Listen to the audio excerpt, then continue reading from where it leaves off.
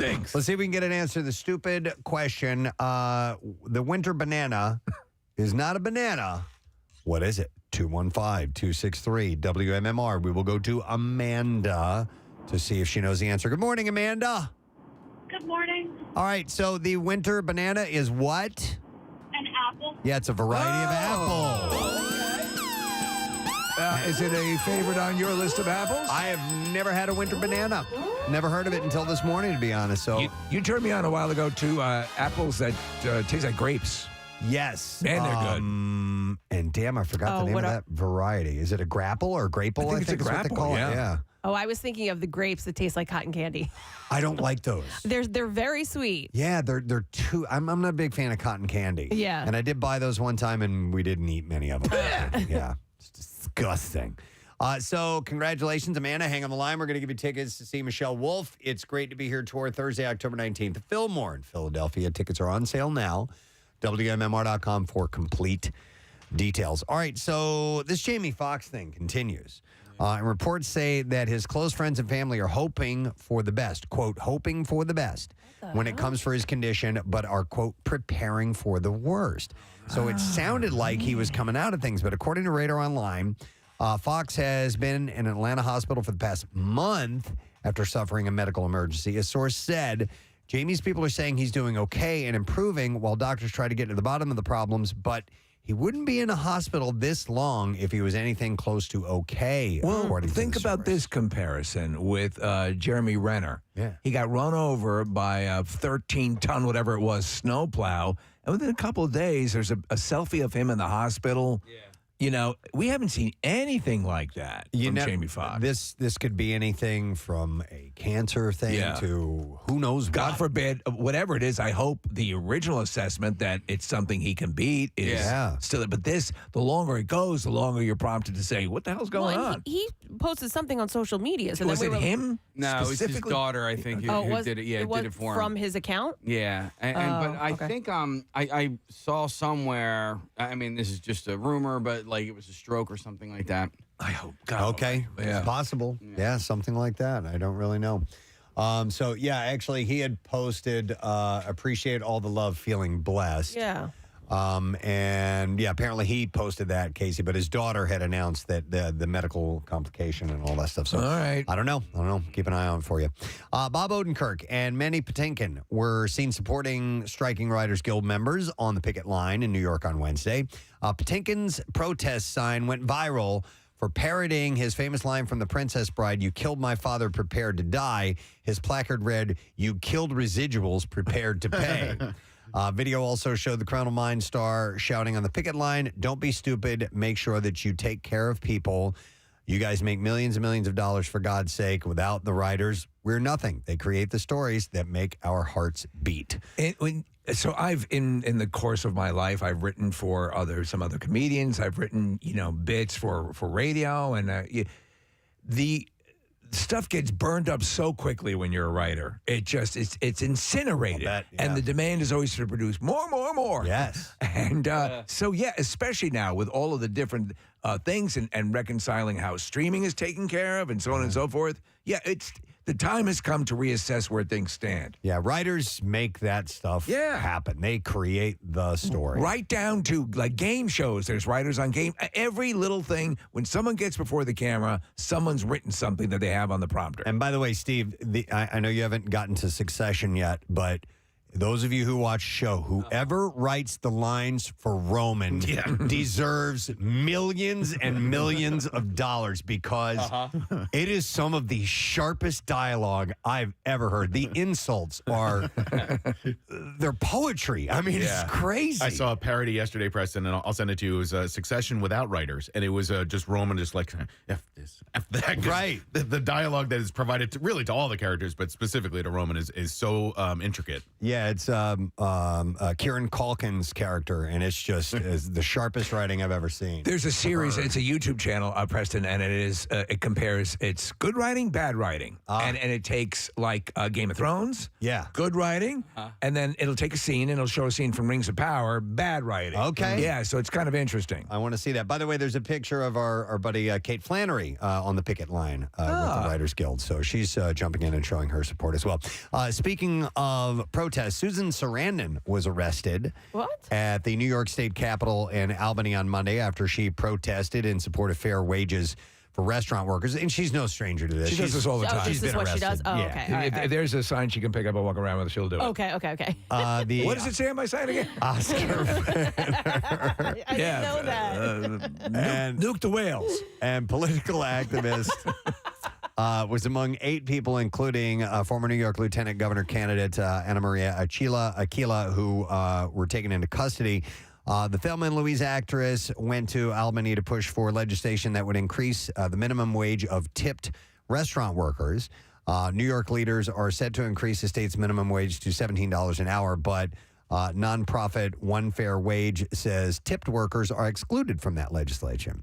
When a similar wage increase happened in 2016, workers suffered a 25% decline in income. It's always weird how that breaks out when you're talking about tipped employees, waiters and waitresses, and you would think, oh yeah, that's something that they're going to be for, and then you'll see some groups say no, it's the way their tips are taxed, or there's a whole bunch of stuff I don't profess to understand. I've never been a waiter, or certainly not a waitress, but the tips and the way that Case, you had brought up a point last time about how it can work against them. I don't know. Well, I've heard both sides of the argument too, Steve, and the one of the compelling arguments for working for tips rather than a fixed salary is that good servers will make more based on good tips. Yeah, it's a merit system. Yeah. And so if they are not incentivized to do that, you might get poor service or just average service because they're not going to, so they want to excel as a server because they're going to get tipped better as a result. I'll be curious to see how this plays out.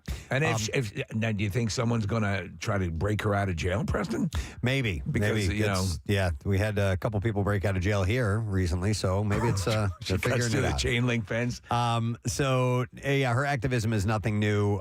Just last week, she marched in support of the writers in New York as well, with other actors and writers in the writers' strike. Dolph Lundgren revealed for the first time during an interview that he had been privately battling cancer on and off for the last 8 years. 8 years. Yeah, doctors first discovered and removed a cancerous tumor on the actor's kidney in 2015. He said, then I did scans every 6 months. You do it every year, and it was fine, for 5 years. In 2020, I was back in Sweden. I had some kind of acid reflux. I didn't know what it was, so I did an MRI. And they found there were more tumors around the area. He said 6 more tumors were discovered at the time, one of which had grown too large to remove, so he had to start systemic therapy. More tumors were discovered in the fall of 2021 when he arrived in London to film movie sequels to his Aquaman and the Expendables franchises. He said, we realized that it was a lot worse than we thought. The doctors kind of started talking about all these different tumors, like in the lung and stomach and the spine, outside the kidneys. He started saying these things like, you should probably take a break and spend more time with your family and so on. And I asked him, how long do you think I've got left? And he said, I think he said 2 or 3 years, but I could tell in his voice that he probably thought it was less. And he said he got a second opinion. Yep, he went and got a second opinion from a doctor in London who discovered that his kidney cancer was mutating more like lung cancer. The doctor overhauled the actor's treatment to approach it as if his cancer was lung cancer. And he said, if I had gone on the other treatment, if I had done that, I'd have about 3 to 4 months left. And he added that the new treatment started shrinking his tumors by around 20% and 30% within the 3-month period. That's great. And 2022 is basically watching these medications do their thing. He said, finally, things had shrunk to about 90%. Now I'm in the process of taking out the remaining scar tissue in those tumors. The prognosis is that hopefully when they take these out, there's no cancer activity, and the medication that I'm taking is going to suppress everything else. Oh, keep our fingers crossed. It's pretty wild, man. If you're faced with things like that and you've got one doctor telling you one thing and another doctor telling you another. Get a second opinion. But I mean, which one do you trust? I know. You know what I mean? I know. Get his. Listen, you take ownership of your health and you make the decision. Dr. Mike always says that. We always quote an old commercial for Cy Sims, which is an educated consumer's their best customer, and so that's what he talks about. So going for that second opinion, helped get him a complete different reaction to his treatment. So good for him. I hope it works out. Yeah, I mean, certainly wishing him nothing but the best. On a side note, have you seen Dolph's daughter, Ida Lundgren? Whoa. Yeah, he's posted with her on Instagram a few times. And gorgeous. Holy moly. Yeah. Oh, She's a model and a knockout. And yeah. What is her name? Ida Lundgren. Okay, Ida S. Lundgren. Ivan Dragolini. Or Ida's? Is that how you spell it? I'm not sure. IDAS? Yeah. Oh, wow. Okay. You think of him as frozen in time as, Drago or Masters of the Universe. Right. And we tend to think of them, oh, yeah, that's right. He probably had a life. Yeah. Lundgren is reprising his DC role of King Nereus in Warner Brothers' Aquaman and the Lost Kingdom. I like that character. Opening in theaters December 20th. He's also reprising the character of Gunnar Jensen for a fourth time in The Expendables 4. So he's at work.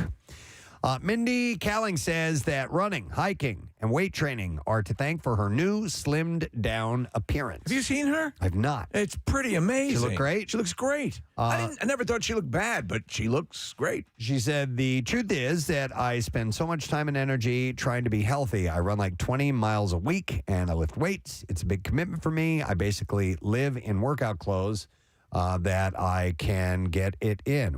I live in workout clothes so I can get it in. She added, I'm feeling really confident in my body these days, which is not something that I've been able to say for my whole life, unfortunately. Yeah, she looks phenomenal. Wow. Yeah, she's super cute.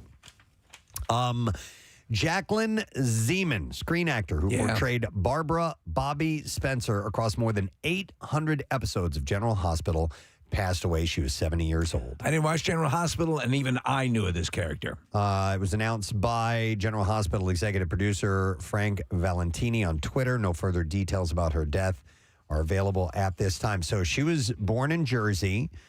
She studied ballet as a child, attended New York University to study dance, but she shifted to acting. Her first credit came on The Edge of Night in 1976, and in the same year, she received a lengthy arc on One Life to Live. She appeared in more than 40 episodes.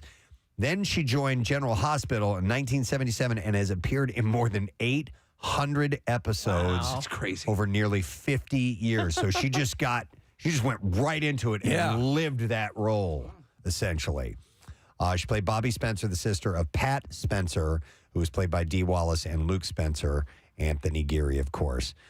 She's survived by her two daughters, Cassidy and Lacey. Hilary Duff recently admitted that she often follows Gwyneth Paltrow's starvation diet. She Sounds said good. Yesterday on the Lipstick on the Rim podcast, sometimes I try to, she said, Gwyneth's in trouble for saying this, but sometimes I try to just drink coffee in the morning and starve off my hunger. However, she added that she often wakes up really hungry and is known to eat a straight chicken nugget while packing her kids' lunch in the morning.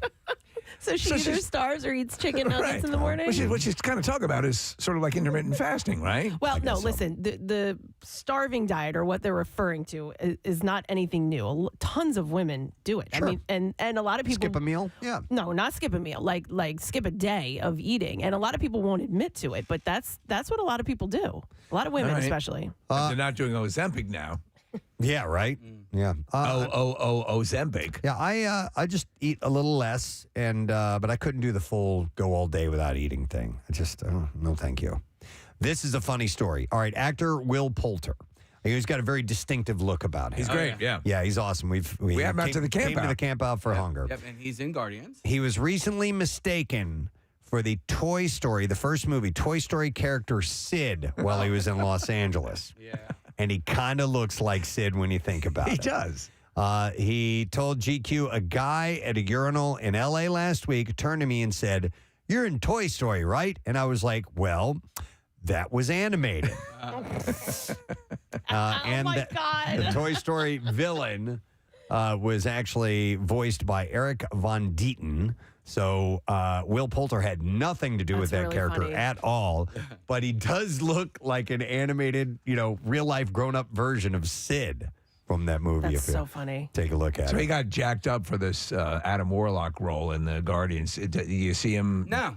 No, there's no. I mean, he's wearing clothes the whole time. So why did they make him? Who knows? I don't know. Yeah. Okay, you'd figure they'd be exposing some of that. You know what? Jacked upness. Listen, if you're gonna be in a Marvel movie, Yeah. you may as well say, hey, give me the treatment. They'll pay for it. Yeah, you're gonna pay for it, right? Just give me the treatment. Yep. Why not? Do you know? I was reading a story about the original the Richard Donner Superman, Preston, and the whole plan with Christopher Reeve was to give him a muscle suit, and I think he was one of the first ones who said, if you get me a trainer and stuff, I'll put on the muscle. And I tell you what, I saw there was a photo. I think it was maybe it was Carrie Fisher. They were her getting the star on the Hollywood Walk of Fame.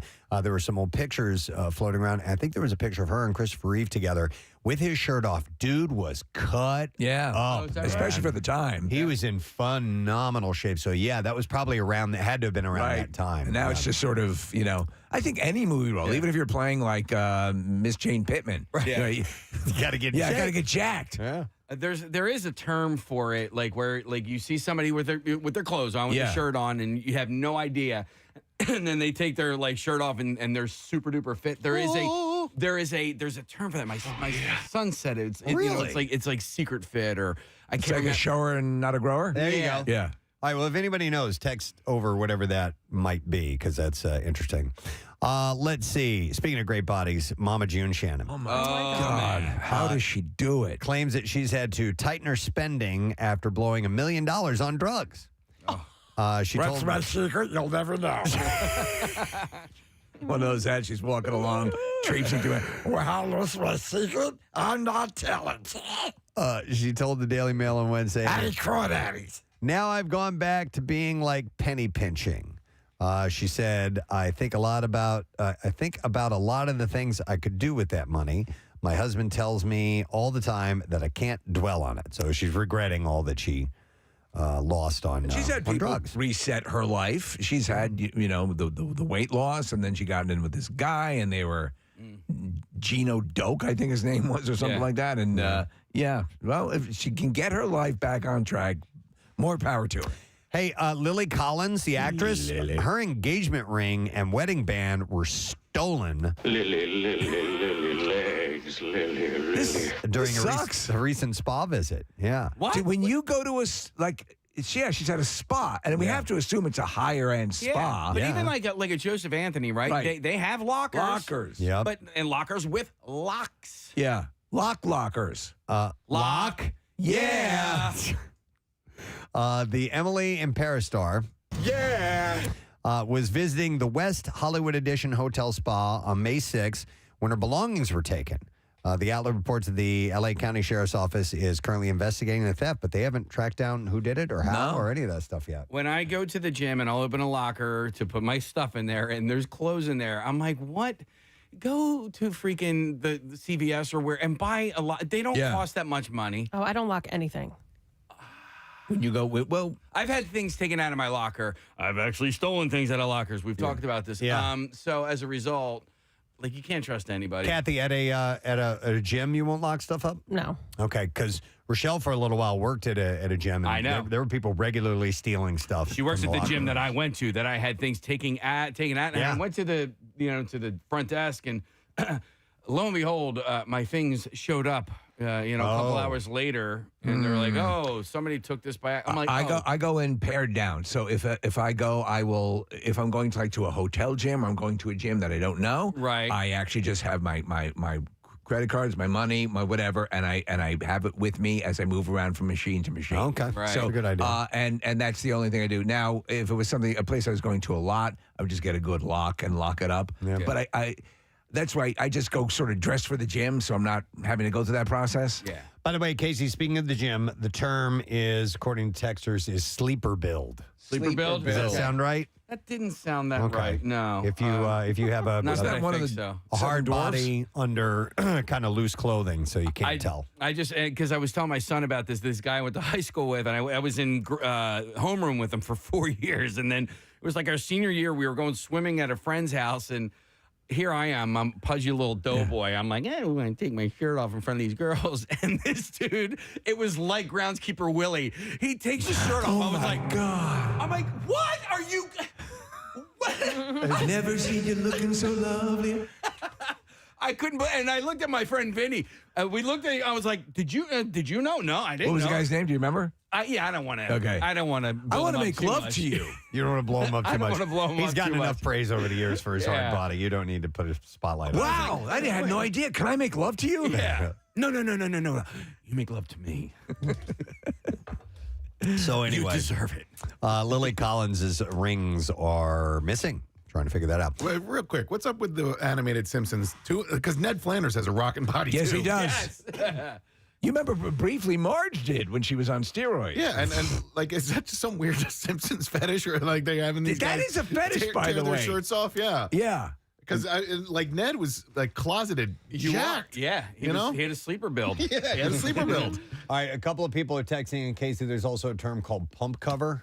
No. That's not it. goddamn. But sleeper build is there are more people that are acknowledging What's a sleeper queef build. biscuit? I don't know. I've never heard of that before, but thank you for sharing that. It's like a queef shard. All right, so I have some casting news and information on new seasons and things like that. This is good to hear. Lindsay Lohan and Jamie Lee Curtis are reuniting for a sequel of the 2003 body swap comedy Freaky Friday. Yep. I thought that was a well done movie. And It that was like the was. third version of that movie. Stupid Saturday. And I thought that was, I thought they were both really good in that. I like the original. Are in Johnny Depp's directing effort, Modi. According to the Hollywood Reporter, Ricardo Scamarico Scaramouche. and Pierre Nini Can't you give me a straight answer anymore? will also star in the biopic of Italian artist Amido Modigliani. Modigliani? Yeah, All right, Modigliani. I don't know Modigliani. You might recognize some of his stuff. Okay. So I guess it's the Modi is going to be the name of the, of the film, but it's the guy worked primarily with light brights. Johnny Depp is directing it. So, Yeah, okay, long yeah. faces and Yep. yeah. Nick pulled up some of the things that he's been come to know as. Yes. Oh, we know this crap. I know this crap. They worked together on Donnie Brasco. Yeah. All right. So very cool. Variety reports that Jason Schwartzman and Carol Kane will star in Between the Temples, which is, quote, an anxious comedy from Nathan Silver. It is the story of a cantor who is locked in a crisis of faith when his grade school music teacher re-enters his life as his new adult bat mitzvah student. Okay. So that should be interesting. And then, I did not know this was happening, but HBO has dropped the trailer for season 3 of The Righteous Gemstones. Oh, cool. So it just came out. According to the show's official log line, when the spoiled gemstone children finally get their wish to take control of the church, they discover leadership is harder than they imagined and that their extravagant lifestyle comes with a heavy price. Danny McBride's megachurch comedy series returns on June 18th. I'll be interested to see who all is involved because Walton Goggins has got to be in that cast. His character is just horrible. You're a big fan, right? Yeah, it's a funny, weird, but totally wrong in a good way show. I like that. So I was happy to see that they're coming back with another season. All right, clip time. Citadel is the new thriller series filled with twists and turns and plenty of Stanley Tucci. Ooh. In this clip, he talks about filming the show. I was given all the episodes. I read all the episodes, but you have to remember, as we're filming, things are changing, right? So you have to keep sort of saying, so if that happens, then what about the thing that happened before, and how do we? And then you have to sort of rectify that, or change that, or actually no, it works because this is going to happen then, and blah blah blah blah blah. So there's all that. So it's in constant flux.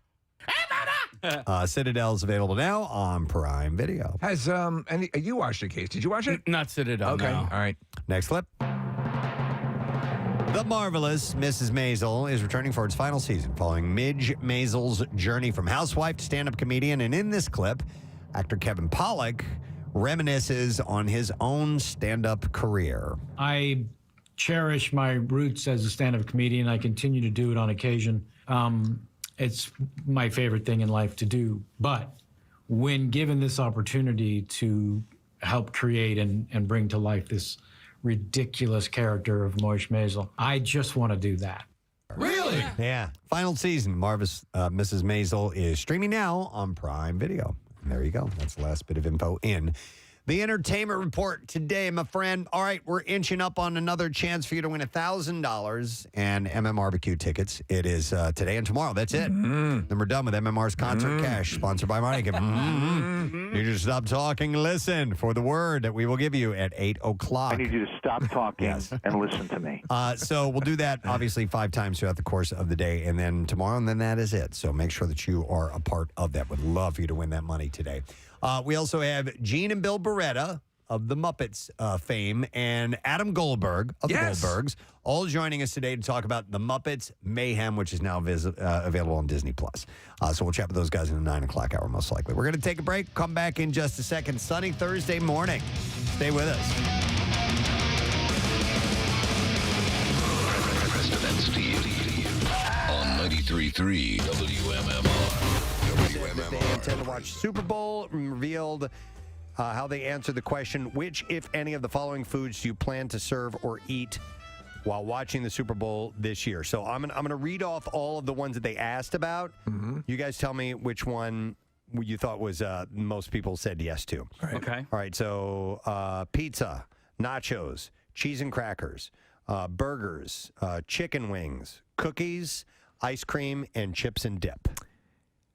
What was the number one of those? Yeah, what do you think? I mean, the one that usually gets I believe, is probably the wings. I would go and then pizza. Yeah, no, really, I would go pizza less. I would probably normally I would have gone with you with the wings, but I think chips and dip is probably the number one. All right. Anybody else? Yeah, I think chips and dip too. Yeah, chips and dip. It is chips and dip. Chicken wings is second. Pizza's third, Case. Wow. There you go. Pizza's way up there. We're very good at this. Now it's set. Now, okay, and then it says nachos. That's chips and dip. That's kind of. I count that as chips and dip. Okay. I mean, it's not technically dip. It's a combo of chips and dip. Yeah. It's the worst list ever. It makes it, but it's its own category as a result. And I guess because nachos, It's like bronze. Yeah, it's like what? It's like bronze. You know, it's like you combine copper and zinc, you get bronze. Are people eating bronze for Super Bowl? No, I'm making an really analogy. shouldn't. Yeah, that's what Transformers eat when they watch the Super Bowl. This is excellent bronze. Here, dip it in this aluminum. Honey, more platinum, more platinum.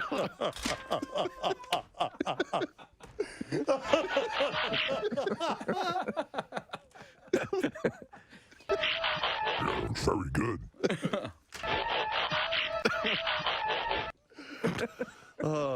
I didn't. Okay, I had no idea. I want to make a clarification going back to the bronze Please joke. Brass is copper and zinc. Oh my God. Bronze is copper and tin. Are you sure this is bronze? It tastes like copper and zinc. We had a beautiful sunrise this morning. I mean, and it was great because, as Nick noted, as I looked outside, it was like 6:05 and there was daybreak, and that's a wonderful thing for us early risers starting to see the sun that early in the day. Well, the exact moment that the sun creases the sky every morning, people don't know this, but Kathy stands in a pentagram and slits a chicken's throat. Yeah. Oh my God. Hey, we get to eat chicken for breakfast. So. Yeah. Also, it stays darker later. You know, so Stays darker later. I mean, stays lighter later. Longer. Yeah. It stays I gotcha. later darker. Oh my God. No, because I noticed that yesterday too. It was 6-ish, and it was still nice and bright out. Yeah. This is good. Lighter later. Yeah. It gets darker later. It gets- stays lighter later. It dark. It gets lighter dark and dark. sooner. Yeah. Have you been off since you left the house this morning because of what happened with your coffee mug? Yeah, probably. You didn't hear this story, Yeah. Preston. No, it's I going to be a Lifetime movie. Judd What's Nelson is going- playing. I'm sorry, guys. I got to answer this. Donna Levine's calling me. I don't even know who that is. I just got a call on my watch that distracted me. Preston, I made myself some coffee last night. Okay. All right. So can I tell you a quick story? Yeah. Let me just.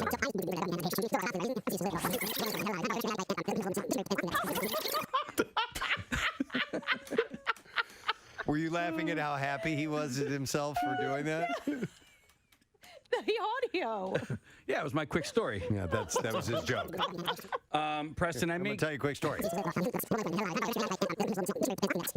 Wow. If only. I love it. Wow, I got a laugh out of Kathy. I set my coffee I didn't timer have to listen to the story. every night. You were free.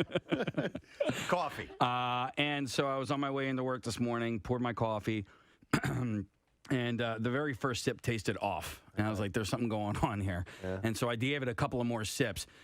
It just tasted like dishwashing liquid. It was like palm olive. So Yeah, I had that happen. And it's just, and I need those 20 ounces to wake up on my way into work this morning, and I didn't get that. Oh, so you tossed it out and bailed on it, didn't make another cup? I thought maybe I was going to die from poisoning or something like that, so I decided not to drink You it. don't ever finish a cup of coffee that you feel has been poisoned. Right? Yeah. Yeah. It's remarkable though. Like little things can and set your day in the right direction my or in God. the completely wrong direction. And that one set. I mean, I'm sure you the rest of the day will be fine or whatever. But like a little thing just like that, it puts you in a bad mood. And like I get it. I totally understand where you're coming from, man. It's frustrating. I haven't picked up on any out of the ordinary. No, you've been fine. You seem the same as usual. You've been faking it all day? Yep. Fake it till you make it, bro. Good job, man. You know what I'm saying?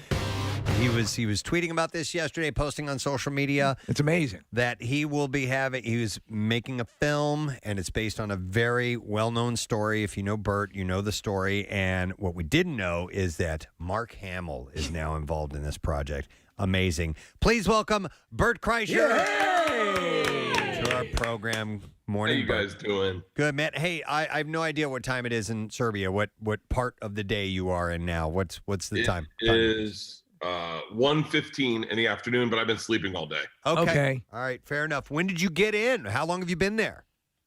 You know what? It's all a blur. Like Okay. we got in, I think, yesterday morning, and by the way, I slept on the flight. Like I've just been sleeping nonstop.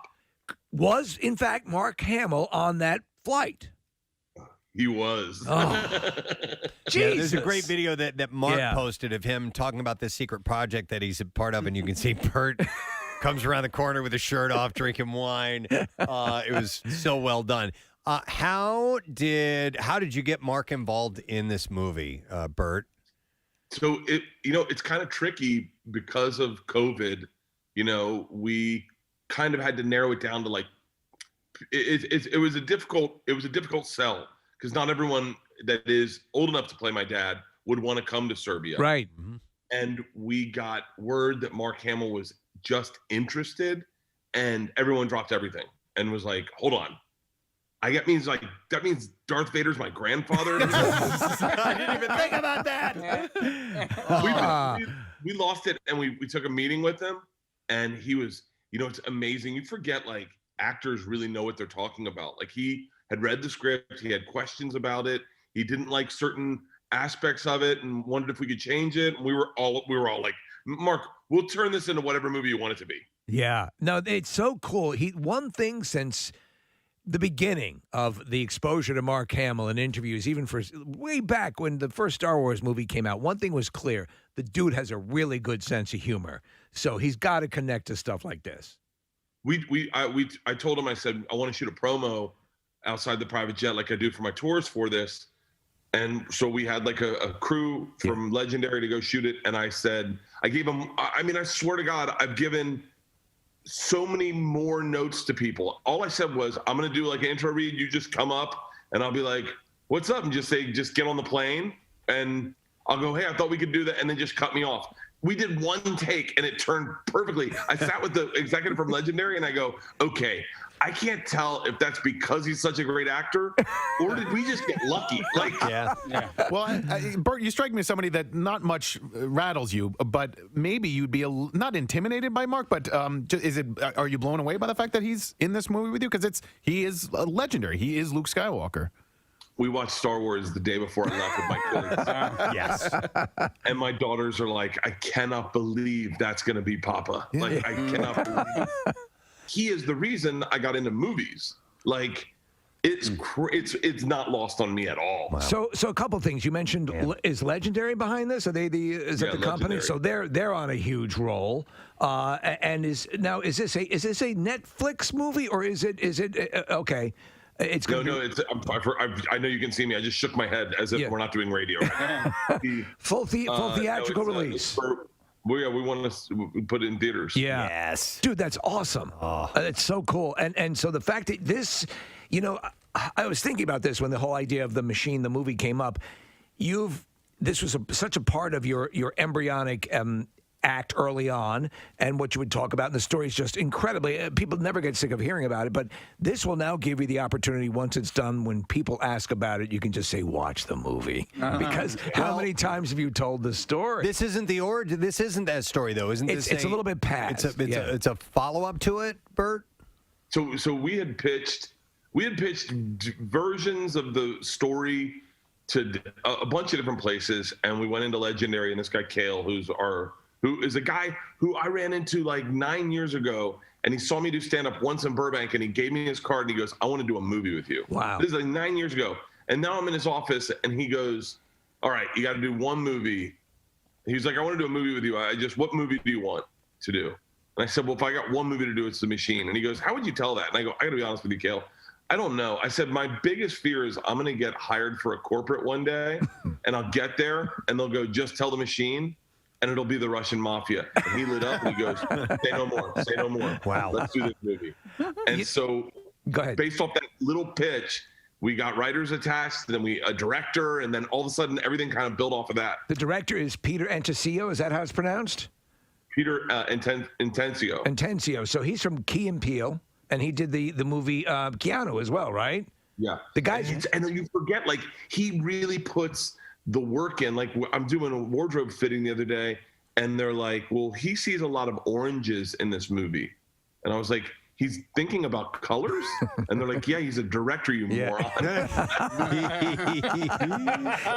he's concerned with visuals? I was like, I'm so used to doing like Instagram videos. Yeah. I don't think about anything. You don't think about color correction and things like that. Oh, that's great. So you're in quarantine right now for a couple days, right? When does filming actually start? Filming, we have rehearsals for a couple weeks. Okay. Filming starts, I think, May 4th. May 4th. May the 4th be with you. That's right. You gotta be kidding me. Excellent. Yeah, what's hilarious is we put out the video and it's got a lot of traction, and like everyone hit me up. Like even like people who don't get paid by it, like Rogan. WMMR. Thank you, Kathy. Real quick, little plug-a-rooney for my buddy Brent Porsche. She's doing an appearance at a place that I love, Del Toyota. It's this Saturday from noon to 2 in Thorndale, and stop by because he's going to have MM barbecue tickets. Nice. To give away. So he'll be there from noon to 2, and also they have a customer appreciation pig roast with food from Bridgeport Rib House. So he's giving away barbecue tickets, and there's a barbecue. And they actually have barbecue, yes. How about that? At Del Toyota, and they are, let me see here, official. Well, they're in Thorndale. You can look up their location usually and go to text Del to 39333, and we'll send a link to you. So some freebies for you there. All right, stream of consciousness, Nor. Stream of consciousness, taking you to different planes of reality. Ooh, I like that. All right, we're gonna start with this story, which I found very interesting. A woman who lost her husband at just 49 years old has launched a new dating app for widowers craving sex with no strings attached. Widows and widowers. Okay. Nikki Wake is her name. She lost her husband, Andy, in April of 2020 to COVID after he was put into a care home in 2017 after a catastrophic brain injury. Oh, boy. So she tried dating again 6 months after becoming a widow, but claims that it was, quote, like the Wild West, and says that it was hard for people to understand what she was going through. So she launched her first app, which was called Chapter 2. All right, I like that. In November of 2022, and already had thousands of widowers looking for a second chance at love. But she realized that many people who had lost their partner weren't quite ready for a committed Chapter 2 relationship. They just want sex. But wanted craving physical comfort and human connection. So she set up another app, and I love the name of this. It's called Widow's Fire. Widow's Fire. And it's for casual hookups of those who have lost their spouse. Why not? Interesting. Horny widows. Very interesting. All right, so you can only be a widow or a widower to be on this site? I believe so, Casey. I'm not 100% sure about that. I mean, I'm sure there's going to be some predators on there, you know, but Of course. Well, yeah. still. Or maybe there's some guys who, well, listen, so the Widow's Fire, why not? Widow's Fire, we have the page up on the screen here, Preston. Yeah. Okay, there you go. Why not? So, But I think your question is there for widowers as well? Yeah, widow Right. and widowers. Right. And, if But somebody exclusively, just- as opposed to someone who's single and is it like, has to I'll help be. you out, who's never been, who'd never lost a spouse, just signing on. Yeah, you're a widow, looking to bang, sure, no problem. Mm-hmm. Or is it that you want to meet kind of like-minded people and have sex with them? Right. Or I don't know. Yeah. So I'd be curious to find out if they're catering to people who have gone through a common experience and want to get it on. And I wouldn't mind hearing from people who have lost a spouse, and not to dive into the depths of despair that is definitely involved with something like that, but maybe what it's like to try to get back out there after something like that happened. Get up on the saddle again. So way different than a divorce or relationship gone bad or something like that. 215-263-WMMR is the number. But I mean, I'm sort of on a parallel there. I was watching Fight Club not that long ago. Why are you even talking about it? No, I wasn't talking about actual Fight Club. All right. I was talking about the movie. All right. But anyway, there is a scene in that movie where he's obviously he's at those group therapy for cancer people with cancer, and the one lady gets up and she basically says, "I just want to have sex." Yeah. And like, will somebody please have sex with me because and she looked ill and all that sort of. And I felt so. And I know it's just a movie, right? But I couldn't help but think there are people out there that just want to she's this woman is dying and she just wants to get laid and like.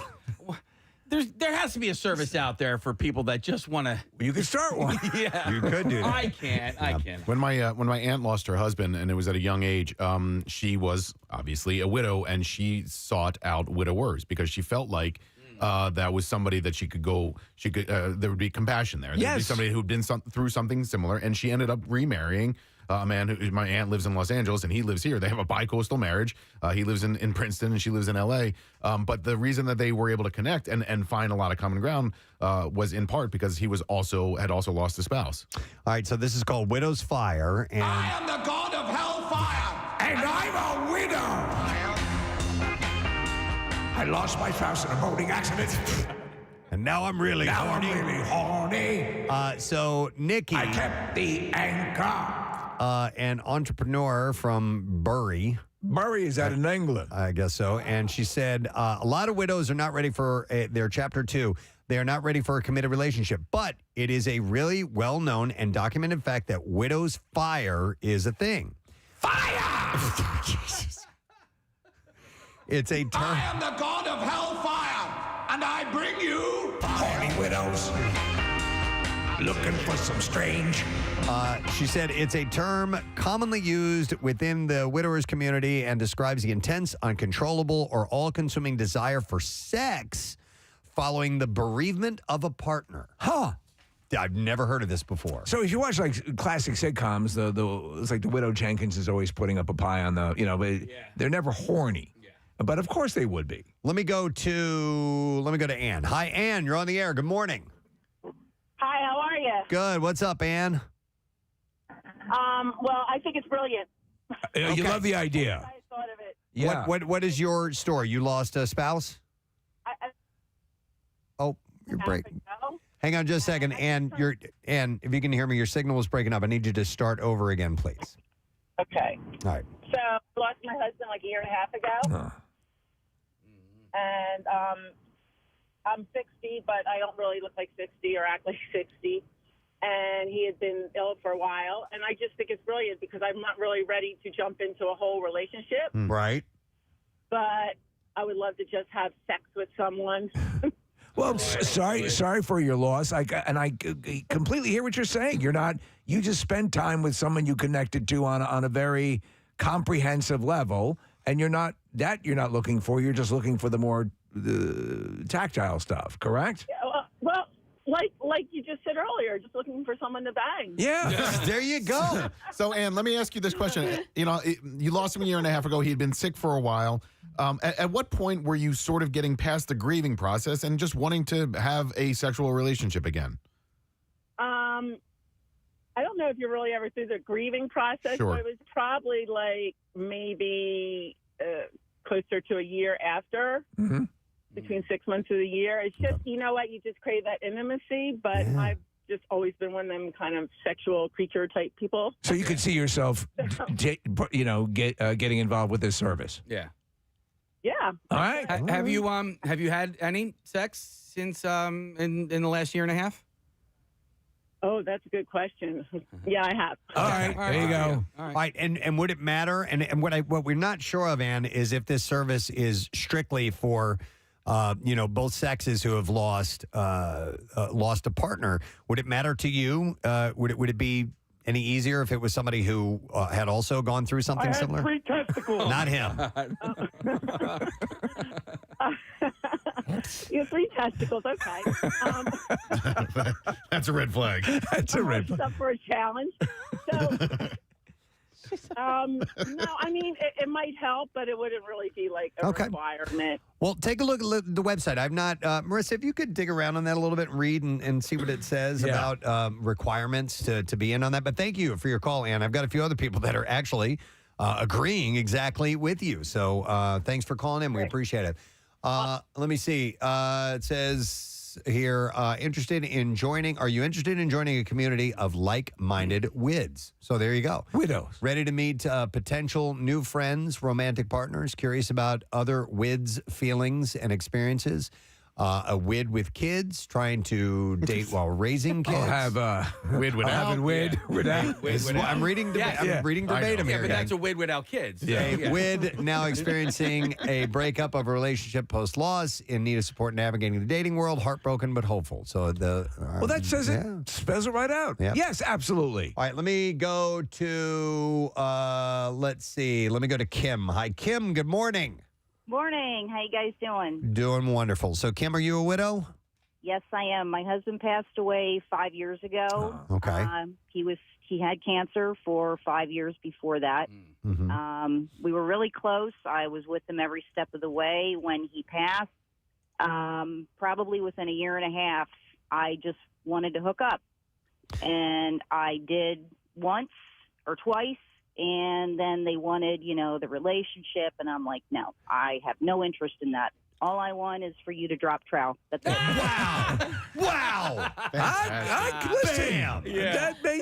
And listen, makes total sense. I totally get it. And Kim, how much of that is because of the emotional connection still to your husband? You know what I mean? Yeah, probably the majority of that. Okay. And yeah, I really had no idea that guys were so sensitive when it came to that, because I even had one guy tell me, well, aren't you going to stay to cuddle? I'm like, no, I got to go home. Yeah. Give me a towel real quick. You have a pillow, cuddle with that. They have feelings I'm too. Like, dude, I'm tired. I want to go home. I got what I wanted. I appreciate, and I'll talk to you later. So. Yeah. Well, yeah. I mean, listen, you could meet somebody who's, who's a man, I really like you a lot. And then, but you're just, not on that same plane. So maybe meeting somebody who's like-minded in that regard. Yeah. I don't need a guy, to come and fix things or fix me or care for me or no, dude. No. I just want to hook up. And, when you're in the mood, call me, text me. We'll hook up. And dude, you know what I'm thinking of? Mixer? Kim? A mixer. Yes. A mixer. That's not we should do that. Bad idea. The wid or wid out mixer. Kim, if we were to have a widow mixer, would you come? Yeah. I mean, it would have to be smaller, right? She says absolutely. Yeah. All right, cool. All right. Well, listen, we've already got phone lines lit up like crazy. We could find people. Absolutely. For something like this. All right, Kim, you're on the list. We haven't even set a date or a party or anywhere. Or a place, we don't know. But you and our first caller are on the list. Yeah, I would absolutely go. Hey, you got a lot. I was only 49 when my husband passed. Yeah. And it's like I still got a lot of, living oats to sow. Yeah. So to speak. But no, I don't want a relationship like I had before with him because that's what made it special. No, that's very sweet. Well, I have a question for you. Go ahead. Kim, are you into younger men? Oh, sure. Like 47-year-old men? No. I've got a 22-year-old daughter, so. Oh boy.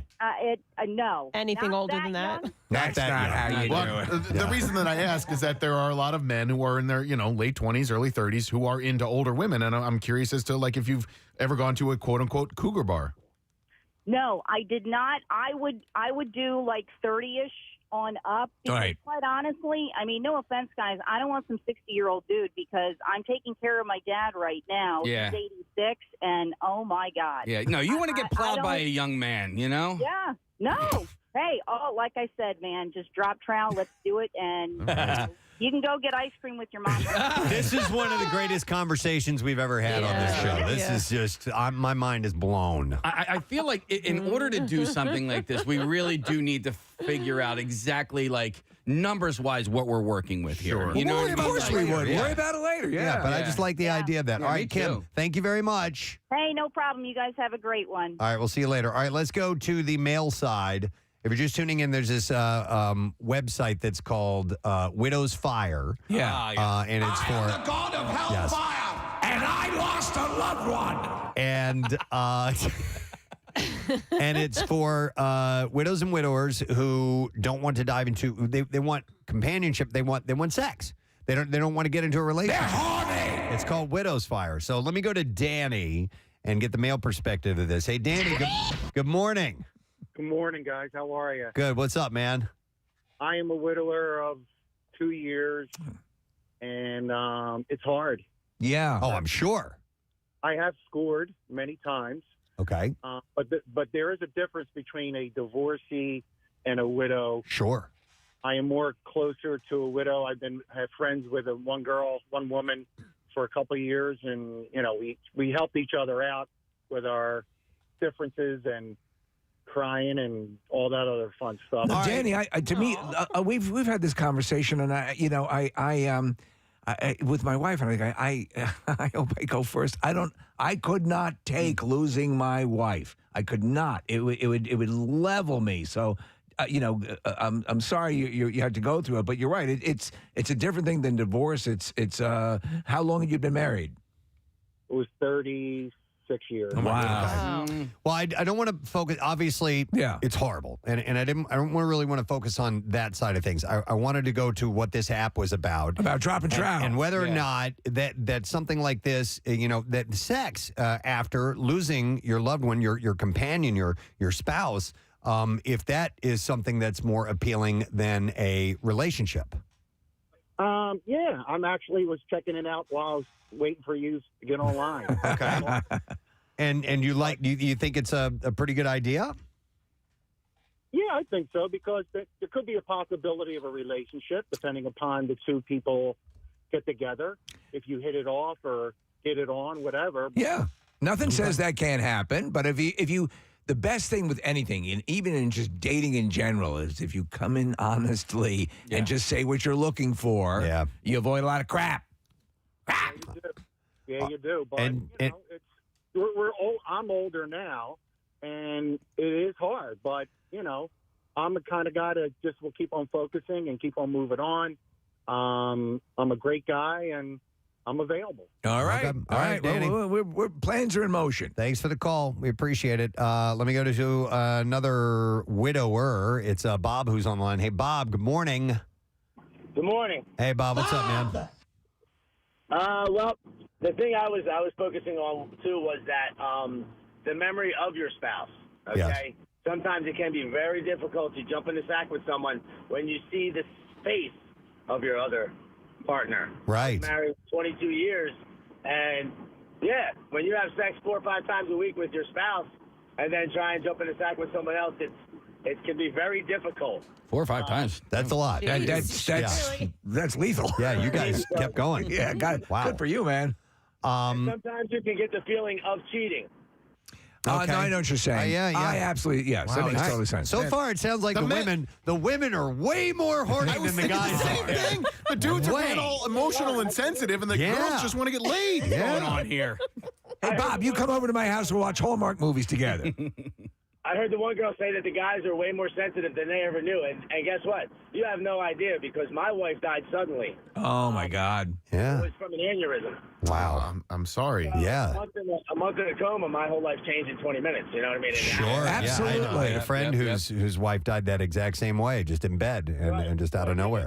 Guys, girls, both, everybody can walk out there and just say, hey, who wants to F, who wants to bang, whatever. But then when it comes down to it, sometimes, like I said, it's a feeling of cheating. I completely hear you, Bob, man. Thanks, Bob. Yeah. Appreciate it. That's, another perspective. Let me go to, okay, this sounds interesting. Let me go to Erica. Hi, Erica. Good morning. Hello. Good morning, guys. Hi, Erica. So you are a widow. Yeah. I lost widow. my No, she's a widow. I'm an idiot. I Sorry. lost my husband at the age of 37. He's been gone 8 years, and 8 I have a 7-year-old when Okay. it happened. He was quadriplegic, but it happened very, very suddenly. Okay. So it was definitely unexpected. And when I was coming up on the year mark, I was like, you know what? I need to get out there because I don't want to go through that first year anniversary just super duper sad.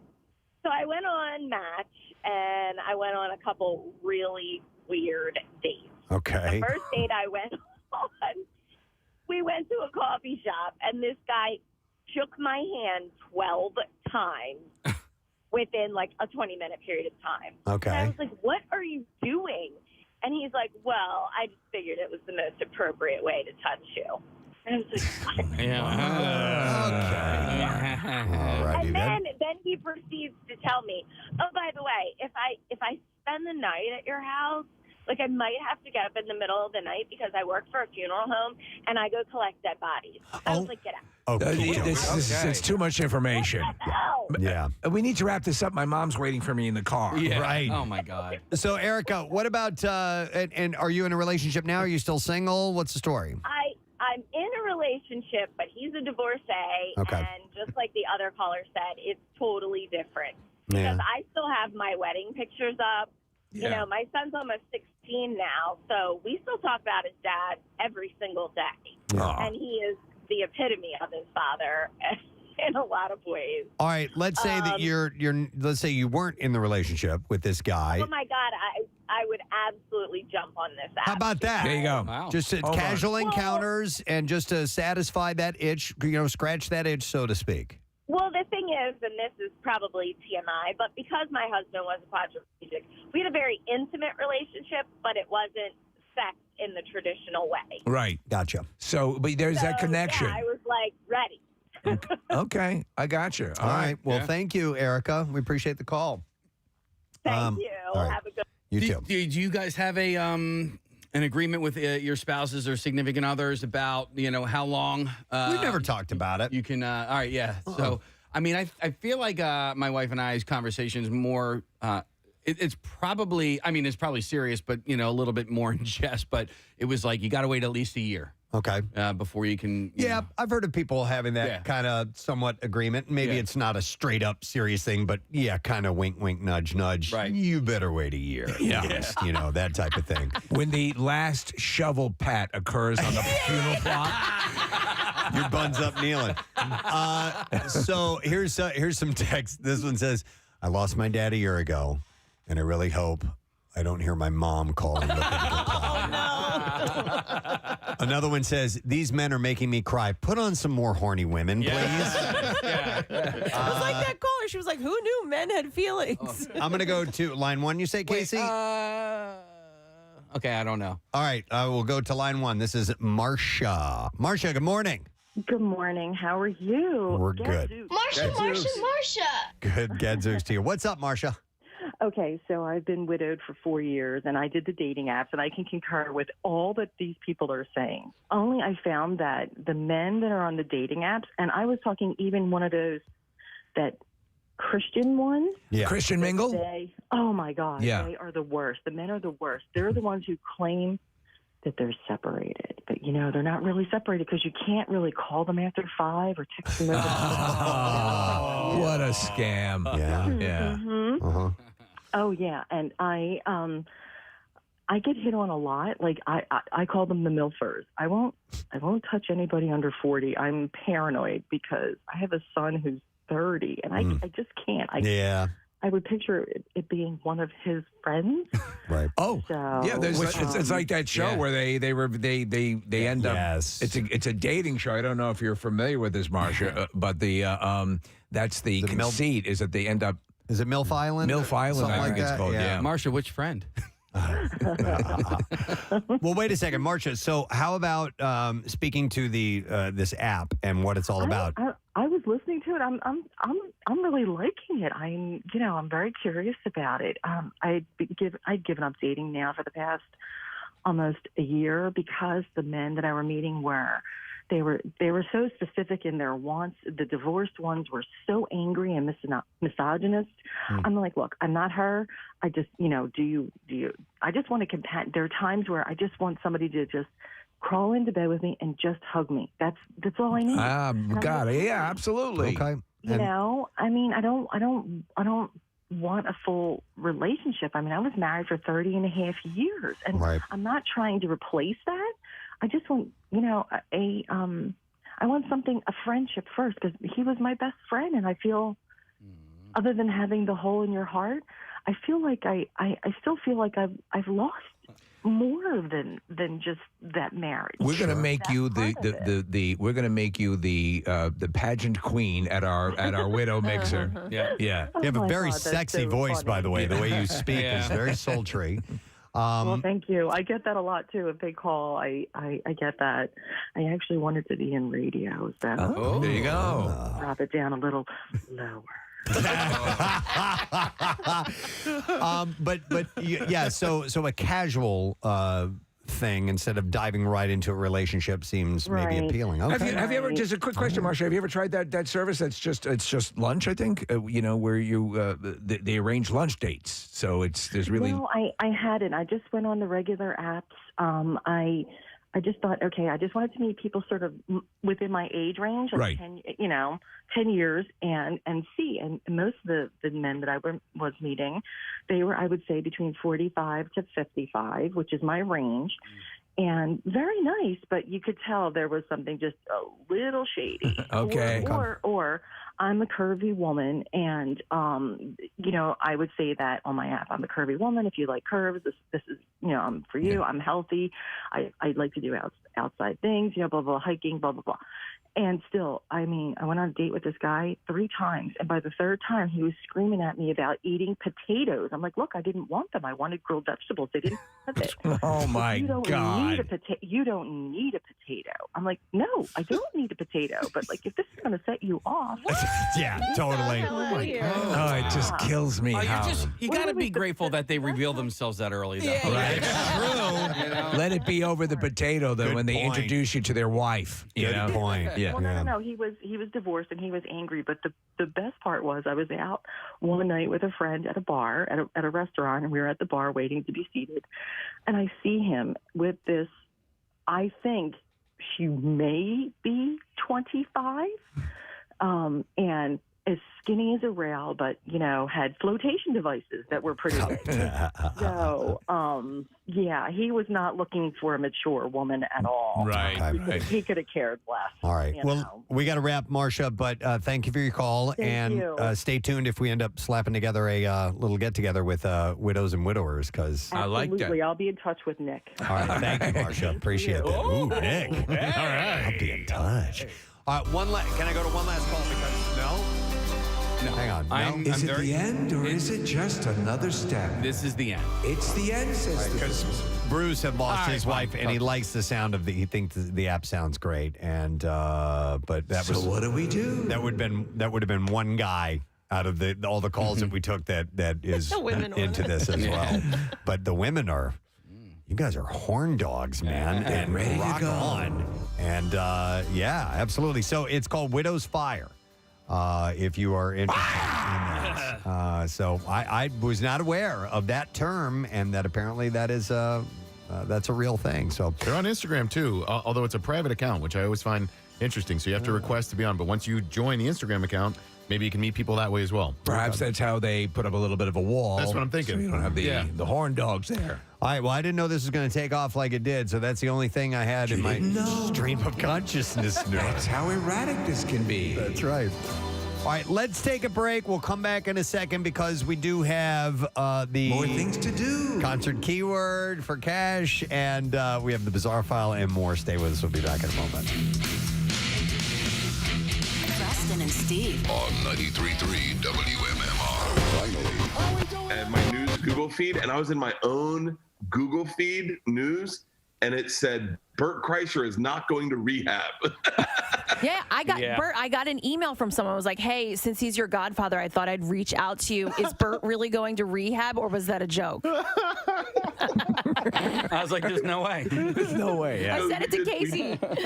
Yeah, we were doing Two Bears, One Cave, and Segura wanted to say, congrats on the movie, and we couldn't talk about it yet. Right. And he goes, tell everyone where you're going. And I go, I can't. And he goes, just say it. And I go, I can't. And he goes, say it. And I go, I'm going to rehab. And it made us laugh, and we just kept talking about it. And then we forgot to say, I'm not going to rehab. Angela, everyone sent me these really heartfelt messages like, this is a new step in your journey. Oh, my God. Bert, have we it's more spoken believable that I would be going to rehab than shooting a movie. Yeah. Have we spoken to you since the whole Jennifer Aniston thing happened? No, you have not. Okay, so for our listeners, explain how that all came, how that all happened. So Segura and I were doing Two Bears, One Cave, and he said, he made up a lie, and he said he met Jennifer Aniston. and I really fell for it. And it was a funny story, a funny lie.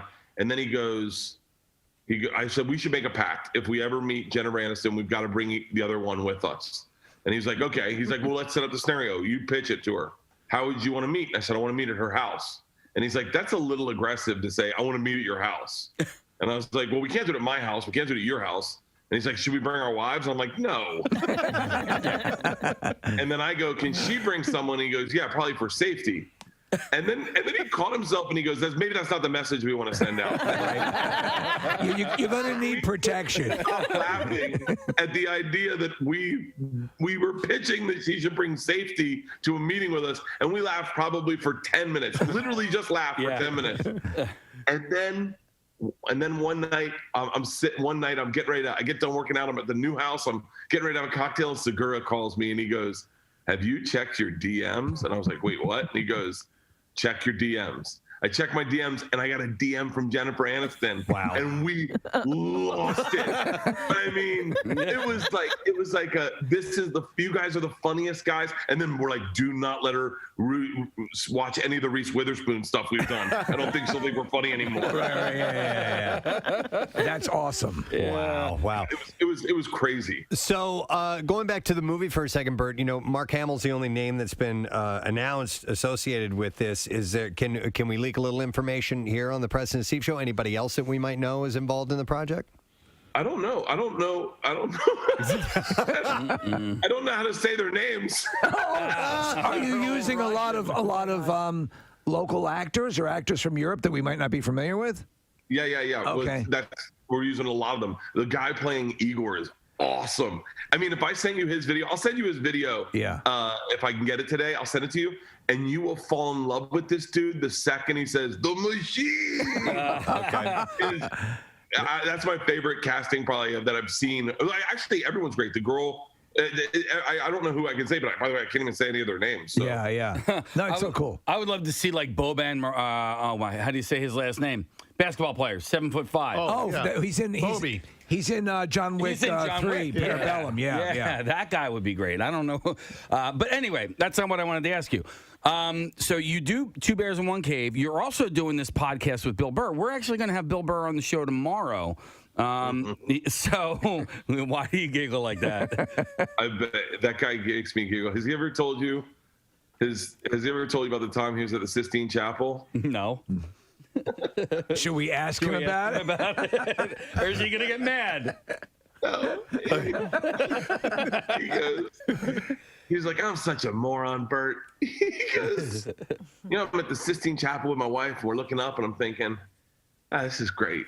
You know what? If someone was smart, they'd open a bar right outside here and call it the 17th Chapel. 17th? The 16th Chapel. That's fantastic. Giggle so hard. We did a podcast with Stan Hope. That's great. And all we did was talk about day drinking, best day drinking scenarios. And Bill hasn't drank in like 2 years. Yeah. And I swear to God, all of us almost fell off the wagon. By the way, here's a connection. You're going to be related to Mark Hamill in The Machine, and Bill Burr's on The Mandalorian. You're all now living in the Star Wars universe to some extent. That's pretty wild. Yeah, what's interesting is I got an offer to be on The Mandalorian like 2 months ago. They hit me up. They sent me with this role, and they're like, "Hey, you interested?" And I was just like, "I'll pass." What? And my daughter lost it. They're like, "Why? What are you doing?" And I was like, "Well, I don't know. I mean, I don't really, not really like I don't watch The Mandalorian. Like I tried to watch it, I couldn't get into it. Right. And my daughters lost it. They lost it. It's a great show. It's so freaking good. Yeah. Yeah. And so then when we got Mark Hamill to play my dad, I went. I think I'm still a Jedi, guys. Like, it runs in the family. You know, Bill's whole thing is he's always made fun of the Star Wars universe. He's always, and here he is, and he jokes, he talks about, you're friends with him. And here he is square in the middle, and now he's having to sort of sheepishly say, okay, I kind of get it now, you know? Oh, yeah, wait, that's a great one. Ask him to tell you about all the stuff going on in season 1. Say, hey, Bill, the seasons you did, tell us about the story. Oh, he has no idea. He hasn't watched any of them. All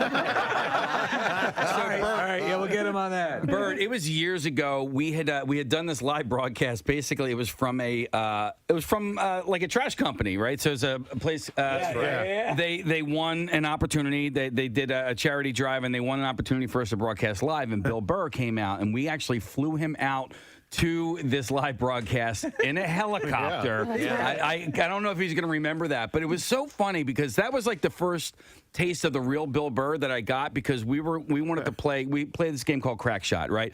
And Crack Shot is listeners call up, give us trivia questions. If we get it wrong, we get shot with a BB gun. And so we wanted him to be the shooter. And he's like, no, I'm not doing it. No, I don't want to do it. He's like, you know, I was like, oh my God. I'm like, this. I think we just offended Bill Burr. Like, this is like shooting people with a BB gun is beneath him. He's like, nah, I'm not doing it. Yeah, we weren't shooting him. No, he was going to shoot us. Yeah. But still, he didn't like it, so that was fine. Yeah, it apparently didn't hurt his career, so he's doing fine. Yeah. So how long will the shoot be taking place for the machine, Bert? 3 months. 3 months. Okay, wow. Is your family coming out at all? My wife is. Yeah. She comes out in like 2 weeks, and then I wanted the girls to come out, but everything's still kind of weird with COVID. Yeah. I wanted to go through Europe with them. I was like, we're never gonna get this opportunity again.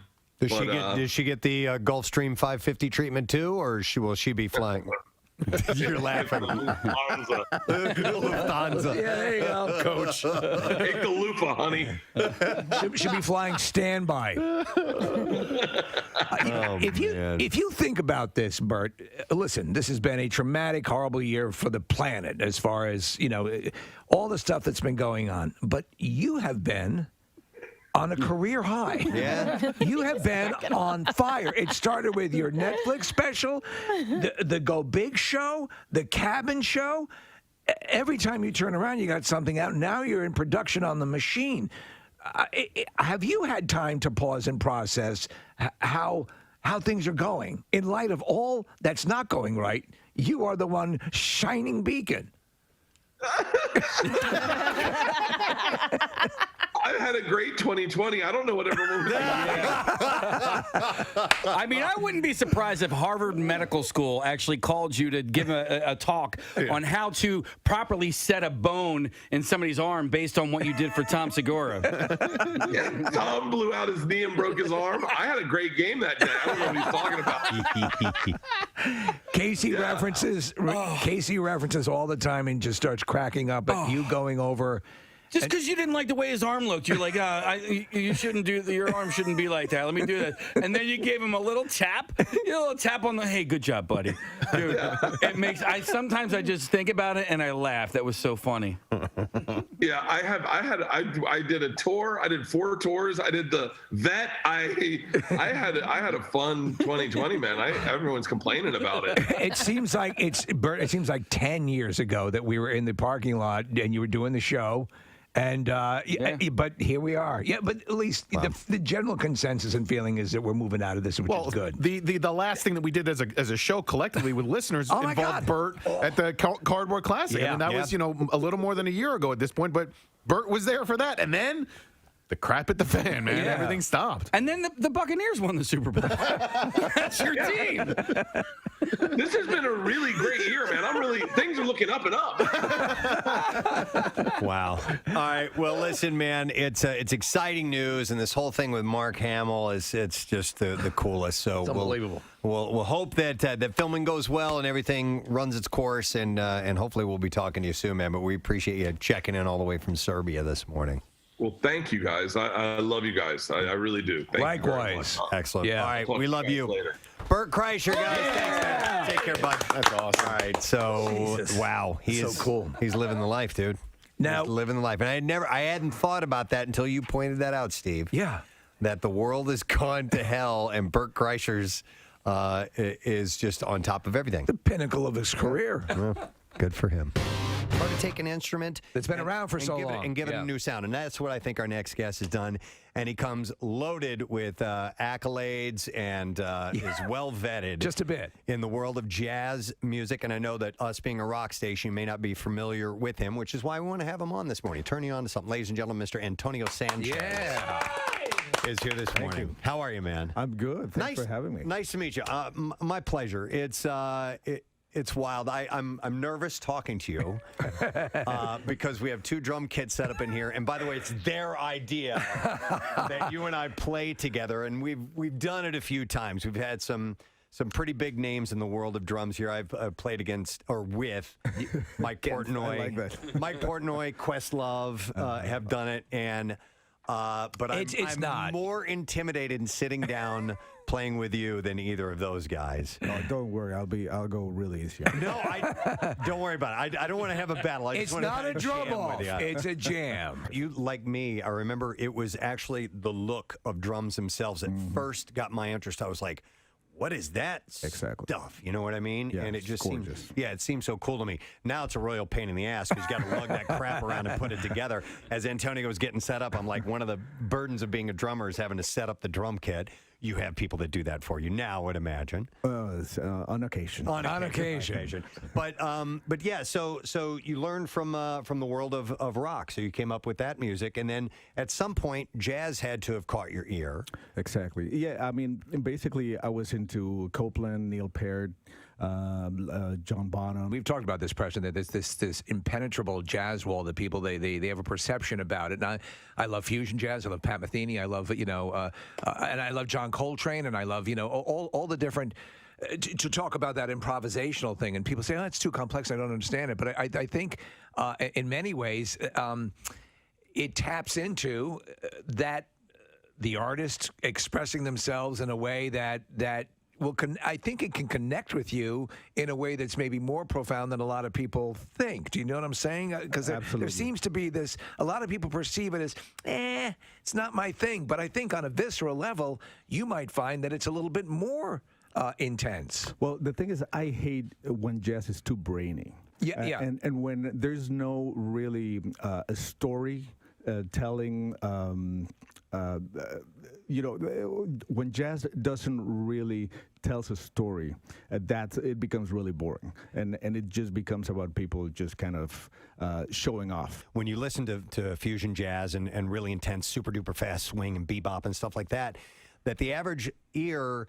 Some of it, like, we don't know where you are. I don't know time-wise where you guys are, but you guys all do. And I find that fascinating. When I get lost in a song, and by that meaning I don't know where 1, 2, 3, 4 is, and all of a sudden you guys come back together and bang, you're right on top of it.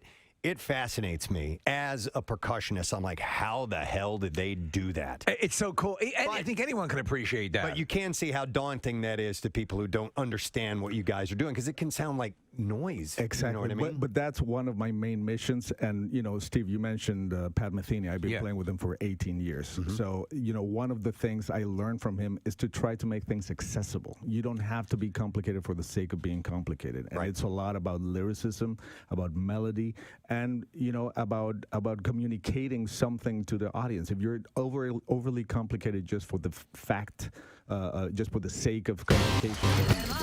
Concert Cash. Now, here's your Concert Cash keyword. Our word's luck. LUCK. And you have until 15 minutes after the hour to enter it, and you can do it through the contest page, WMMR.com.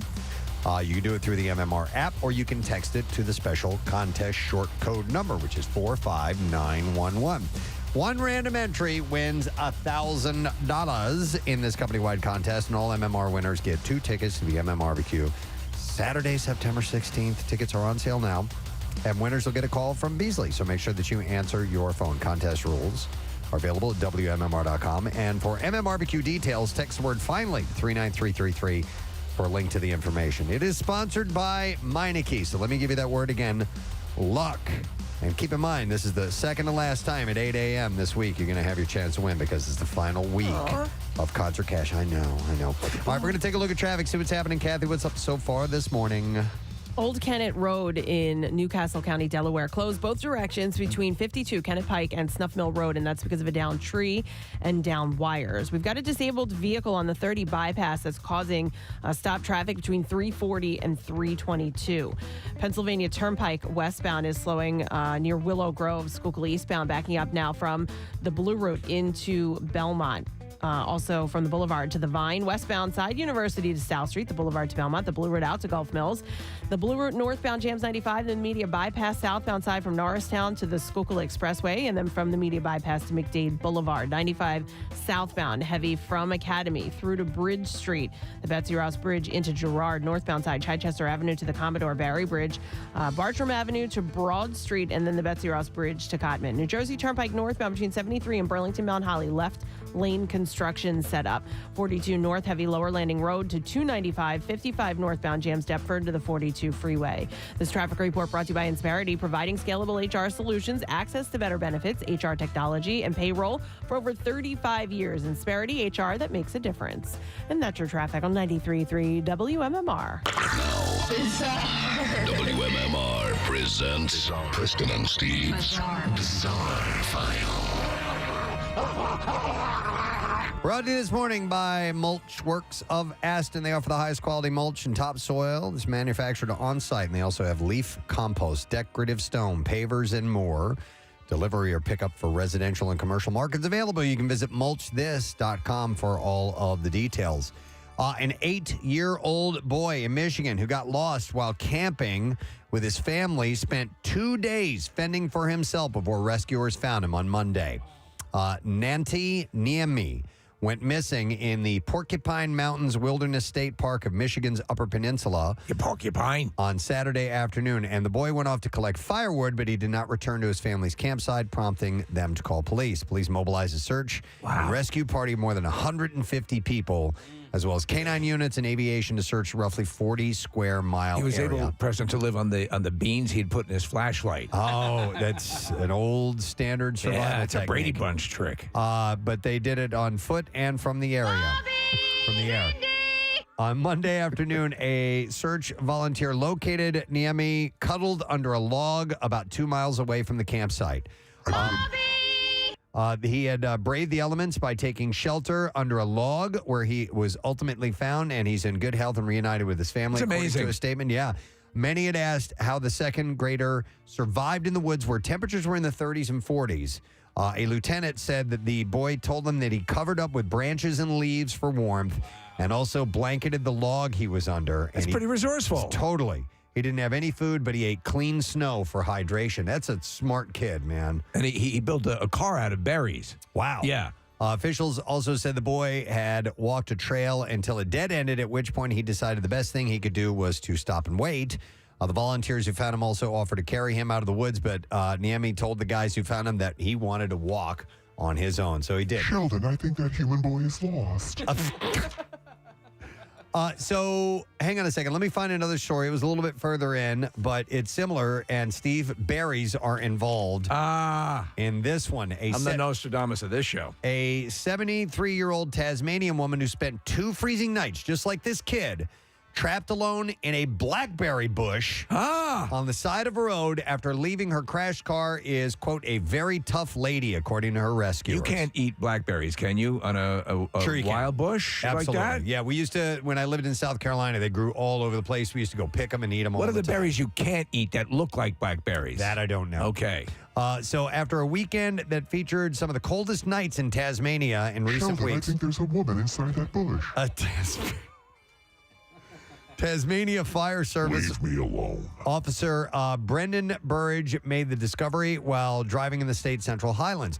The firefighter had already unknowingly driven past the crash site once on Monday morning, but it was the second time he came back and he spotted something. He said, I'd already gone through where an hour before the other truck I was taking up and I didn't see a thing. Wow. But when I was coming up the other way in a bit bigger truck, I was able to sort of look down over the bank and I thought, oh, there's a car over there. My uncle has a truck that's a little bit smaller. I saw a light on in the car, like a taillight. So I pulled up on this narrow piece of road, put the lights on the truck, and walked back up toward the car. And when I got closer, I could hear the sounds coming from a thorny blackberry bush near the car and realized there was a woman injured nearby. So I said I busted my way down into the bush and came across a lady who was laying down in a drain amongst all the blackberries. Wait a second. So we're looking at the edible berries are the Olele berries, Marionberry, who is also the mayor of D.C., boysenberry, loganberry, and dewberry. So they're all edible. Oh, okay. So Try some more. The strawberries taste like strawberries. The snozberries taste like snozberries. Well done. Mr. Burridge told the woman that he was going to get some blankets and a first aid kit from his truck. I was supposed to do something. What was it? He said she appeared terribly cold. She didn't look well. The woman told Mr. Burridge she'd been stuck in the bush since Saturday afternoon, 2 nights ago. The closest weather station recorded bone-chilling overnight temperatures of 0.2 degrees Celsius, so around 32 degrees overnight. That's amazing. She was on her way to visit a friend just 20 minutes away from where she was found. The woman said after the crash she attempted to get out of the vehicle and became disoriented and stuck in the bushes. Mr. Bird said because she's an elderly lady, she struggled with the blackberries, which are really unforgiving. He said, even I struggle to get down to her. They make me poop. The blackberries do? Absolutely. Any kind of berry, Nick. And it's bad. He said he initially used a pair of first aid scissors to cut her free. He said she had a few blackberry thorns embedded in the back of her head. In my ass. He said he was grateful that he had training and equipment and was able to assist. So she had apparently swerved to avoid hitting an animal, and that's how she ended up in the ditch. It was a duck. A voyeuristic cruise ship passenger was caught on his own hidden camera videos installing and adjusting the device that recorded some 150 victims, dozens of them minors, in various stages of undress, according to the FBI. Was this in like one particular stateroom? No, it was in a bathroom. In a bathroom. Well, it was in the bathroom for the pool. Oh, so a lot of people came through there. Creepy. So Jeremy Froyas is a married father of 2. And he boarded Royal Caribbean ship Harmony of the Sea in Miami on April 29th, recorded videos of passengers' naked genitals, buttocks, and female breasts until he was caught. This is my husband, Jeremy. He likes to record videos of people pooping. On the night of May 1st. Well, it's just a hobby. The cruise. Don't make too much of it, man. She talks a mile a minute when she gets on my hobby. The cruise. I'm basically into defecation, urination, and watching kids do it. What do you do? Oh, my God. So you collect stamps. The cruise included planned stops in St. Martin, San Juan, and the Bahamas before it was scheduled to return to Miami a week later. So the complaint included several pictures of what appears to be a unisex public bathroom near the cruise ship's pool area. One of the photos showed the device that one passenger reported to the ship's crew. Froyas allegedly installed the device the day after he boarded the cruise, and authorities credited a passenger for noticing and reporting a camera. Investigators said they have reason to believe the defendant was watching the camera feed on his Apple iPhone 14 Pro Max. Yeah. And alleged that the suspect was visible on his own illicit recordings, hiding the camera and adjusting the angle of the camera so it focuses on the area of the toilet. Wow. Well, but the truth is, cameras now and very capable surveillance cameras are so small. Yeah. You have to have a very keen eye to pick them out. So the cruise ship apparently confronted him and interviewed the defendant after the camera was discovered, and he allegedly confessed. He now faces federal charges of video voyeurism and attempted possession of child exploitation material. I'm Chuck Berry, and I approve of this act. Oh, my God. Jesus Christ. All right, and that's all we have time for in the Bizarre File this morning. All right, speaking of time, you got a little less than 5 minutes remaining to enter the word luck for MMR's concert cash giveaway. The word is luck, L-U-C-K. So make sure that you do that now. Remember, we're running out of time because we wrap this up tomorrow. It's sponsored by Meineke, and we want you to win that money. So enter it at WMMR.com through the MMR app or text it to 45911. We're going to take a break. Be back in just a moment. Don't forget our friend Adam Goldberg on the show. Yes. As well as the Barretta brothers. And we're going to be talking about the Muppets Mayhem with them when we return in a little. Well, that'll be around 9 o'clock. We'll be back in a second. Shut up.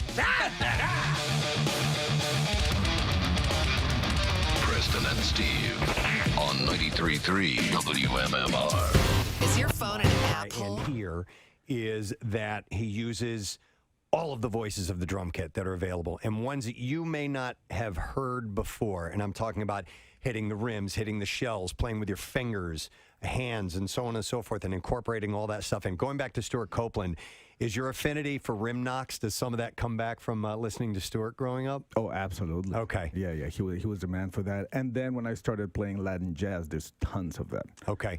How about using, because the first thing that I found really, really interesting about, I just pulled up and it just said on YouTube, Antonio Sanchez drum solo. And I watched you, and you're playing along without setting the sticks down. You're also holding on the sticks and playing with your fingers on the snare drum and here and there. And it sounds like more than one drummer is playing at the same time, which I found really interesting.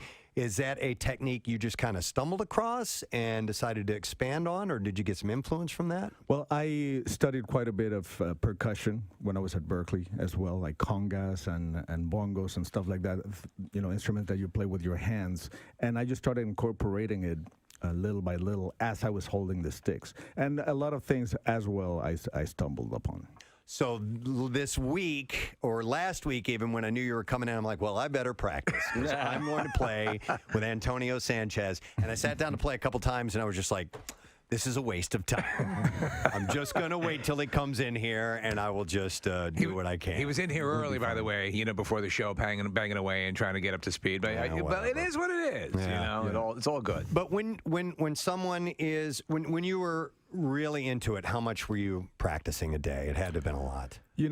I was never the kind of guy that would practice like 7 hours, 8 hours a day. I saw a lot of those people at Berkeley, and I was like, oh man, I should practice more. And then I realized that I was playing way better than a lot of those guys because I thought, I was practicing in a smarter way. Okay. I was working on my weaknesses way more than my strengths. Right. And I would do like 3 hours a day, 4 hours a day.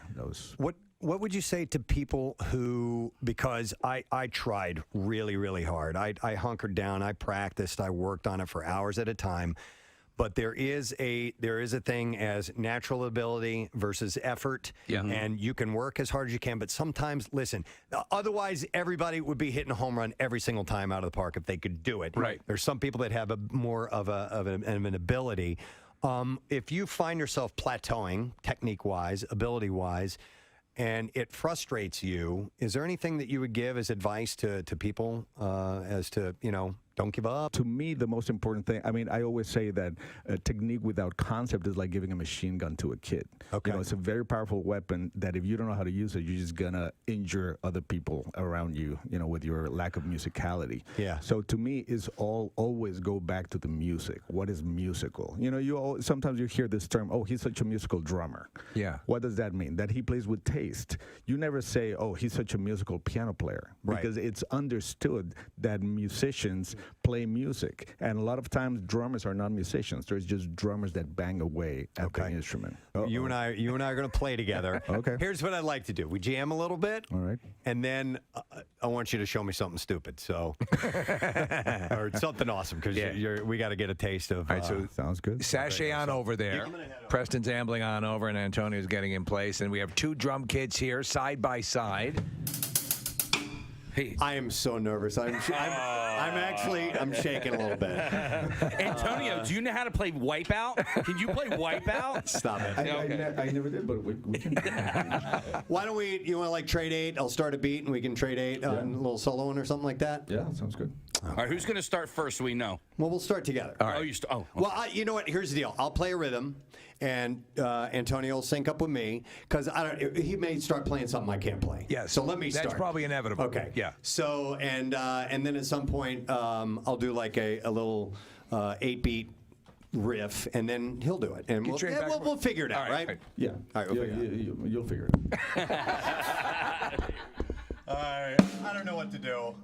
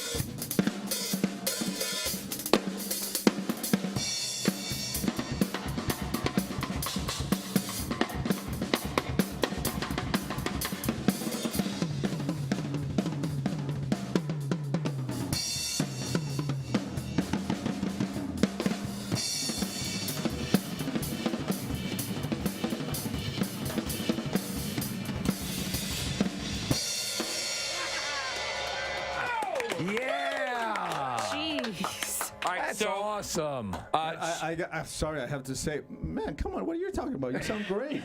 See? Yeah. So Chuck was standing back here, and he goes, he points at Preston, he goes, he's a rock drummer, and then he points at you, Antonio, he goes, he's a jazz drummer. He said there was a difference, and so I can't tell. I'm not a drummer. I can't tell the between the. Yeah. Well, to begin with, the sound of the drums is very different. Yours are tuned like a rock kit. Yep. But man, your time is really good. Seriously? Yeah. Well, thank you. That's you see. I appreciate Beat it. yourself up for nothing. Listen to the man. He knows what he's talking about. I don't even know what just happened and what I just watched, but the beats and your hands going at different times and your feet going at different times, it was amazing. Well, but Kathy, and that speaks to why you need to go see. You need to go see in person, at the Ardmore, because it's obviously it's something that it's to see it and see it performed live is a wholly other thing. You appreciate it, hearing it, but seeing it is a whole other realm. Yeah, well, I think seeing a really good musician doing what they do live is like going to see an amazing, sports person. Yeah, yeah. Is the only place where you can actually see somebody do that at that level. So I think it's really interesting. Can I ask? And I don't know if this. Listening, and Preston, obviously was going on about the Birdman soundtrack and everything. Were there any things that jump out for your composition for the movie that you're super proud of? Anything you could sort of demonstrate for us? Was there any sort of thing that you created or a passage or something that you were especially proud of? I mean, to me, the most amazing thing about having been part of that project is that I only had the drums to do everything that I needed to do. Was that per your idea, or did the director himself? No, the director. Okay. The director was, because he's a drum fan. He was a big Pat Metheny fan, actually. Right. And he's the one that really wanted just drum set. So I had to figure out different ways of making the drums sound completely different. To give them different shades of character. And So that was one of the most interesting things about the whole project. Just the research I had to do to get different sounds out of the drums. And Antonio, I know about the how you recorded that, Steve. They didn't film it and show Antonio the scenes as he was playing along. Can you tell him how they did it? Yeah, it was a really unorthodox way of doing it, because they sent me the script, and Iñárritu, the director, wanted already some tracks before they started shooting. So we did the whole movie just off of the script. Without ever seeing any imagery, you're just going off the written word. So he would just sit in front of me, and I would ask him, this is a very long scene, so I would ask him to explain the scenes to me, and then he would just raise his hand whenever he would see the next phase of the scene happening in his head, so that I would get the timing right. Yeah. So then he was just sitting in front of me, and I would just be improvising, and then he would raise his hand, and I would think, okay, somebody opened the door. Wow. And then That's I would play an crazy. accent and then keep playing. So we did the whole movie like that. Yeah. It was really cool. And then they superimposed those passages, tracks, on the rough cut of the film. Then they showed me what they did, and then we redid a lot of the things. You sort of shorted up. Yeah, and this time looking at the film. Huh. Yeah, it's pretty amazing. Yeah, that's why you have that it has such a jazz feel to it. Yep. Yeah, even Absolutely. cinematically. Hey, Press, we only have a couple of more minutes if you wanted to. Yeah, I want to get, if you don't mind, if you wouldn't mind doing a little improv for us real quick. Yeah, Just sure. Antonio Sanchez, here we go.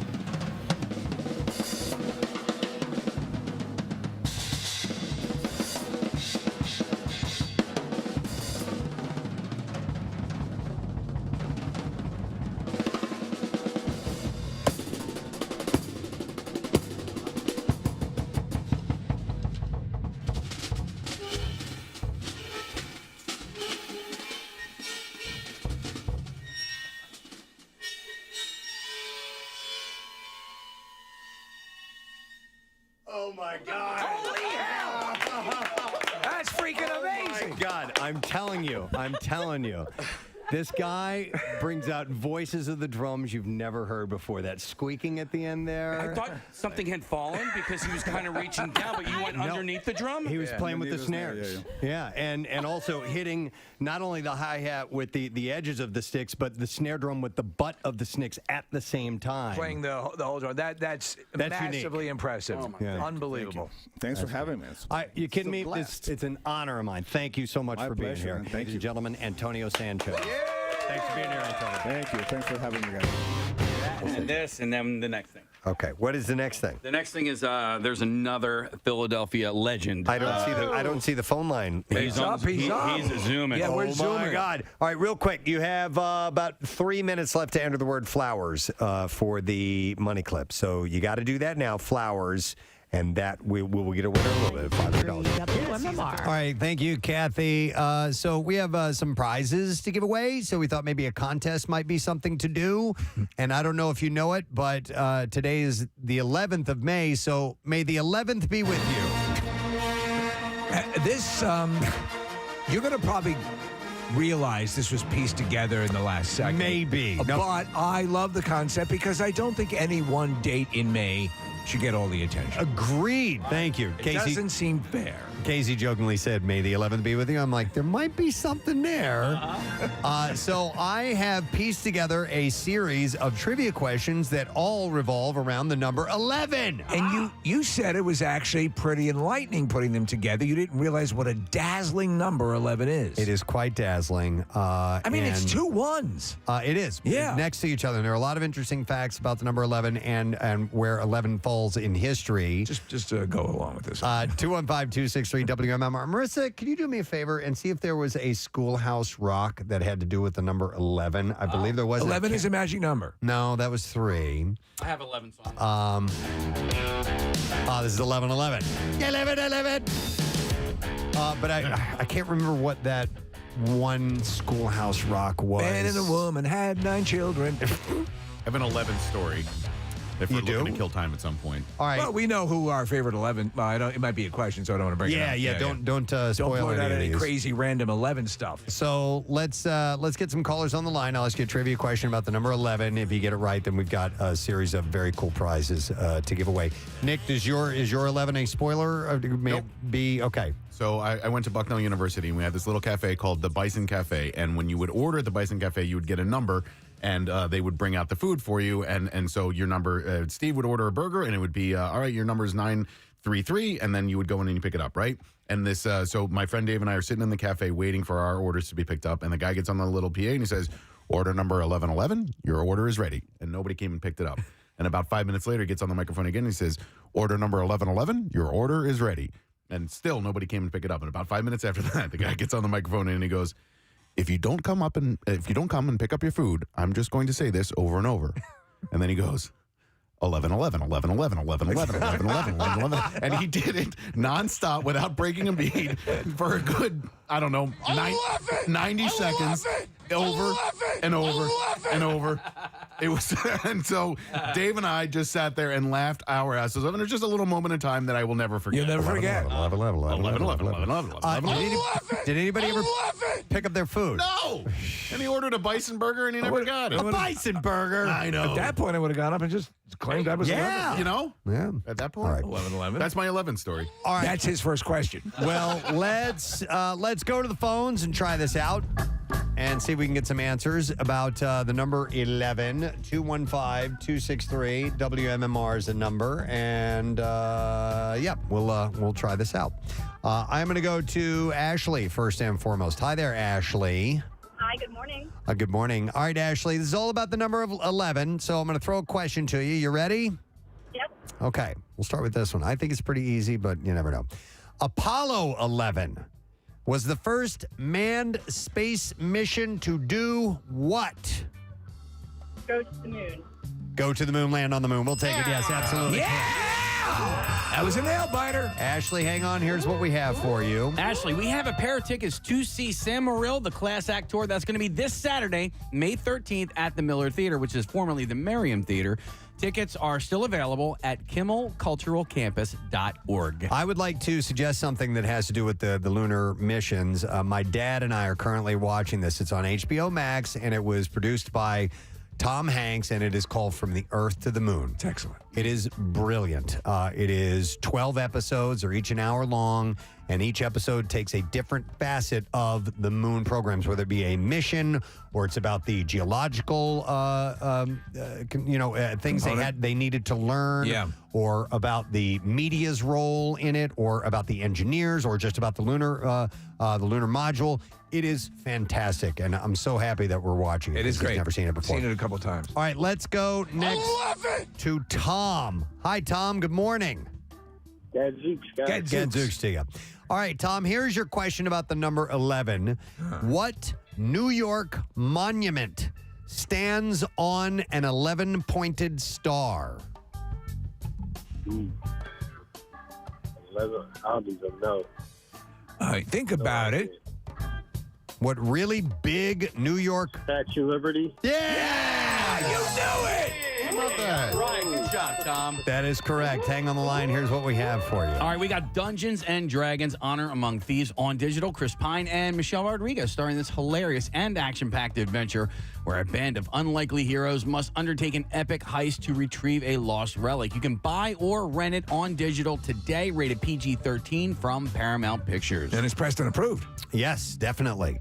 And by the way, the Statue of Liberty, I was looking at apparently the statue, and then there's a pedestal, and then there's this star underneath, and then a bidet to keep her clean. Yeah. But those all have separate names to them. Yes. I didn't know that. They're the 69 Mets. Okay. Yeah. It's a tribute to them. I didn't know that. No idea. I don't know what those are. Yeah, that's a good question. It had a specific name to it, and I didn't write that down, but I found that kind of fascinating. It was the lockers. About Remember the number 11.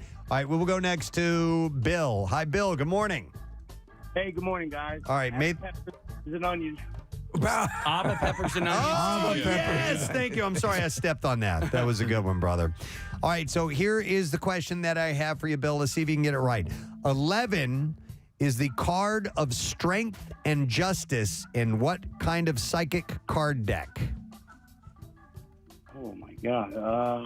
Psychic card deck, he said, is what the gentleman just said on this show. Oh, my God. A tarot card? That is correct, yeah. I tried not to make these two. I tried not to make them too hard. It's nice, and we're trying to move product, too. All right, Bill, here's what we got for you. You got a case of Victory Motel Paloma. You got yourself. Yeah, you got that. You got to try Victory Brewing's Motel Paloma. It's the beer of the summer. Grapefruit, blood orange, and tangy lime. Super crushable, and it's out now. Victory's Motel Paloma. All right. Next call up, we will go to Matt. Hey there, Matt. Can we please forget about the moose for a moment? For a moment. Well done. All right, here's your question for May the 11th be with you, Matt. In mathematics, 11 is an odd two-digit number, but it is also part of what special group of numbers? It's a prime number. That is correct. Yeah!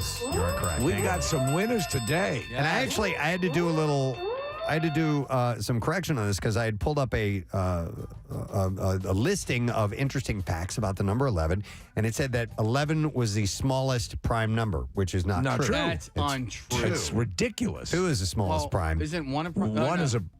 Well, I guess, I don't think one is. I don't think one is because it's 1 times 1 is 1. Right. Yeah, so, but it is the smallest two-digit number. Yes. Prime number. But they didn't make that specification. They messed it up. So some of this information may be incorrect. I don't know about that. Well, this is correct. All right. Matt won himself a case of Victory Paloma. I'm sorry, it's Motel Paloma. You got to try Victory Brewing's Motel Paloma. It is the beer of the summer. It's grapefruit, blood orange, tangy lime, super crushable. It's out now. Victory's Motel Paloma. All right. Now, this one I think is kind of difficult. Let's see if we can get a winner, though. And Rocco is a good person to go to for that. Hey, Rocco.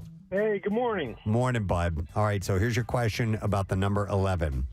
Which war ended on the 11th day of the 11th month at the 11th hour?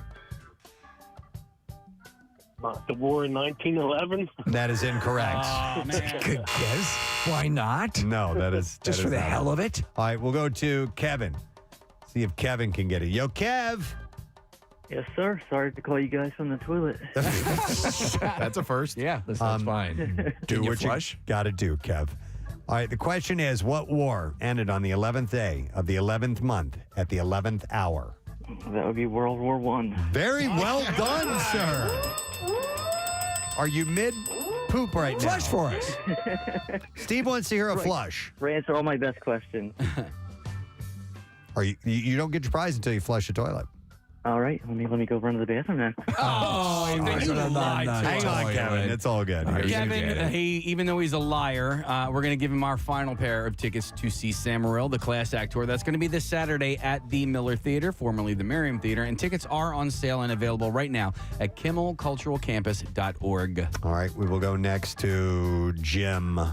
Try and get a prize winner here. Liar, whore.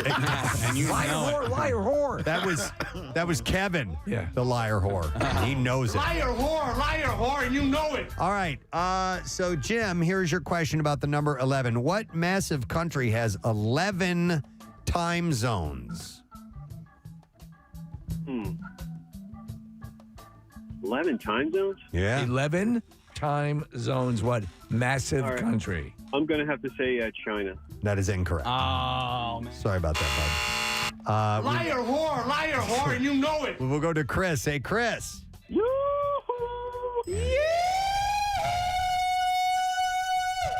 All right, Chris. What massive country has exactly 11 time zones? Just to guess, Canada. No. That's a good guess. Not sure how many Canada has. Is it this, Preston? No, it is not Ben Franklin. Oh, okay. But thank you for playing, Steve. We'll go to Josh. Third one in. Hey, Josh. Black fingers, Captain, you are. Blackfinger, the captain you are? Yeah. I like it. Thank you, Captain Blackfingers. All right, Josh. 11 time zones. Antarctica. No. That's a continent. It's not a country. I have Right. no idea how many time zones Antarctica has, but thank you anyway, Josh. Appreciate Is it. Antarctica a country and a continent? That's a good question. It's not a country. Australia? Not a country. It's not a country. International territory. Ah. Yeah. It's not a country. By the way, I've been really enjoying all the deepfake Arnold stuff. They're phenomenal. That has been popping up left and right. In fact, I saw one, and I didn't have the audio on. It's Eric Burden's birthday today, and they deepfaked him. It's Arnold singing House of the Rising Sun. Oh, my God. All I saw was the face and the black and white video. I need to see this. Oh, what you have to see is the Annie one from the movie Annie. Oh, no. So Schwarzenegger's Annie. Joe Rogan is Daddy Warbucks. Oh, my God. And Stallone is the love interest. Oh, no. I do need to see that. And there's the Sound of Music. Yeah. That one is The great mountains as well. look like boobies. All right, let's. The mountains look like boobies. I have Mike, who we're going to try out this question on. Hey, Mike. Come on, Jack, look at my boobies. All right, what massive country has exactly 11 time zones? Mother Russia. Russia! That is correct. Simple question. Mike, here's what we have for you. Mike, you got Dungeons and Dragons Honor Among Thieves on digital. Chris Pine, Michelle Rodriguez star in this hilarious and action-packed adventure where a band of unlikely heroes must undertake an epic heist to retrieve a lost relic. You can buy this or rent it on digital today, rated PG-13 from Paramount Pictures. All right, we're playing May the 11th Be With You because the 4th shouldn't get all of the love. I don't think it's fair. And Marissa found the Schoolhouse Rock 11 song, so let's see if this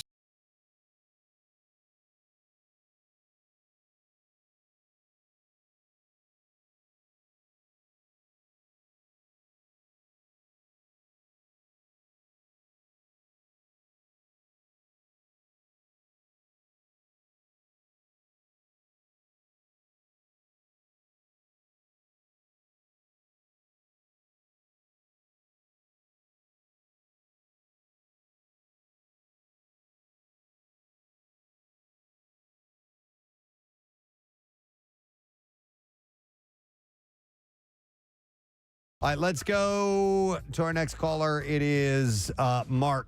Hey, Mark, good morning. I have 11 testicles. I have 11 testicles. Oh, dear Lord, that's a I horrible had thought. 3 testicles. Mark, here's your question about the number 11. 3 films have won the most Oscars at 11. They are as follows: Ben-Hur, Lord of the Rings, Return of the King, and this ocean-going film.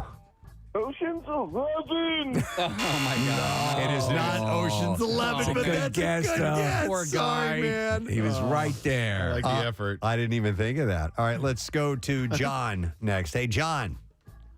Hi. Hi, bud. All right, so 3 films have won the most Oscars at 11. They are Ben-Hur, Lord of the Rings, Return of the King, and this ocean-going film. Titanic. That is correct, sir. 11 Oscars. So hang on the line. We'll get your information. I love it. And we'll set you up with a prize. Got a case of Victory Motel Paloma. You got to try Victory Brewing's Motel Paloma. It's the beer of the summer. Grapefruit, blood orange, tangy lime, and it is super crushable. And out now, Victory's Motel Paloma. By the way, I just want to point out that I came up with 11 questions. You did? About 11. So- We can add a couple more if we need Were there to. more questions on the site? No. In fact, I had to dig around quite a bit. Son of a bitch. I only found like 5.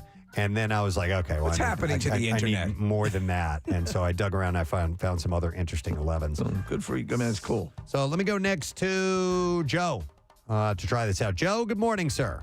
Good morning. All right, so here is your 11 question. This one's kind of interesting. Which Canadian coin has 11 sides? The loonie. The loonie is correct, yes. Excellent. Yep. hang Well on. done, Joe. Just a second, Joe, because we got a prize for you. The loonie is it's like angled instead of being completely round. And I don't know what you would call a shape that has 11 sides. Nick, do you have any idea? Nope. Okay. No? It's a Urethane thing. No, not polyurethane. A hendecagon. Hendecagon. I went there this weekend. Decagon. Decagon. That Yeah. makes more sense. Yeah. Do you know what they call the $2 coin in Canada? A toonie? A toonie, yeah. For real? Yep. I was So it's making the that up. loony is the connecting, right? Is that the suffix? Well, no, loony because it has a loon, a picture of a loon Right. on it. And the toonie because... It's a $2 coin. $2. Oh. You learn stuff. You do learn So stuff. what's $100? 100 loony? I don't think they got that coin.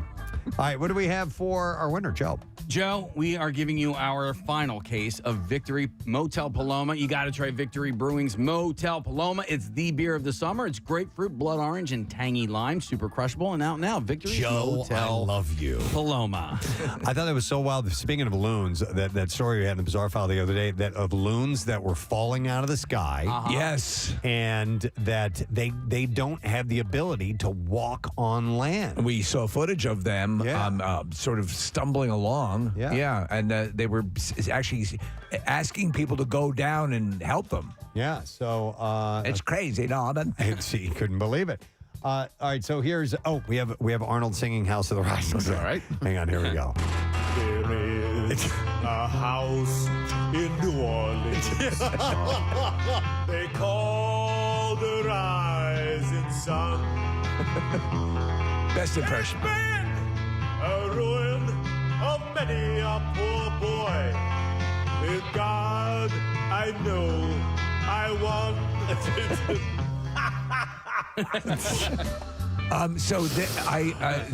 Brian, I guess that's the guy, Monarch, who does the Arnold impression. It's the best Arnold impression I've ever heard. He gets every nuance in there. This guy who's doing these? Because he has a YouTube channel. There's about 50 of these Arnold videos. You know what impression I've been, and it's starting to spread now more because I've seen a couple different comedians do it, but it's the Mark Wahlberg impression. Oh, yeah. It's just, it's great. And you never realize that people speak the way they do until you hear someone do an impression. of them. Yeah. And then you're like, oh my God, I didn't know it stood out that much. But sure enough. All right, let's go to Adam. Hey, Adam, good morning. Good morning, it. Good morning, it to you. Oh, by the way, we have a. Oh, yeah. We haven't done the good morning, it thing. We have a new good morning thing from me. And a rejoinder. It happened the other day. We'll play it in a second here. All right, Adam, here's your 11 question. In Lord of the Rings, what meal comes after second breakfast? 11Ds. 11sies. Yes, that is correct. Close enough.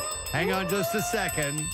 Adam, here's what we have for you. All right, so we have Evil Dead Rising on digital. Evil evolves in Evil Dead Rise, and that is a tale of two estranged sisters in a primal battle for survival. You can own it now on digital. I have an idea. Why don't you stop eating?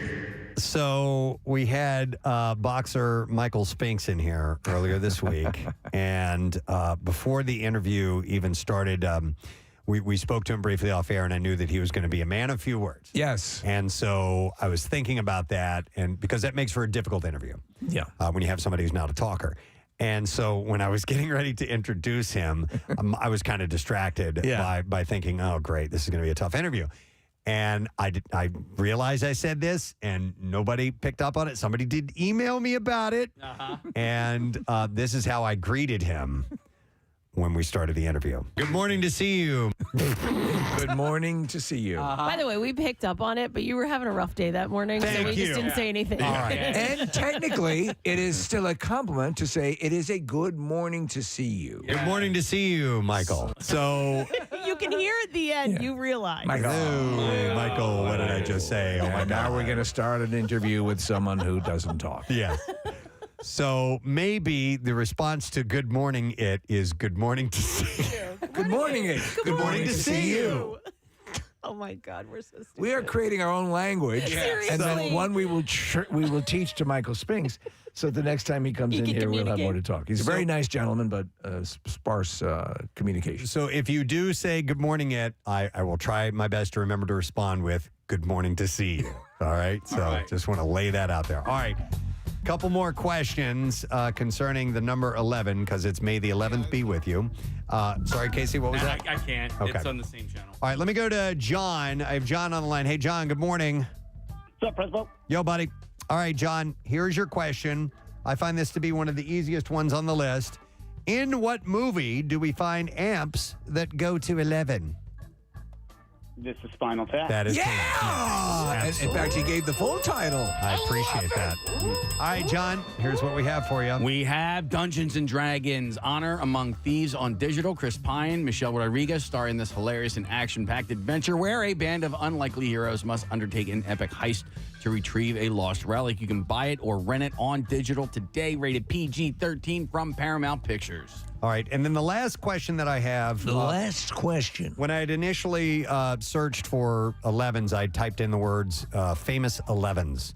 And the first thing that came up was just all sports stars who worn the number 11. But you didn't want that, did you? Nope, so I left one on here. Case, do we have more? I mean, I can come up with a couple more 11 questions if we need to, or should we just wrap after this one? We should wrap. Okay, so this indeed will be the last one. All right, He's so deep sixing your 11. we will go to Brian to see if he can win. Hey, Brian. These roads suck. And that's the traffic on 93.3. That's good. I didn't hear what he said. The roads suck. Oh, the roads suck. Yes. All right, so here we go, Brian, with your question. Which NHL star who wore the number 11 is the only player to captain two Stanley Cup winning teams with the Edmonton Oilers and the New York Rangers? Wayne Gretzky. That is incorrect. He was 99. But this might be He one was of old. the tougher ones. No, he wasn't 99 years old. He wore the number 99. All right, Brendan, are you there? Hello. All right, Brendan. So, which NHL star who wore the number 11 is the only player to captain two Stanley Cup winning teams with the Edmonton Oilers and the New York Rangers? Jesus. I suck at sports. I'll give you a clue. His name is alliterative, meaning it starts, his first name and last name start with the same letter. Mark Messier. Very good. There we go. You did it. Hang on just a second, Brendan. Here's what we have for you. You got Evil Dead Rise on digital. Evil evolves in Evil Dead Rise, a tale of two estranged sisters in a primal battle for survival. Those are evil. You can own it now on digital. No. All right, 11-11. All right, we did May the 11th be with you. So It was good. I enjoyed that. Thank you for allowing me to share these interesting facts about the number 11 with you this morning. May the 11th be with you. And may the 11th be with you. Correct. All right, so we're going to take a break. When we get back, some cool people are going to be joining us. The Barretta brothers, who we've had on many times throughout the years. Children's author and actor and voice actor for The Muppets. Yes. And also Adam Goldberg, and they are promoting The Muppets Mayhem, which is now available on Disney+. So when we come back, we'll talk. 3-3 WMMR. Let's see. Wow. Saturday, yeah, at the Hard Rock in Atlantic City. And I'm telling you, I told you I got a Twitter alert this morning that he was tweeting about us. And it was ridiculously early. We hadn't even started the show. It was like 5:30 this morning. Yeah. So I don't know what he's doing up at that hour. But ladies and gentlemen, the one and only Mr. Bob Saget is joining us. Preston, Steve, I don't know what to say. And to hear 5 people applaud in the morning makes me feel like I'm on South Park. It's so good. I am so stupid. I got up, as I do at my elderly age, to go to the bathroom. And I said, hey, you know what? I'll tweet the show. That'll be great. And then I put, I'll be on at 7 a.m. because that's LA time. And I forgot that there is a time difference. Yes. But I was shocked. So that would have been we would have been up at like 2 o'clock in the morning doing that this morning. Yeah. 2:30 in the morning. I watched the movie Mank last night because I wanted to know how good Hollywood used to be. All right, let me ask you, Bob. I just couldn't sleep. How are you guys doing? How are you? We're doing well. And I wanted to ask you, by the way, because it's a story of Mankiewicz, who wrote the screenplay for it, not to go off on this tangent. No, but, I love I am tangents. Are you, if I contend, a lot of people, when they finally see Citizen Kane, they get dismissive of it. It is a masterpiece, is it not? It is worth. I believe it is. Okay, I believe it is. It did a lot for snow globes. It was, and sleds. Sleds went up. Were those the tchotchkes they sold for the? That was the merch right out in the Grauman's Chinese Theater. So all the radio stations in the area, they got snow globes and they got snow globes and rosebud sleds. Yeah. Oh my God! I can't think of a lot of other RKO pictures except for 2 more that Orson Welles made after that. But but that has nothing to do. And you got to talk to my friend Bill Burrow this morning, who is going to be where I'm going to be Saturday. He's going to be there in September, and he's one of my favorite people on the planet. Well, he was being very humble about. Casey had mentioned that he's kind of in that top.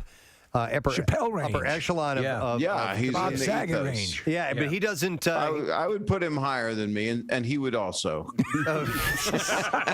Most people would, Bob. I was actually talking to him. He was over my house. I'm sorry, you were going to say something about it. No. Go ahead.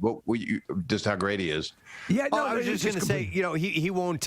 He doesn't accept that he's at that level, which is healthy, I think, for somebody in the entertainment industry, in any industry, to realize that you can always be better and so on. But he was kind of humble about that. Yes, that response. self-deprecating. But he's one of the best, man.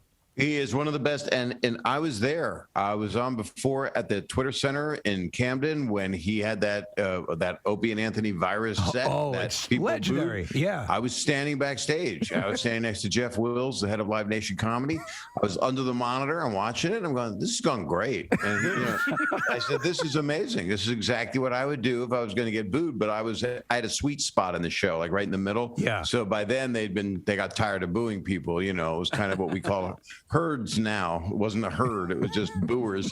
And he got off stage in a cold sweat. He said, did you see that? That was terrible. I said, Bill, you literally just made history. That video is going to roll forever. I saw you. I think you're on Rogan describing the whole situation, and that like the comedians all actually something that was promising to be so cool and fraternal turned out to be a nightmare, like Platoon, and you said in that moment he secured his legend by and the fact that he was dissecting everything that we hold dear, and you could win over an audience by throwing it back in their face was just an amazing thing. He roasted them in the way that it was cruel what he did, but roasts used to be meant not to be televised, not to be recorded. They were recorded, some of them, but they when I was roasting on Comedy Central, that should not have been televised. That should have been just for a bunch of people that want to hear that kind of language, because it was it crossed the line. It was on after 11. 11 or 12. Sure. When clips run out of context now, it's, but Bill basically said the worst things you could about my hometown people in my loving Philly. And it was hilarious because he was unrelenting. He would go 5 minutes, 4 minutes, 3 minutes. I'm doing all 15. You deserve it. And what I was going to say was he was over at my house. We were smoking a cigar not long ago because that's the best way to get COVID. So we wanted to try that. And we're sitting there talking. And I said, I'm going to be 65 in May, Bill. And, it's so interesting. I got a lot of things starting for me now. I'm going to direct a movie later in the year. I was just in a movie. And it's things, I haven't even done what I came here to do yet. And he looked at me. He exhaled smoke and he said, well, you better effing hurry up. Like I said, I'm not dying, man. I mean, I know Norman Lear. He's not. You're just looking for a nice little exchange with a friend and a heart to heart, and he basically says you're about to die. Yeah, telling him that I've got all this great work I'm about to do that I've never done. Because what I share with Bill is the love of stand-up. What I share with everybody, all the people that do it for the right reasons. And it's been hard on a lot of comedians that haven't been able to even make a living, but I'm very fortunate, and Bill is on fire. In fact, I've got to leave and put him out. But Bill is, because he played a firefighter in Pete's movie, but that makes no sense. See, it's not always good. Well, let me tell you this. I will tell you this, and everyone wants to ask you a question, but I will tell you this. I think things, you mentioned COVID and all that stuff. The things that everyone is sort of looking for as those flags that we're returning to normalcy. Rock concerts and music and stand up and going out to see stuff like that, live shows, and that's at the heart of what was so crippling for the comedians and musicians. And I feel, obviously you're proof positive as we're promoting your gig that we're turning around now. First thing, I didn't know I was positive. I was told I was tested negative, but thank you, and I'm glad I heard it from you on the air. But I am beyond thrilled. I have had 2 injections. I had them in my butt. Yeah. I actually did the drive-through. So I just put your ass stuck it out the window. Yeah, I did the whole thing. And there was a different cheek for each dose of the Moderna. But I'll just go on more about that. So what happened was I really know when to stop. Don't I? Anyway, but to go back and to be able to perform, and it's not going to be loaded with people, they have to do the CDC guidelines. Sure. So people are going to wear masks, and it's going to probably be half or less, a third. I don't know what the thing is. We're doing 2 shows. My buddy Mike and I have toured for 10 years, and he's doing really well, but we're on tour again because I haven't been this excited to do stand-up, I don't think, ever. That's great. Ever, because they need it and I need it, and I get to make people laugh, and I'll be able to hear them through a mask, Yeah.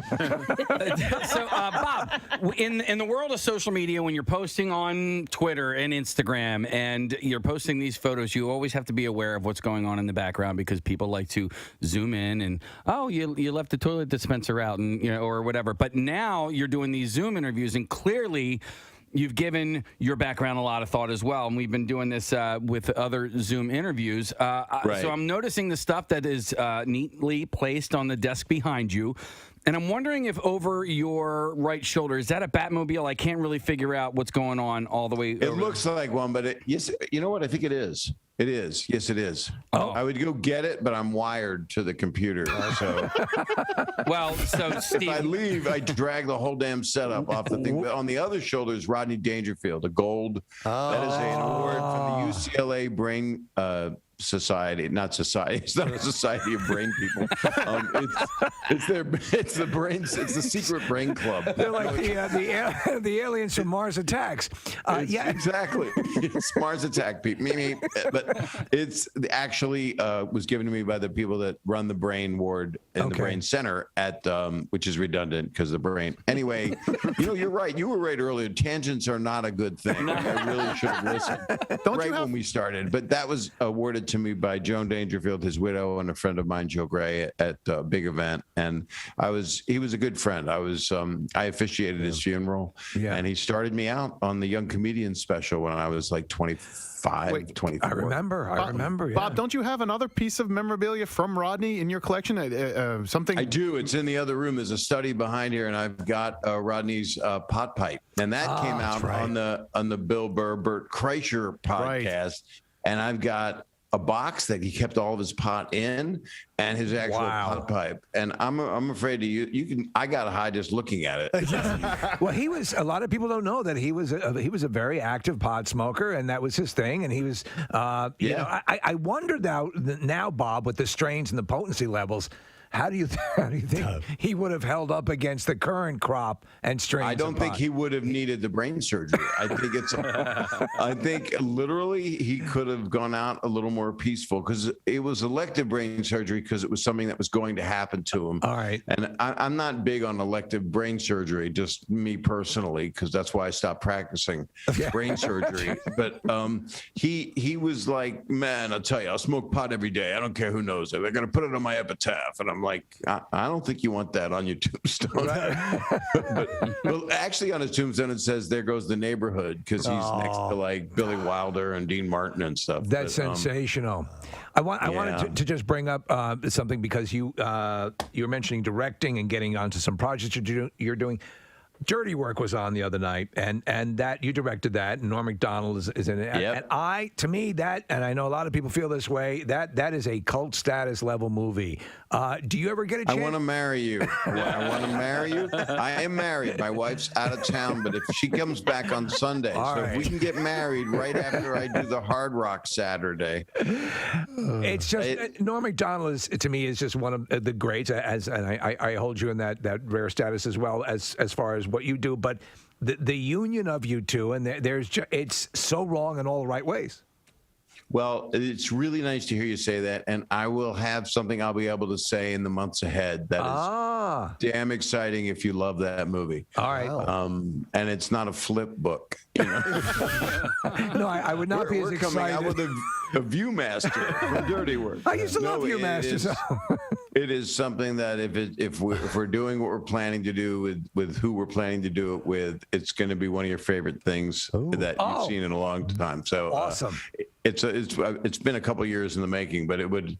I'm really not subtle. We know what I'm talking about. But we can't say it for legal reasons. No, I can't. But I love Norm, and when I call him and when we talk, it's just like I'll try him for like a week, or I'll text him, and then all of a sudden I'll get a phone call. Hey, Saget, why don't you ever call me? It's like, he's always the good one to blame other people. And I'm always just a total sucker for his comedy. He's one of the smartest people I've ever known that does comedy. But I got to tell you, I've been going over. I got to tell you, I'm Bob Hope's dad. I've been going over a stand-up that I want to do. It's oddly, before the quarantine happened, before COVID, I was becoming more responsible in what I was doing. It would just seem to have more meaning. There were more stories. There was more. It wasn't politics or religion. I'm not there to do that. I'm there to entertain everybody, but yet have some actual human context of the things I grew up with. Yeah, more human, and it just started happening. So I'm a different. People are now just right before quarantine. They were going, "You're not as dirty as I want you to be." I'm like, I'll throw in another word for you. I don't know what to do. We change as we do this. You don't do just one speed, one thing. So, well, I think I can't wait. Just a quick observation is that your material's always been able to stand on your. I think there used to be for years an initial shock that the Full House guy was for people who were unaware. I happen to be aware that you were great with that, but the material isn't predicated on the expletives. The material is always there. You're always a smart comic. Thank you for knowing that, because that's the truth. I don't know. I'm out of context, and all they do is take a scene from The Aristocrats, which can't be made or shown.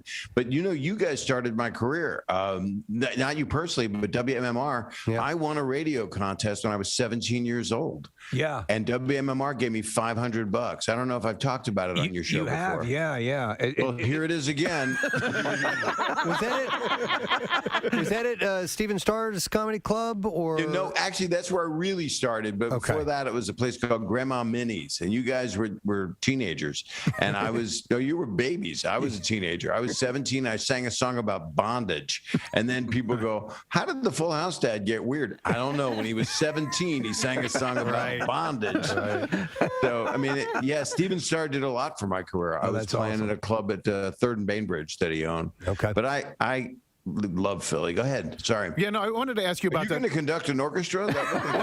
That's how we know we're hold up our going to fingers so that we don't talk over one another. And so that, but I wanted to ask you about Comedy Central Roast because you mentioned them earlier, and they've been airing them a lot lately. And I think that they're great, but they also get cut off. In particular, there was one where Bill Hader came out as the president of Hollywood, and I don't remember if you were there at that roast. No, I've only been to one. I've actually hosted real roasts that weren't televised, like the Jack Black roast for 2,000 people in New York. Wow. That was for the Friars. So that was for charities. The other charity is Comedy Central. But please continue. So Bill Hader got cut off. I guess my question is, you probably prefer to do the ones in private because the ones in Comedy Central. 103.3 WMMR. All right, thank you very much, Kathy. We have 3 people that are joining us for this particular interview, and they're spread across the United States as we speak. Luminaries, each of them. Yes, they are. And they all have the Muppets in common. Here to speak on many things, including the new Muppets presentation, The Muppets Mayhem, which is available on Disney+. Steve, you've already seen it. 5 episodes. 5. And did you watch all of them? Or are you There's a couple more left, yes. Okay, excellent. Well, we're excited to welcome first in our studio, Mr. Gene Barretta. Hey! It's what I get to do. Nice to see you again, Gene. Nice to be back on the Pretzel and Steve show. You heard that, did you? Very well done.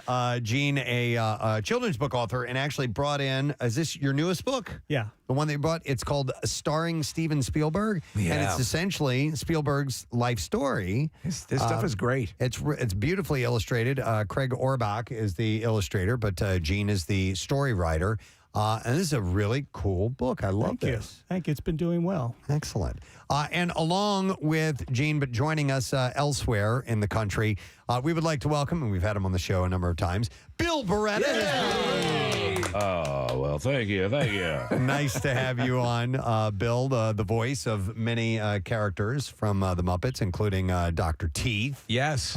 Pepe the King Prawn, Ralph the Dog, Swedish Chef, among others. And we've had the pleasure of talking to Bill on a few occasions. And a third. I'm sorry I couldn't be in there, guy. I apologize. I'm actually stuck on the Schuylkill. Oh, you're stuck on the Schuylkill right now. We understand. And that could be a lifelong thing. It very well could be.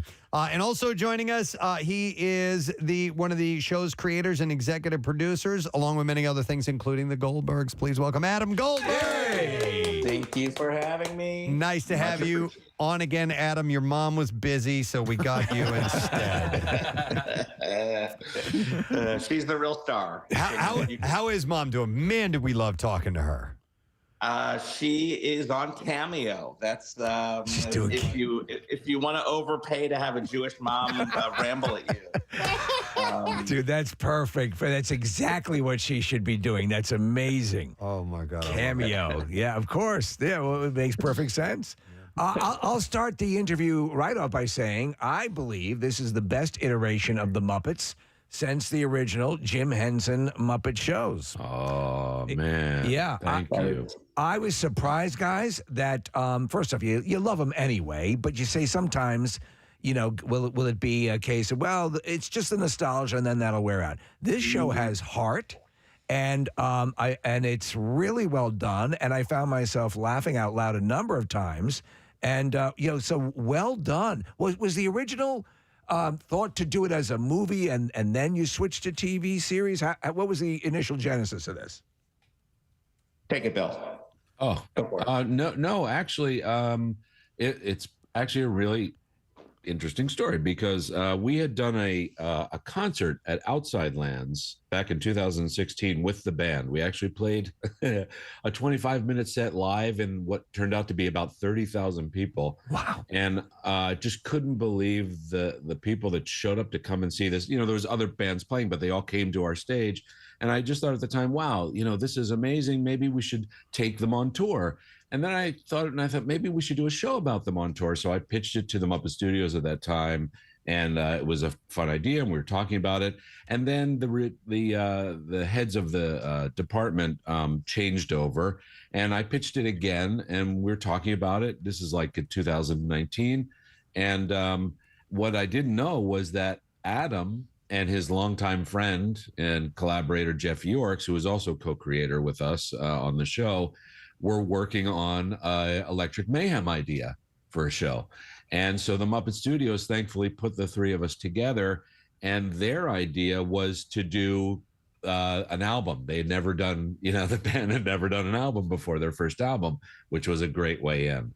And so it was not as a movie, but as a TV show. All right. But we did write it in a sense as a big long movie because we wrote it ahead of time. Well, that's sort of the conceit of the series, Bill and Adam, is that the band is always perpetually on tour, and this failing sort of record company, I think it's Waxtown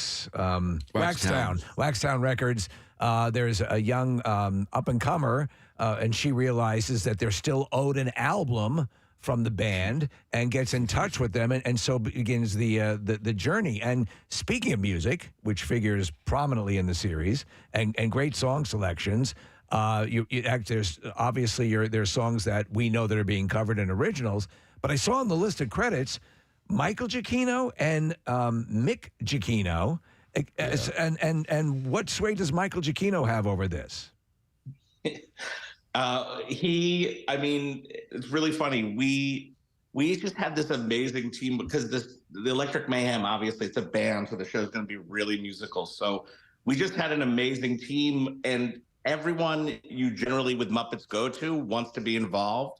So it's like we wanted to have a composer. So we went to the best one, and he was like, I want to do this. And that was, the Giacchinos, they jumped on board. We had Linda Perry writing music for us. There was longtime Muppet composers who've been working with the Muppets for ages. They pitched in. So it's incredibly impressive to see, because Michael Giacchino's a friend of the show here as well, and we know the Giacchino extended family. Linda Perry's a massive get, but guys are going through the list. Can I just add one little? Can I just say one please. little thing? Actually, and Linda even got Ringo Starr to play drums on one of the original songs. Whoa, are you friggin' kidding? Wow. Yeah. Well, watching the show, and I'm 5 in, and there you have people like Chris Stapleton, Lil Nas X, Tommy Lee, Billy Corrigan, Steve Aoki, Deadmau5, Zed, Kesha, Ziggy Marley, Danny Trejo popping up. Yeah. That's half the thrill of seeing. So I have to imagine when you come to any of these people, and I'll direct this at you, Adam, as executive producer, and you say you have a Muppets project, you don't get a lot of resistance, correct? We didn't. The only thing that was hard was that when we were shooting, it was like we were just coming out of COVID. So all the musicians had been sitting around for like 2 years, and everyone went out on tour to make money. So that was really the only thing we hit, was that a lot of the musicians we went to were just spread out across the world and not available. But there's so much Muppet love that it is much easier to get people. You guys can aim as high. You can aim as high as you want, right? Exactly. Oh yeah, they love. Yeah, people just everybody feels the Muppets in their little heart and soul, in their own way, and so they just want to be a part and come and play. And Bill, I saw a thing on Twitter yesterday. Questlove was watching the show and was like, "How come I wanted to do this?" And, it was funny because we were like, "Oh, we went to him. He just wasn't available." Oh, and on the other side of the globe. So every drummer in the world wants to battle with Anna, without question. Yeah, I got to tell you. So, Bill, the scripts are sharp. They're funny jokes. I was telling Preston earlier, and I'll give it away because it made me laugh out loud. In the absolute first episode, you're going through some of the celebrities, and it's long been known that Tommy Lee has a big tattoo on his stomach that says Mayhem, and so he says he fell asleep and they tattooed that on him, which I thought was just brilliant. So there's a whole bunch of sort of inside. There's little Easter eggs for fans of music and all of that stuff as well. So you've completed season 1. I'm hoping there's a season 2. But I have to ask you, who's in your gotta get list for people to make cameos on the show? Oh my gosh. You know what? I honestly, I wish I could tell you. I think we have so many friends and favorites that we would love. I mean, it's just a huge range because also, you know, we like to, because the Muppets are for everyone in a sense. Yeah. You know, we're trying to cover a spectrum of artists. So, I mean, I would love to work with, have Stevie Wonder or, you know, some of the icons. But then there's people who, to be honest, like, I don't know some of the younger, cooler, hipper people, but people like Adam and Jeff, you know, they know some younger, more hipper guests. So. Well, no, and they're all great, and sometimes you'll see somebody and you go, I probably should know that guy, and you do a little checking on him and find out he or she is somebody famous. Adam, it was funny because I was reading an interview with you, and you were talking about how you grew up and you watched Kermit ride a bicycle, and you didn't realize just how wildly difficult it is to show these Muppets doing all day-to-day things because most of the actors, it's mostly humans in the series and less so the Muppets, but you have them doing yoga and in hot tubs and being crowd surfing. So how was that learning curve, Adam, as you were getting it done? I love that you mentioned the hot tub. Look, we had our writer's room on a Zoom. So it was one of the great joys was watching Bill sit there on a Zoom as a bunch of writers just pitch these, giant ideas and Bill doing his best to just like let the creative process happen. But when Hot Tub was pitched, Bill was like, okay, does this mean I'm going to have to get in a wetsuit and in a scuba tank and go under a hot tub? Am I going to have to be built into a hot tub?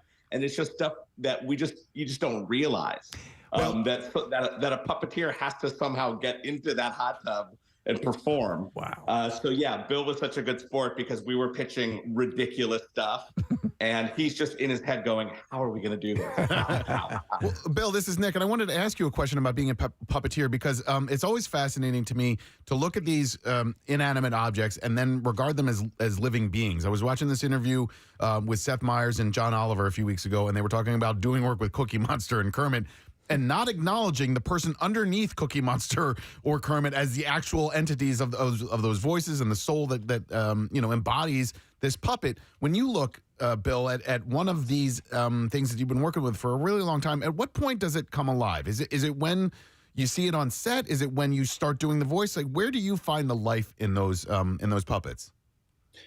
That's interesting. It depends. It's a different, I think, for different characters. But I imagine it's what it comes alive when people aren't looking at you anymore. You're standing there holding this character in front of you and talking to them, and they do not want to know you're standing there. This old guy standing there holding up a little dolly. But it's just when people are looking into their eyes. Then you've got something. To be honest, that's always been a little bit of a distraction for me when I see an actor who can't quite pull it off. But Nora Singh, who's in the series, and I made note of this. So when you're interacting with puppets, she's interacting in close quarters. She's phenomenal, and she helps sell them as well. Because we've had puppeteers in here, and it's funny if it's being done right.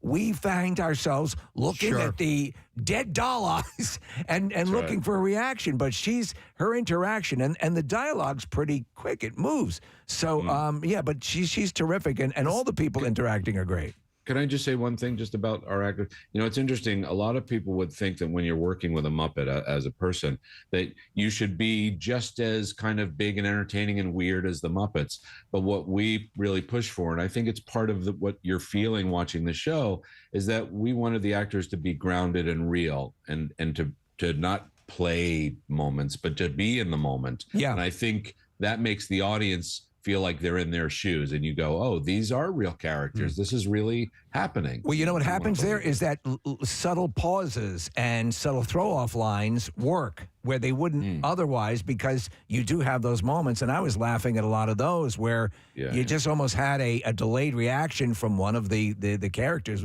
one of the band members, and that can sell a joke. So it's really well done. And again, so you have Linda Perry doing the music. Is she selecting the music that's played throughout the episodes, or how does that work? Because we know, like, one of the guys from Mumford and Sons, like on Ted Lasso, picks the music. How does it work in this situation? For the covers, the band doing the cover exactly. Yeah, that was actually that kind of came out organically as we were just writing it, and that was all from the writing room. That it's like, okay, we're doing a story about Floyd and how did Floyd find Animal, and what's the song that Floyd sang to Animal as a baby.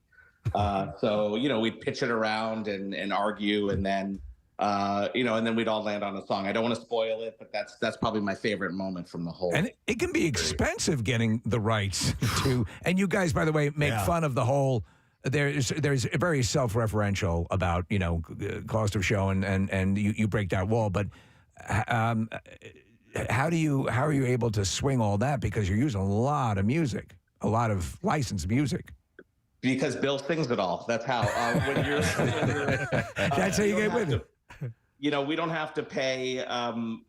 We didn't have to pay Kiss because it's the Mayhem Band performing it. So okay. It's half the price. All right. Well, that's the very licensing good. fee. Yeah, the licensing is you're paying for just the music and not the performer. All right. And by the way, our partner Jeff Yorks is in Encyclopedia of Music and brilliant. And I think part of it was he would just almost instantly have a suggestion, for the overall theme of an episode or something, or this moment, and a song would come to him, and we go, "Oh, well, there you go, and there it is." Perfect. You mentioned Floyd, obviously Dr. Teeth, Animal. Is Janice? Is that her name? The bass player? Yes. Okay, and then there's and Floyd is the sax. I'm trying to remember because I haven't watched the episodes yet. Zoot is great. There are so many. And Lips.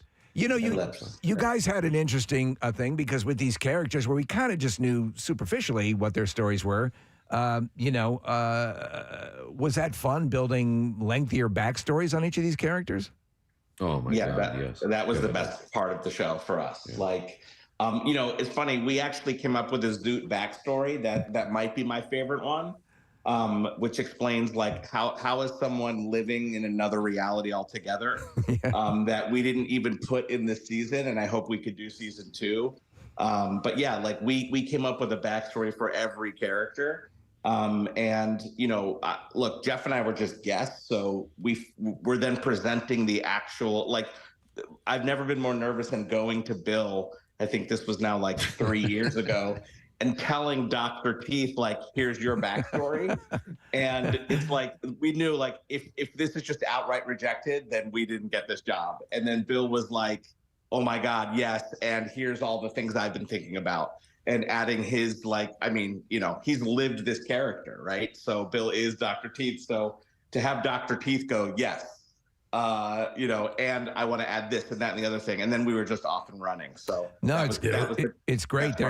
There's something that I really appreciated about it as well, is that it's, as I said, it has heart. So the band, the members of Mayhem are not just always punchlines. They actually interact with the humans, the cast members, the real human cast members, and will help affect their lives in positive ways as well. So they're actual fully drawn characters that are interacting on multiple levels. Yeah, well, for sure. Yeah. Yeah, and that was a kind of a hard sell to Disney, who like the people at Disney, the real high ups, just know they have a bunch of puppets, and we really, when we did our pitch, we're like, I think there was some concern, like, can a puppet make you cry? A human can, obviously. Like, when you're watching a human, you can get emotional from watching a human story. But we were like, we promise you that during this show, it's good. Like a puppet made of felt is going to feel like a living, breathing character. Very true. And that was, and that was like a sell that we kind of had to do, because I think before this, the Muppets are always just so funny. So the Muppets make you laugh, but can you really feel from like seeing their story? Yeah, so that was something we really worked hard at. I was just going to say, you notice that you would notice that there are moments and little beats to taking little moments and beats. And that adds to that emotion because Muppets don't have those facial features, right, as like people.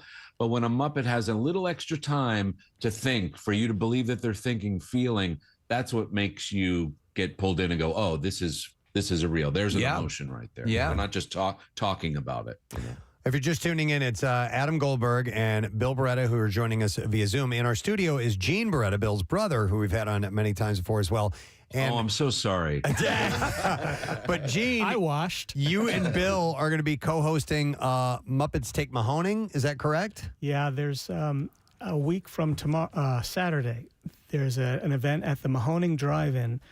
It's called Muppets Take Mahoning, but it's going to be really fun. Bill and I are going to be doing a live episode of our podcast. Which is really, really good, by the way. Thank you. Yeah. They're going to be showing a double feature of the Muppet movie, the original one, and the Muppets from 2011. Plus, we're going to have some video greetings from the Puppeteers, some Muppet collectible vendors there, some Muppet-themed snacks like Manama Nachos. Manama Nachos is brilliant. I'm going to do a DJ set and book signing and Muppet raffle, photo op setups, Muppet trailers, and a Rainbow Connection sing-along. Wow. So it's going to be pretty cool. I think for all three of you guys, hopefully you agree with this statement that the Muppets are certainly generational. You know, my favorite, I'm 47, my favorite Muppet movie is The Muppets Take Manhattan. My son's is the more recent one with Jason Segel. My fiance, who's younger than I am, her favorite is Muppet Christmas Carol. So, Gene and Adam and Billy, what is your favorite Muppet project of all time? Outside of this, obviously. Yes. Okay, without mentioning this, I like Muppet Treasure Island a lot. Okay. Yeah. What about you, Billy? Probably the first Muppet movie. Yeah. And Adam? Great Muppet Caper. The Great Muppet Caper. Yeah. What color are his hands now? You talk generationally. I mean, that's like, I was born in 76. So if you do that math, that's like when I watch it, that's one of the first movies I remember watching. And I also love the moment where they're all talking at the same time. And then Kermit screams for everyone to be quiet. And then Janice keeps talking about how someone was taking pictures of her without her shirt off. That's like my favorite joke of all time. So Can I just add real quick? Sure. If people want to learn more about this event, just go to mahoningdit.com. All right, Mahoning very cool. Drive-In. Yeah. Adam, I know you have always, or at least have been upset that there's not more very top-level Muppet collectible action going on. I mean, and so it's your mission to up the game on that, correct? Yeah, I mean, it's so hard because, Disney's such a giant corporation.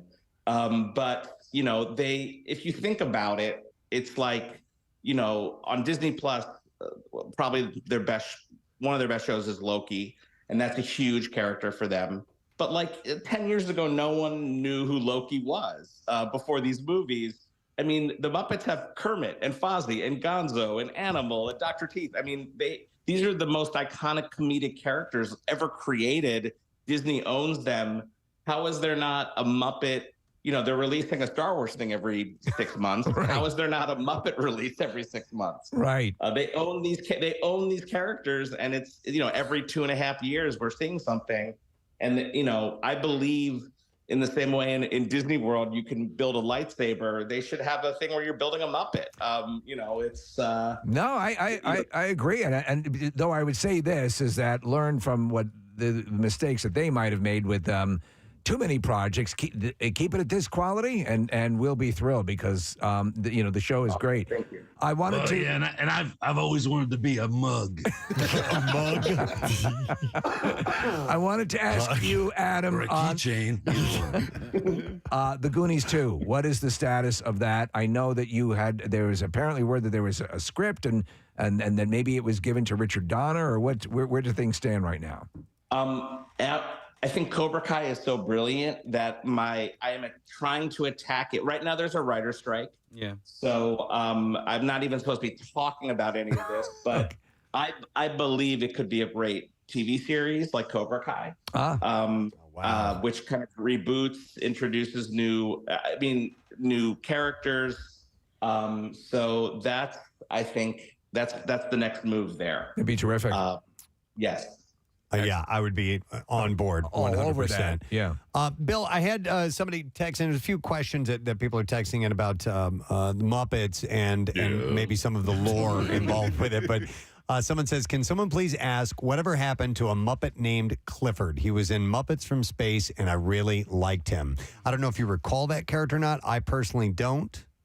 Oh, of course. Yeah. Clifford was performed by Kevin Clash, amazing performer who created Elmo.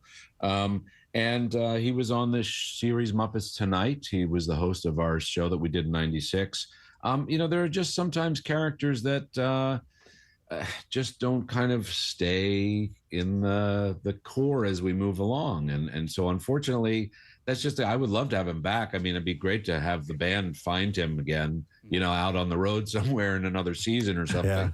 Yeah. I mean, he's around, but he just hasn't been brought to the front again. Lately. Do they do group testing to see which Muppets connect or not, or is it just a vibe thing? No, I think it's per project writing, when things come up. Yeah, it's nothing intentional. It's just sometimes just characters sit by the wayside for a while. Okay. Well, you got the reviews are terrific on this, and rightfully so. I really enjoyed it. Can't wait to. I was actually I paid the highest compliment earlier to the show when I was talking to Nick, and I said, I'm glad that there's a whole bunch that you can get the whole season right now, but I do like also having it parsed out a little bit so that you can break into your little discussion groups. But was I speaking out of turn, or would it be a breach of protocol to indicate whether season 2 is in the works? I wish we could say. We wish. Okay. I mean, the way it always works with Disney, with any streamer, is they just have to see if people show up.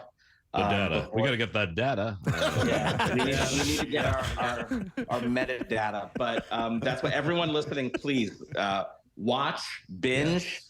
Play it as you're vacuuming in the background. Just keep it on. Just keep it on. Keep it on. Nothing goes together like art and data. So that's the only. It really is. That's what, if people really love the show and they want to see another season, it really is about just getting people to watch. I do want to say one thing, but being on a Zoom in a writer's room with Bill every day, obviously he's an amazing performer, amazing at voices. I wanted to have a Muppet at some point with a really thick Philly accent.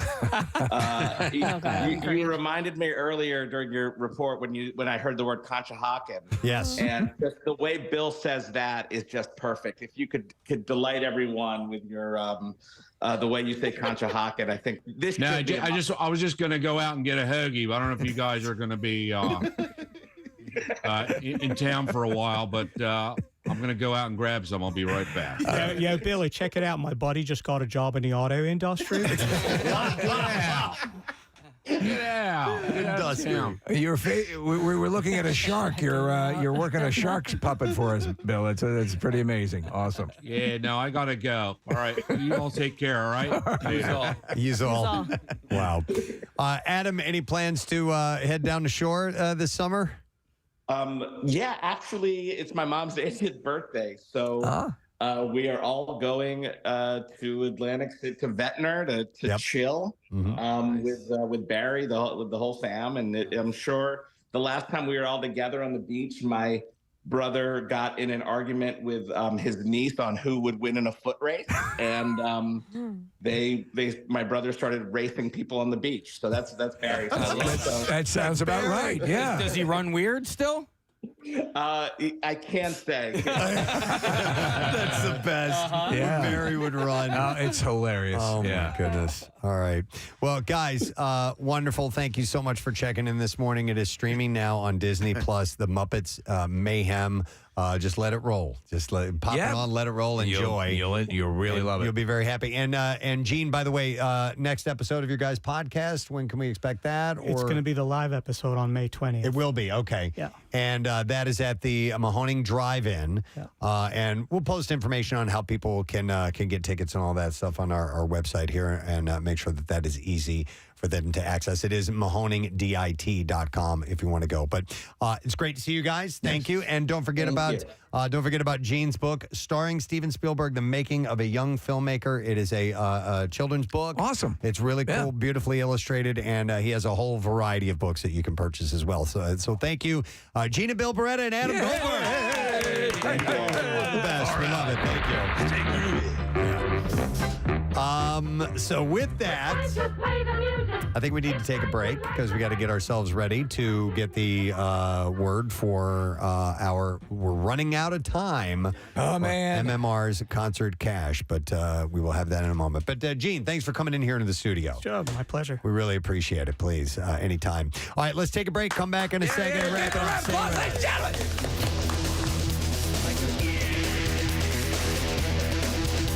Preston and Steve on 93.3 WMMR.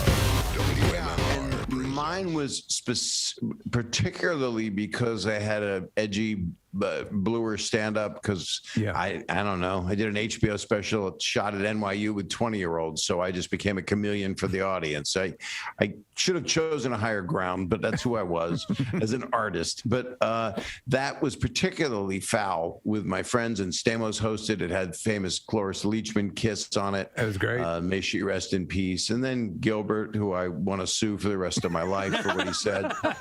And unfortunately, people see that and they think if people are joking about it, it's true. That's how herd mentality works. Yeah. And it's like, what? And I didn't say anything. I just sat there and eventually laughed. Sometimes there was actually, when I was doing it, Joel Gallen, the great Greg Giraldo, who I loved so much. Oh, he's one of the best. You guys loved him, right? Yep. Did you used to have him on? We had him on the show, and he's again in that the economy of words and the execution of the concepts were just unbelievable. What a loss. So there are a few times I've been nervous when people have come into the studio, when Norm came in, Greg, because I just respected, and you, Bob, obviously, people I respect so much, and he was just great. And he really, they talk about Jeff Ross and Jeff Ross is great, but to me, pound for pound, Giraldo brought it to those roasts. Yeah, and I think Jeff would agree, and we all agree. Greg was prolific and amazing, and he said I looked like the Vlasic pickle stork sitting there with those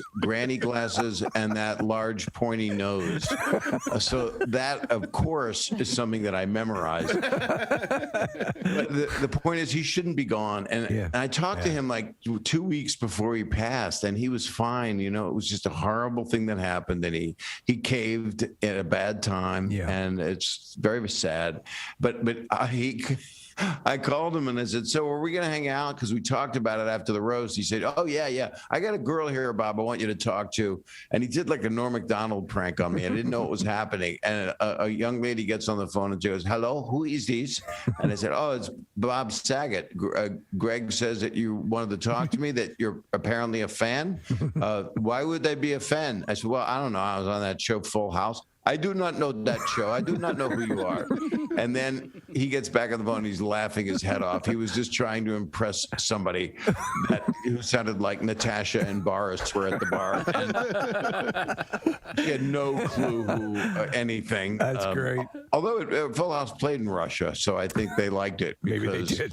Because we were of the right demographic. That's a nice thing to say in the morning. Hi, everybody. Have a great day. But I want to come into the studio next time I'm in there when I'm playing Philly, whether I play wherever, maybe the Tower again. Is the Tower going to open up? I don't know, man. We're hoping for everything. You know this town as well as anybody, Bob, and there's just so many great venues and the amount of people who are devastated by this, just on that level, and it's not even just the performers; it's the people behind the scenes and the sound people and all that. There's been so much stuff, and we've got to do, and we're trying to do. Everybody's sort of trying to vigorously do everything they can to get everything back up and running, because the charm of this area is that you always had so many shows and comedy venues and all that stuff, and the Tower is historical, So we hope. I'm hoping a lot of theaters, a lot of us are doing clubs because you can't get into a lot of theaters. But I'm playing a bunch of theaters and a bunch of casinos. And I mean, the Hard Rock one, Live Nation called, said we want you to be the first person to open it because we want it to be a festival that people can bring their kids to. I said, well, it's 21 and up and it's a casino. So right. Unless you got a 15-year-old with a mustache and a fake ID, it ain't going to happen. Are you just gonna be in and out to AC and then back, or are you gonna be able to spend some time in Philly? I mean, it's still restricted. No, I wish I could. Yeah. I've got to come back because I'm doing a show on a rooftop in San Francisco on 420 with a bunch of stoners. Nice. With Jeff Ross and a bunch of really, really funny people and proteges and friends of Dave Chappelle. So I'm doing that. And then I go back to Irvine, California. They're opening the Irvine Improv. But again, it's like a 500-seat venue. It's going to be 190 capacity. So half becomes... But it's not a drive-in. It's not a drive-in. It's not a drive-in. And 25% becomes 50%, becomes 75%, and we get back to it. And so it happens. Getting out there, man. I can't. It's hard to explain. I know Bill must have been excited. We have the same publicist, and Bill is over the moon. Going back, did he exude that, or was he exhausted from the press? We've had longer with you than we had with him. He had to get to quickly. He was like, I gotta go. There's another guy. I gotta call Detroit, and I'm really angry about this guy. I don't know who he is, but I don't like him. I don't think he talks like Joe Pesci. It was a good. He's literally. Please go ahead. Sorry. No. Yeah, that was spot on. But in fact, that's kind of the way he talked. But he's great. He's always been very, and with you again, let's people be reminded that you were been a participant in the Camp Out for Hunger, and you've been generous with your time and just donations and stuff like that. So you whatever you ask me to do, I will do it. I try to do everything I can to help as many people. You've been phenomenal. Yes. We appreciate I have been, and I will continue to be, even though Bill thinks I don't have long to live. Apparently, he has the best drive-in story because he said he did a drive-in, and instead of heckling, the lady drove off. He just drove off. Who was talking about that? I think Jim Gaffigan or somebody was talking about it. That just the quiet hum of an engine as the car just leaves. It's worse than someone walking out. It's worse than someone walking out. Yeah.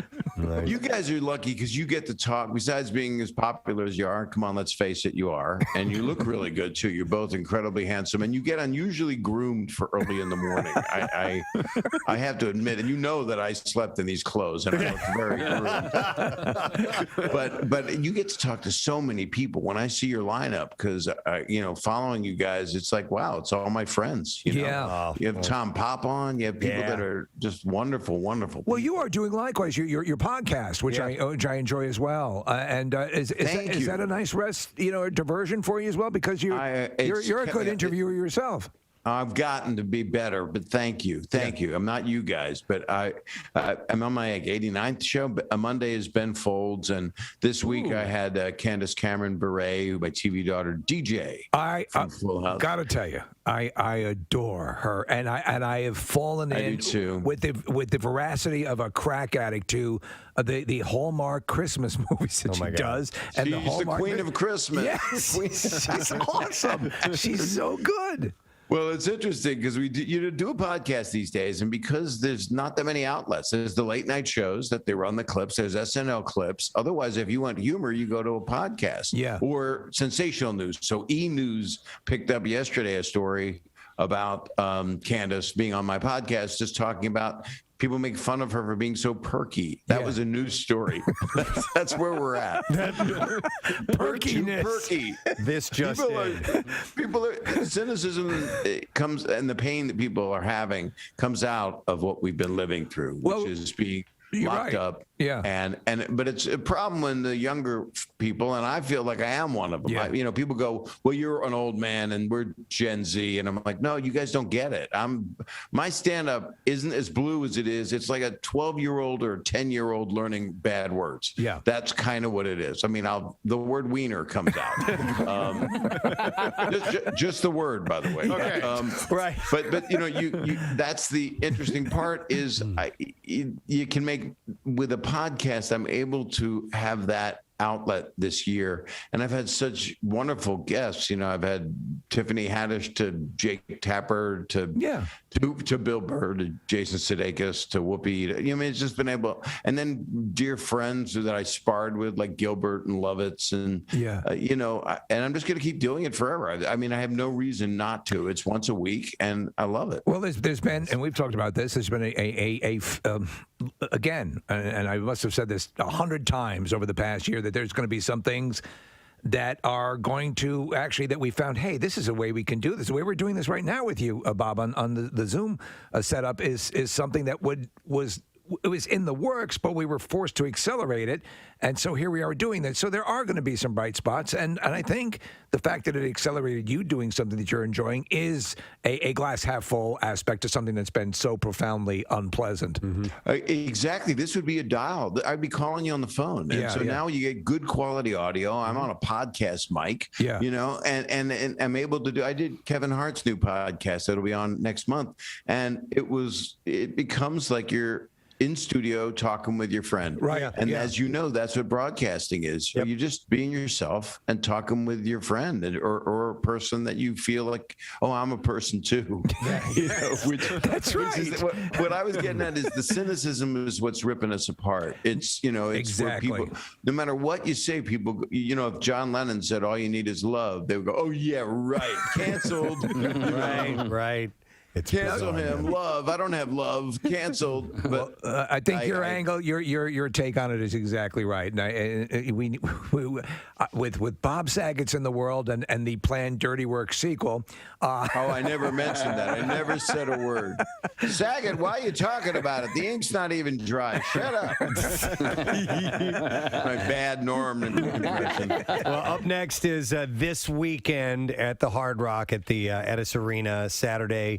There's 2 shows, 7 and 10 p.m., and you can get the tickets at bobsaget.com, and we'll post information and make it very easy for you to do that. Bob, it is always wonderful to have you on, man. You guys are so great, and I will want to be in studio again. When I come home to Philly, I want to hang out with you guys for about 3 or 4 days. We can do that. I was going to say all morning, but, you know. 3 or 4 days? 3 or 4 days works. We can make that happen. Look at how groomed you are. You're going to smell good. I'm fine with it. The worst is when you show up, you know, and you're in some New York Sirius radio station, and wow, I shouldn't have said that. No, but everybody's got BO because they're a morning shock radio, and they're not. You guys are clean. We're clean. Only one of us is BO.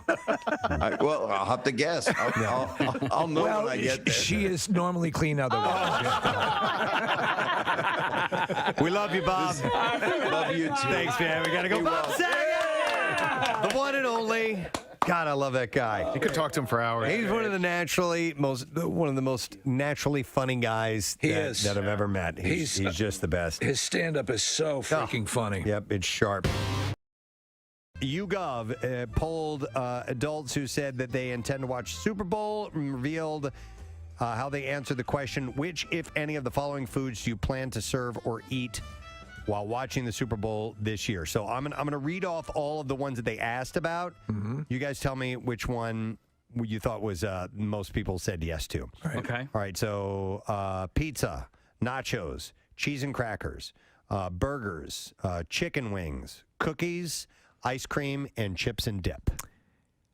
What was the number one of those? Yeah. What do you think? I mean, the one that usually gets I believe, is probably the wings. I would go and pizza. Yeah, no, really, I would go pizza less. I would probably normally I would have gone with you with the wings, but I think chips and dip is probably the number one. All right. Anybody else? Yeah, I think chips and dip too. Yeah, chips and dip. It is chips and dip. Chicken wings is second. Pizza's third, Case. There you go. Pizza's way up there. We're very good at this. Now it's set. Now, okay, and then it says nachos. That's chips and dip. That's kind of just I count that as chips and dip. I mean, it's not technically dip. It's a combo of chips and dip. Yeah, This is the worst list ever. It makes it, but it's its own category as a result. And I guess because nachos, it's like bronze. Yeah, it's like what? It's like bronze. You know, it's like you combine copper and zinc, you get bronze. Are people eating bronze for Super Bowl? No, I'm making an really analogy. Yeah, that's what Transformers eat when they watch the Super Bowl. This is excellent bronze. Here, dip it in this aluminum. Honey, more platinum, more platinum.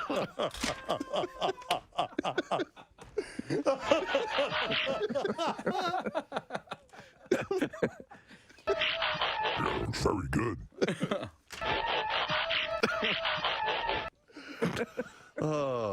Yeah, I didn't. Okay, I had no idea. I want to make a clarification going back to the bronze Please joke. Brass is copper and zinc. Oh, my gosh. Bronze is copper and tin. Are you sure this is bronze? It tastes like copper and zinc. We had a beautiful sunrise this morning. I mean, and it was great because, as Nick noted, as I looked outside, it was like 6:05 and there was daybreak, and that's a wonderful thing for us early risers, starting to see the sun that early in the day. Well, the exact moment that the sun creases the sky every morning, people don't know this, but Kathy stands in a pentagram and slits a chicken's throat. Yeah. Oh my God. Hey, we get to eat chicken for breakfast. So. It's good. Yeah. Also, it stays darker later. So Stays darker later? I mean, stays lighter later. Longer, yeah. It stays later darker. Oh my God. No, because I noticed that yesterday too. It was 6-ish, and it was still nice and bright out. Yeah. This is good. Lighter later. Yeah. It gets darker later. It stays lighter later. It dark. It gets lighter. Dark. Thank you, Kath. Hey, before we go to the bizarre file, we have a couple of minutes, and I wanted to say hi to somebody who Casey and I have doing some charity work with for many years, and he just happened to stop by. We couldn't make his golf outing this year, but he brought by the little tchotchke bags that you get. I don't even play, and he brought a bag for me. It's awesome. And by far the best tchotchke bags of any event No doubt. we've ever been a part of. The event we're talking about is called the Drive for Autism. It was just recently in Delaware, and he's just an awesome guy. And we want to welcome Artie Kempner to the show. Thank you, guys. By the way, the coordinating director of Fox Sports.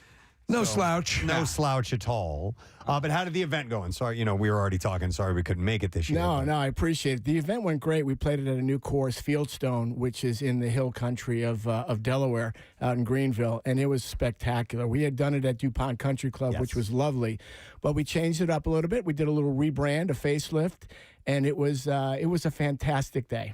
That part of Delaware is gorgeous. Yeah. I never knew that until I have a friend of mine who belongs to a club called Bitterman, which is by there. And driving out there the first time, I'm like, this is gorgeous. We just played that song by Pearl Jam, Bitterman.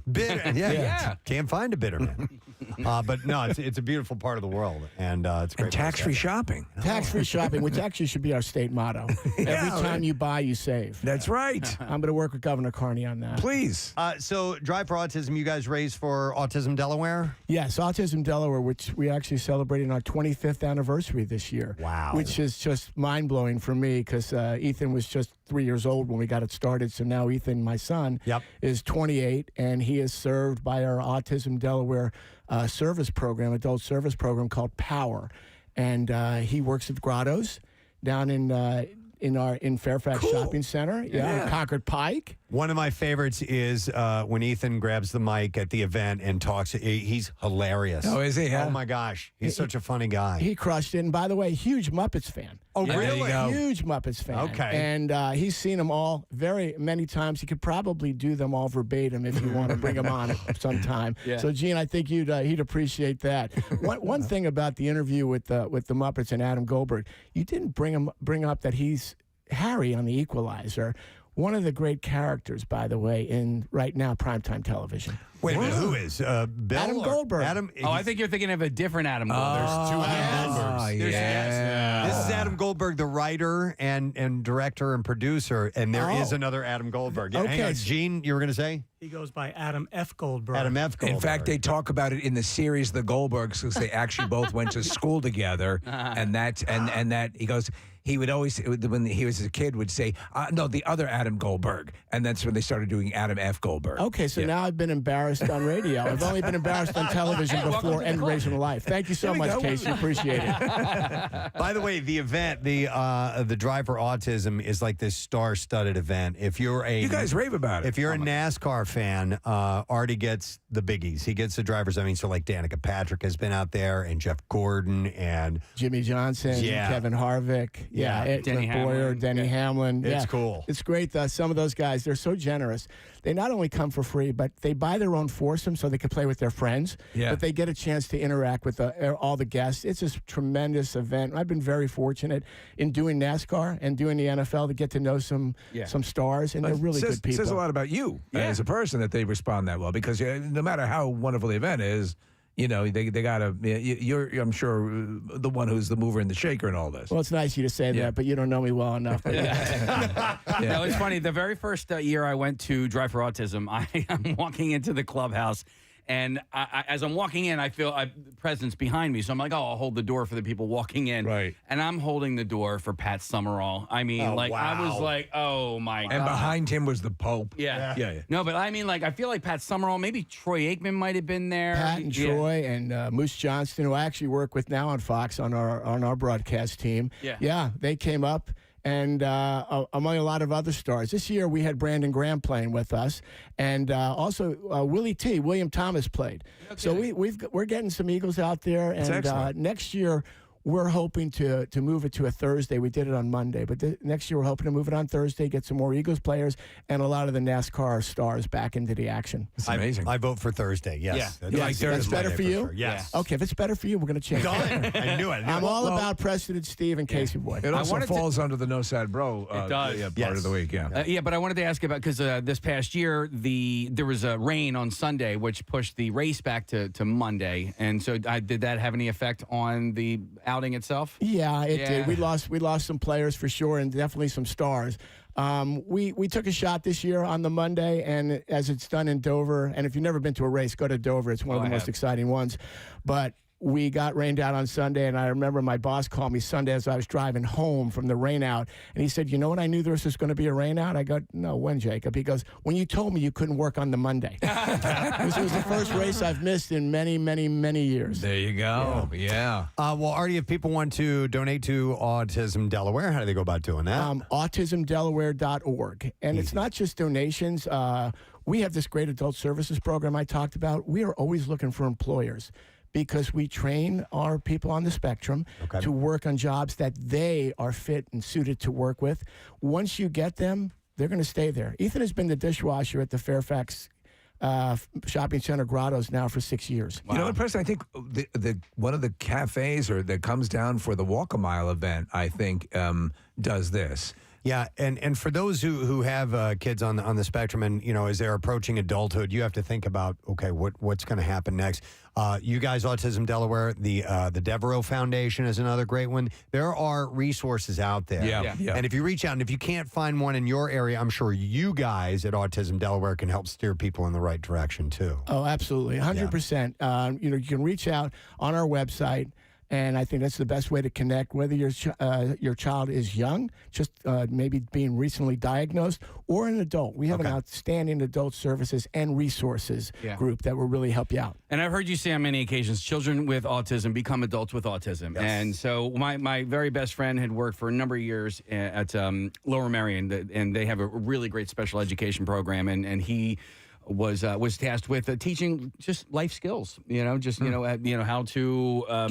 get along and live in this world, and what it does is it prepares these children for adulthood. Absolutely. And then, look, we know that. My son is now 28. Yeah. Who could have thought when he was 3 years old that I was going to be here on the radio station talking about what he's doing as an adult, living a fulfilling life. He's a taxpayer.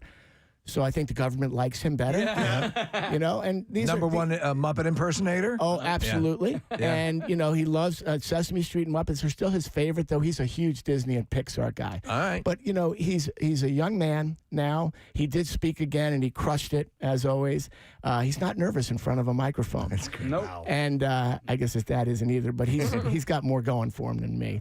But it's kind of a great thing that we're doing. 25th anniversary of Autism Delaware. We're going to have a big shindig down on November 11th in Dover. So if you want to get involved as a volunteer, as an employer, or donate money, autismdelaware.org is the place to go. We'll make sure the information is represented on the website. Absolutely. All right. Thank you, Artie. Thanks for bringing by the goodies. We appreciate it. Oh, it's my pleasure. Thanks for having me. See you. Artie Kempner. All right, so we have 3 minutes. Yeah, 2 minutes. It's almost 58 right now, so we got a second. What do you want to mention? Well, Case? so on the heels of what we were just talking to Artie about, Press, I wanted to recommend this place to you because you sometimes will be found in Wildwood Crest, but there's a new place called Brandon's Pancake House and Ice Cream Parlor, and they really do cater towards families and children with autism, and even on their not billboard, but on their sign, it is a heart with the jigsaw pieces. Right. So they are very much involved with autism and raising money and awareness. And pancakes. As well. So if you're interested in getting some breakfast or ice cream or whatever, why would I recommend going to Brandon's? Very nice. And if you are in Wildwood or going to be in North Wildwood, just a reminder that the live broadcast is taking place at Keenan's. A wholly other type of charity. It is. It's rapidly approaching. It's Friday, May 26th, and we're doing the countdown to Keenan's, by the way. And probably tomorrow, I guess we're going to give away another Cut the Line pass and a VIP table with a bucket of Coors Light and then a case of Coors Light for you to take home for your beach house, which is pretty sweet. It is a great time. We're really looking forward to this, especially with the 25th anniversary of the show. Yes. And then yesterday during a meeting, just to give you a little tease, we kept saying, no, it needs to be more disgusting. That's all I'm going to say. And that's what we're working towards. So we're getting the little pieces in place for what all is involved with that particular soiree. And we want to stress to those, we want to get people who have only been alive, who have only known the Preston and Steve show. We have never not existed. So 25 and younger. We want to understand your misery. Yes.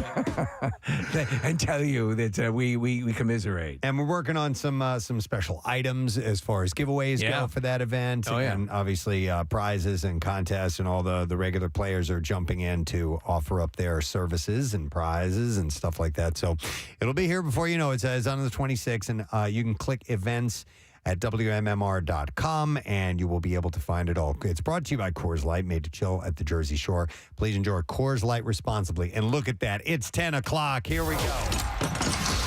MMR's Concert Cash. Now, here's your Concert Cash keyword. All right, the word is choice. CHOICE. It is so choice. You have until 15 minutes after the hour to enter it. And you can do it on the contest page, WMMR.com, through the MMR app, or you can text it to the special contest short code number, which is 45911. And one random entry wins $1,000 in our company-wide contest. And all MMR winners get 2 tickets to MMRBQ Saturday, September 16th. Tickets are on sale now. And winners will get a call from Beasley. Make sure that you answer your phone. Contest rules at WMMR.com. For MMRBQ details, text FINALLY to 39333 for a link to the info. It is sponsored by Meineke. So let me give you that word again. It is choice, CHOICE. WMMR presents Preston and Steve's Bizarre File. All right, this morning it is brought to you by Coors Light. Join us, the Preston and Steve Show, live from Canaan's North Wildwood, Friday, May 26th for the official opening of the Jersey Shore.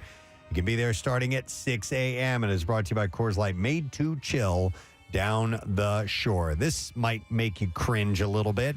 An Arkansas mother was shocked after a discovery was made in her toddler's ear. Jessica DeLoach and her family had recently moved to a new home in the woods.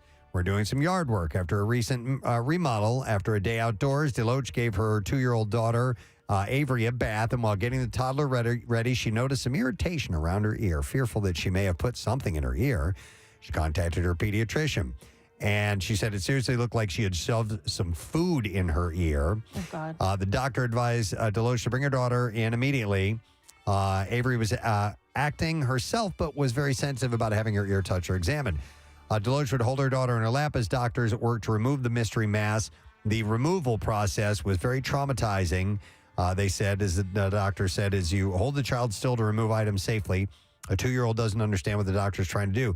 They worked carefully to clear Avery's ear, discovering a few ticks inside of her ear. So ticks were inside. How many ticks? It doesn't say, but there were a few ticks inside 4. the toddler's ear, and I guess they were embedded. Oh, and my God. They had to get those out. So that is, I've never heard of them in there. I've heard of them once finding a bear cub. Oh, but that okay. was, they're actually more pleasant than when, ticks. When I was a kid, I had one on my nuts one time. You told us, yeah. That was fun. Yeah, I can handle this, guys. That did not traumatize me at all. Wow.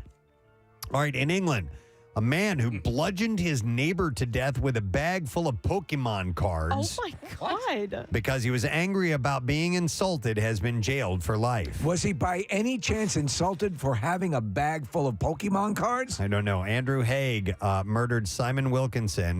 This took place in England in a ferocious and brutal attack outside of an apartment. Haig also punched and stamped on the father of one in a sustained assault witnessed by horrified neighbors. I mean, he beat the guy to death. But no indicators to what set him off. No, they said that he most likely suffered from a psychotic disorder. He said it had spotted dick. That was exacerbated by cannabis use and had stopped taking his medication before the killing. You can't do that. He had been involved in a number of arguments with neighbors before he confronted Mr. Wilkinson. Oh, there's your bag of Pokemon cards. After telling Mr. Wilkinson to come out here and fight like a man, he attacked him with a bag containing 4 or 5 tins of Pokemon cards. I want to fight you. So yeah, that's a hackneyed. Come out here and fight like a man.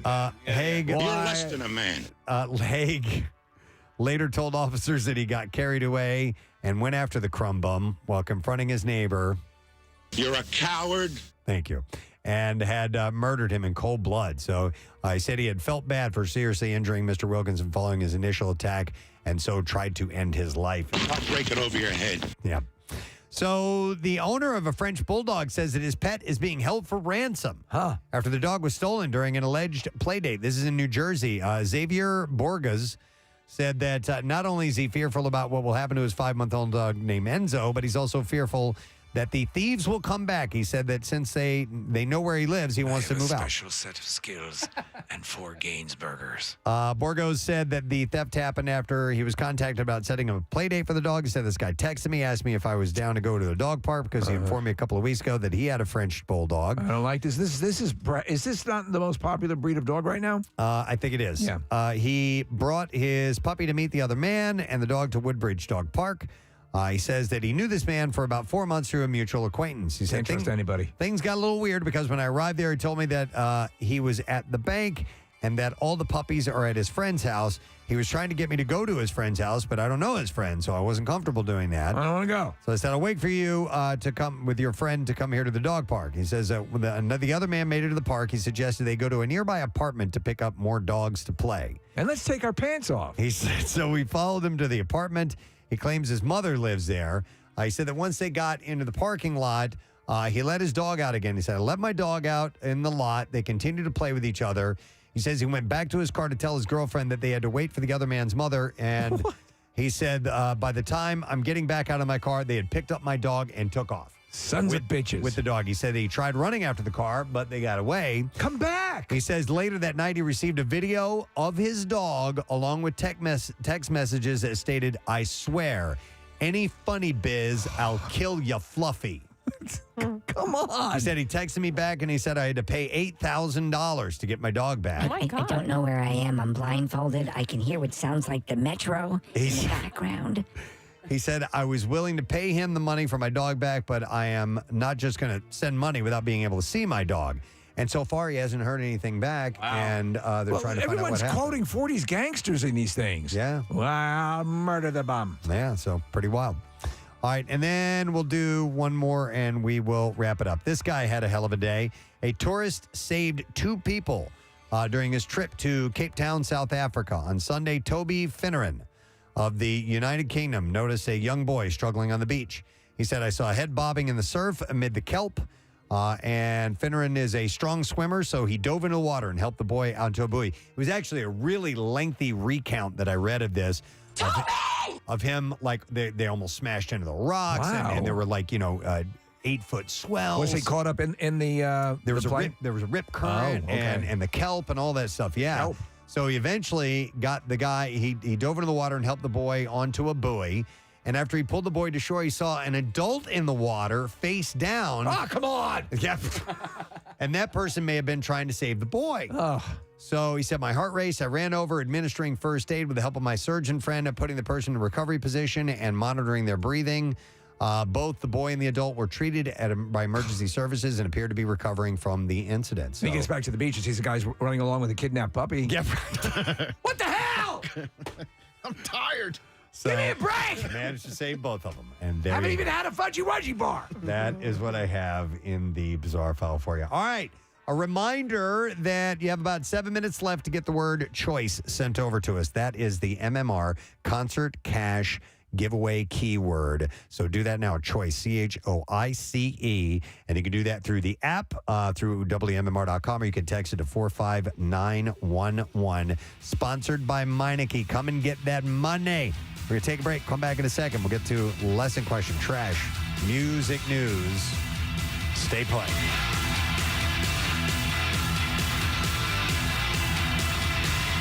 And Steve on 93.3 WMMR. Were you laughing at how happy he was at himself for doing that? The audio. Yeah, it was my quick story. Yeah, that was his joke. Preston, I'm going to tell you a quick story. Wow. If only. I love it.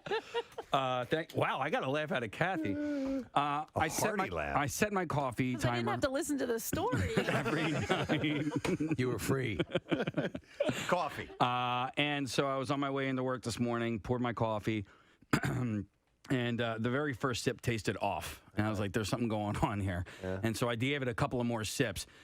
It just tasted like dishwashing liquid. It was like Palmolive. So Yeah, I've had that happen. And it just, and I need those 20 ounces to wake up on my way into work this morning, and I didn't get that. Oh, so you tossed it out and bailed on it, didn't make another cup? I thought maybe I was going to die from poisoning or something like that, so I decided not to drink You it. don't ever finish a cup of coffee that you feel has been poisoned. Right? Yeah. Yeah.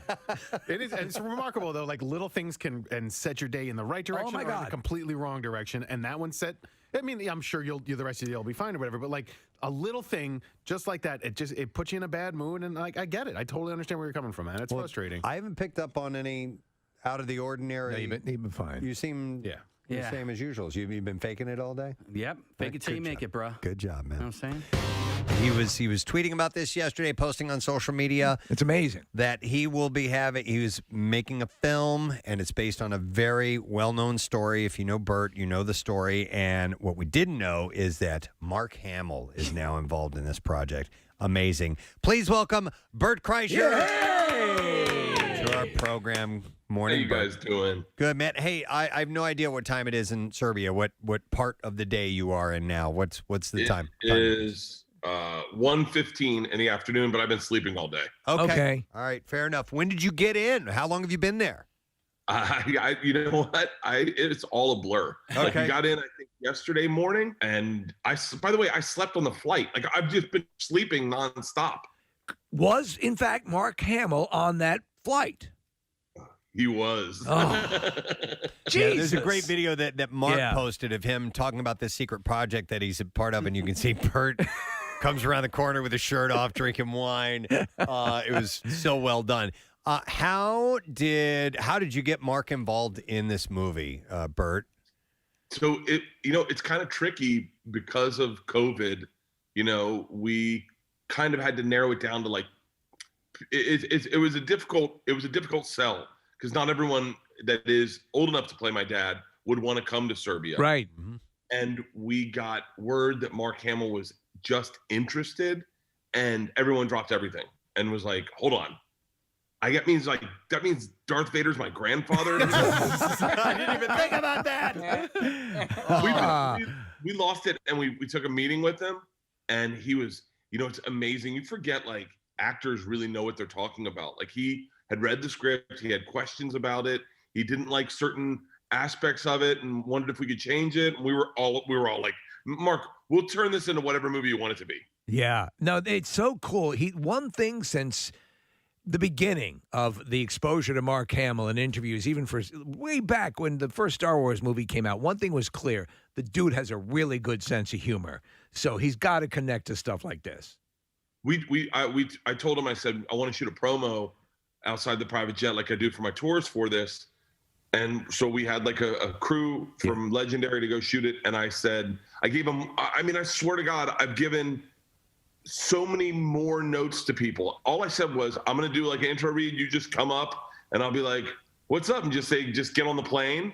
And I'll go, hey, I thought we could do that. And then just cut me off. We did one take and it turned perfectly. I sat with the executive from Legendary and I go, okay, I can't tell if that's because he's such a great actor or did we just get lucky? Like, Well, Bert, you strike me as somebody that not much rattles you, but maybe you'd be not intimidated by Mark, but are you blown away by the fact that he's in this movie with you? Because he is legendary. He is Luke Skywalker. We watched Star Wars the day before I left with my kids. Yes. And my daughters are like, I cannot believe that's going to be Papa. Like, I cannot believe. He is the reason I got into movies. Like, it's not lost on me at all. Wow. So a couple things you mentioned. Is Legendary behind this? Are they is it the company? So they're on a huge roll. And is this a Netflix movie or is it okay? It's no. I know you can see me. I just shook my head as if we're not doing radio right now. Full theatrical release. We want to put it in theaters. Yeah. Yes. Dude, that's awesome. It's so cool. And so the fact that this, I was thinking about this when the whole idea of the machine, the movie came up. This was such a part of your embryonic act early on, and what you would talk about in the story is just incredibly. People never get sick of hearing about it, but this will now give you the opportunity once it's done. When people ask about it, you can just say, "Watch the movie," because how many times have you told the story? This isn't the origin. This isn't that story, though, isn't this? It's a little bit past. It's a follow up to it, Bert. So we had pitched versions of the story to a bunch of different places, and we went into Legendary, and this guy Kale, who is a guy who I ran into like 9 years ago, and he saw me do stand-up once in Burbank, and he gave me his card, and he goes, I want to do a movie with you. Wow. This is like 9 years ago. And now I'm in his office, and he goes, all right, you got to do one movie. He's like, I want to do a movie with you. What movie do you want to do? And I said, well, if I got one movie to do, it's The Machine. And he goes, how would you tell that? And I go, I got to be honest with you, Kale. I don't know. I said, my biggest fear is I'm going to get hired for a corporate one day, and I'll get there, and they'll go, just tell The Machine. And it'll be the Russian mafia. And he lit up and he goes, say no more, say no more. Wow. Let's do this movie. And so based off that little pitch, we got writers attached, then a director, and then all of a sudden everything kind of built off of that. The director is Peter Antencio. Is that how it's pronounced? Peter Intencio. Intencio. So he's from Key and Peele, and he did the movie Keanu as well, right? Yeah. The guy's... And then you forget, like, he really puts the work in. Like, I'm doing a wardrobe fitting the other day, and they're like, well, he sees a lot of oranges in this movie. And I was like, he's thinking about colors?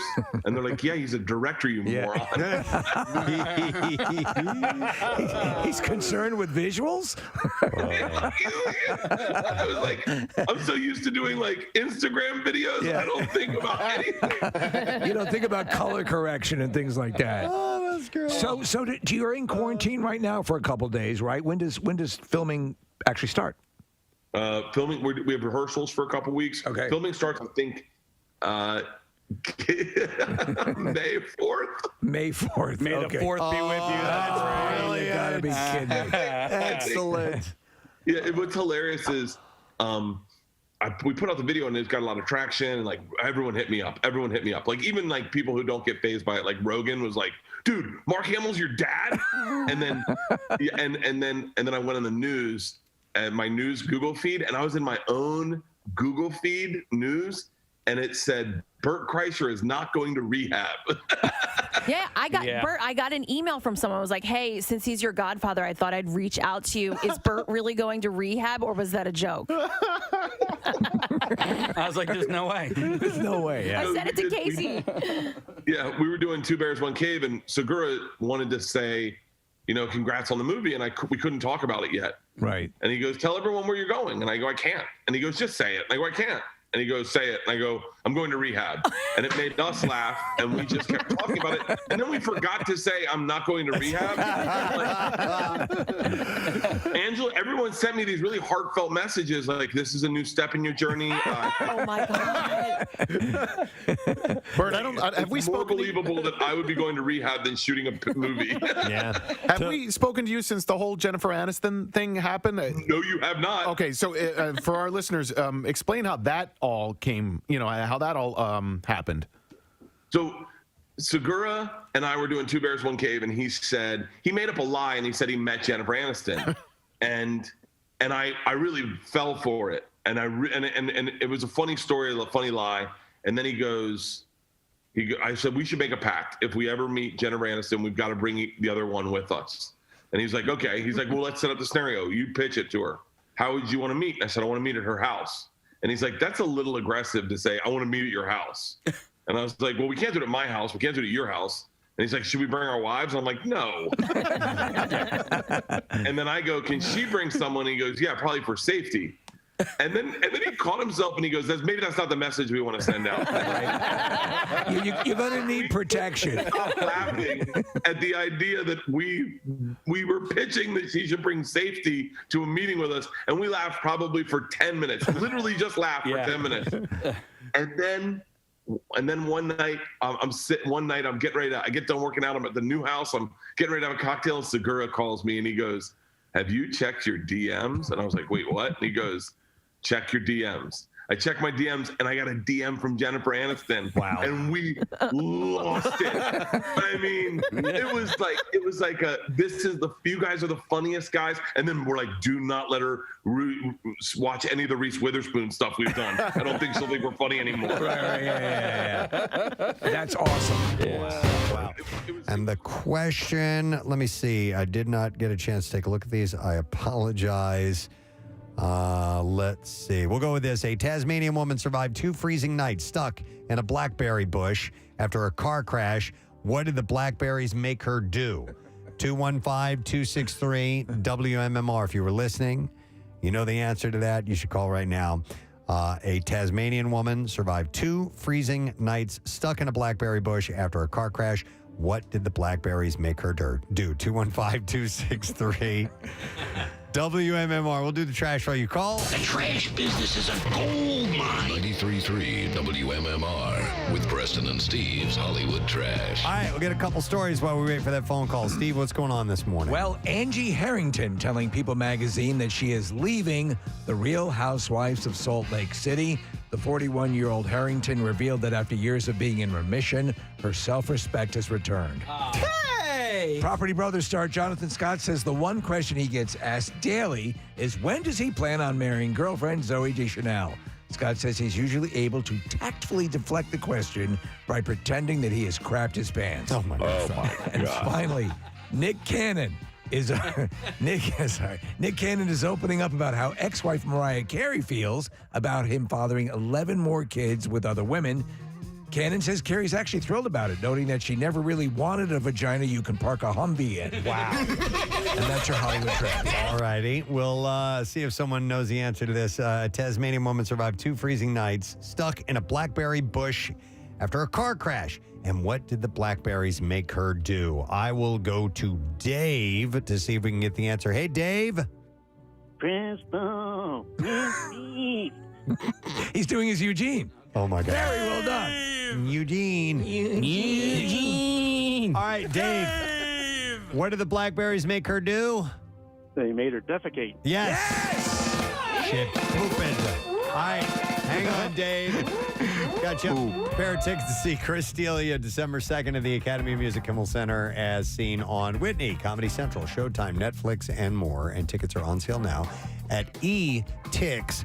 Now, Preston and Steve's Music News on 93.3 WMMR.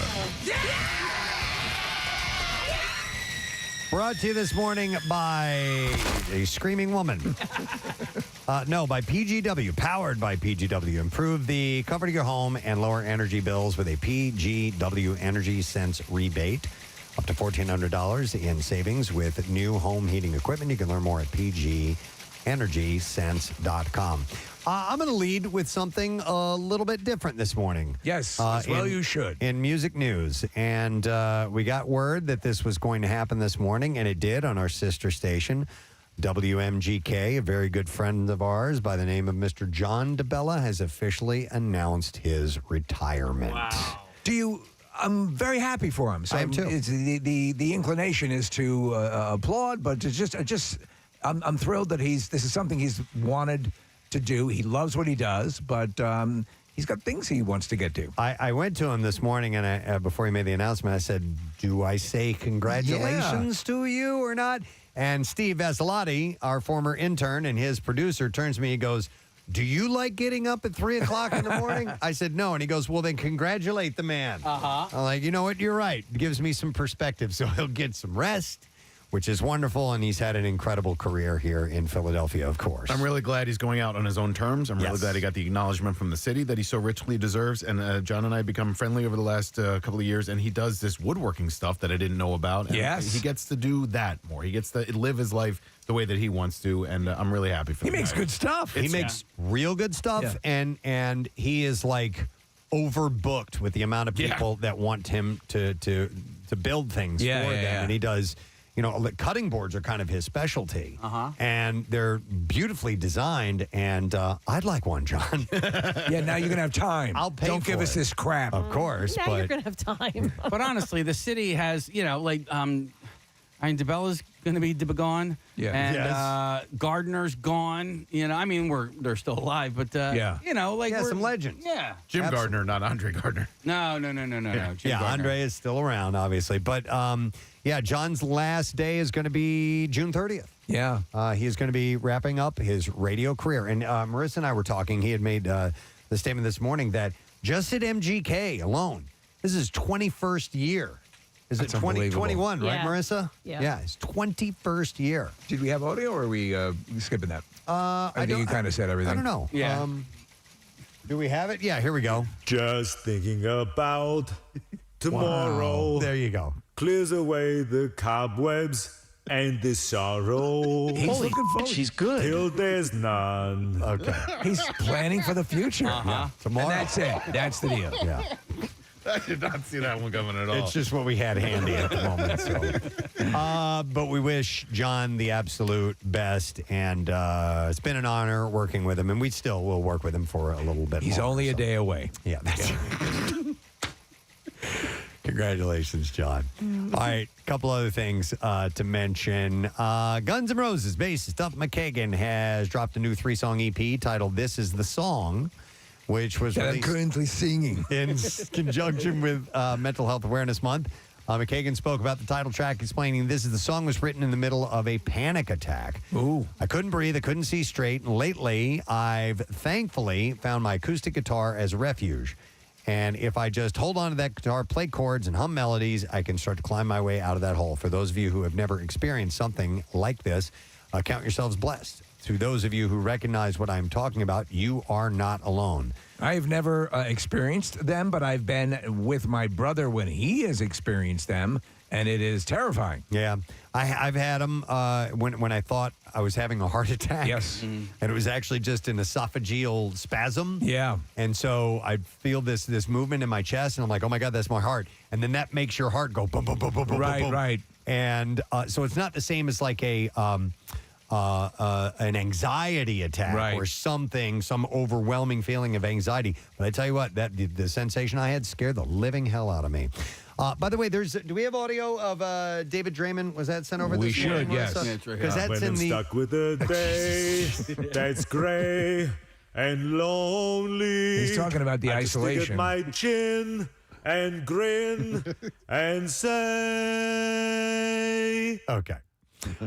No, David Draymond was talking about During the concert that he was giving recently, and he went in and talked about depression, and he makes an addiction, and he makes an admission about what happened recently in his life. Yeah, are we waiting? It's ready to go. Oh, it's there. Okay, let me play. For real. Yeah. This is it for real? All right, this is part of it. Hang on a second. I'm tired of losing everybody I love to depression and addiction.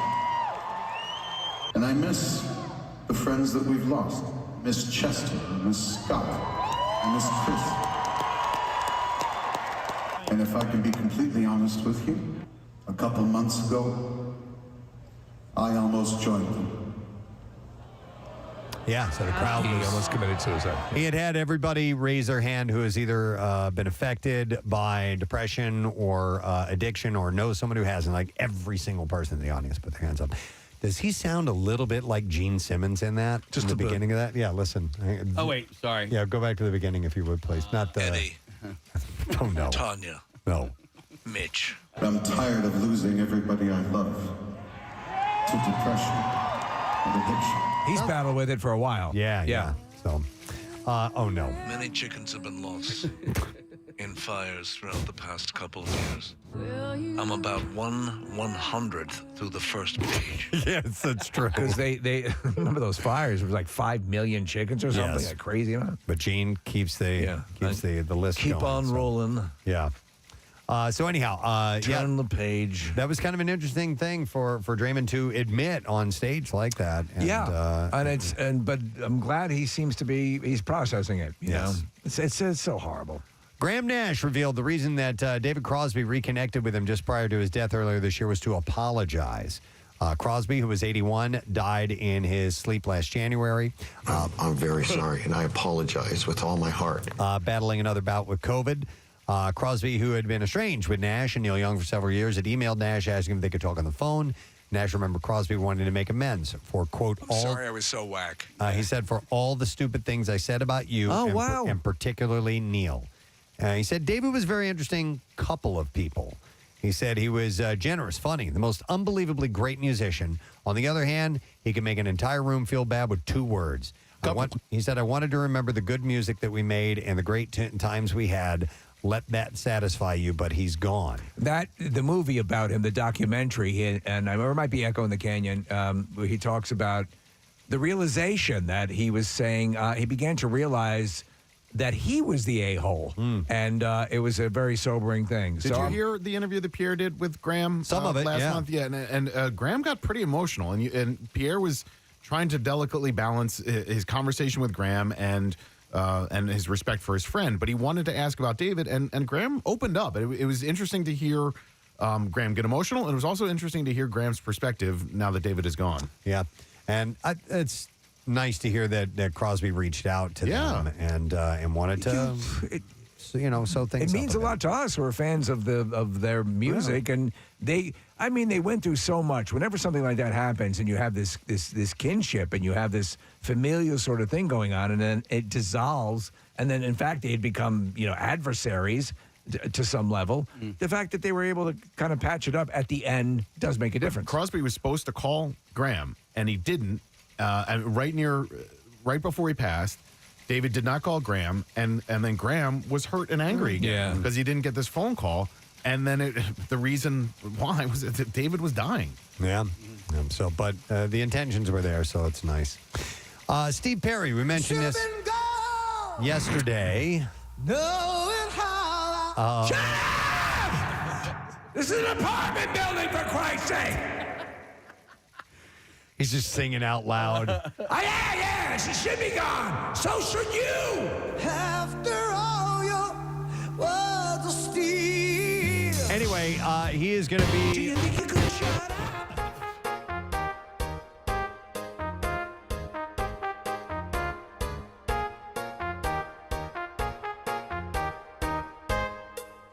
He wrote about it on Facebook. He said, I am so thrilled that everyone is as excited as I am about Dolly's new record. I have been a Dolly Parton fan for years and years, and to sing one of my songs with her was truly a thrill. When I first got the track, I could not believe how strong and amazing her voice was.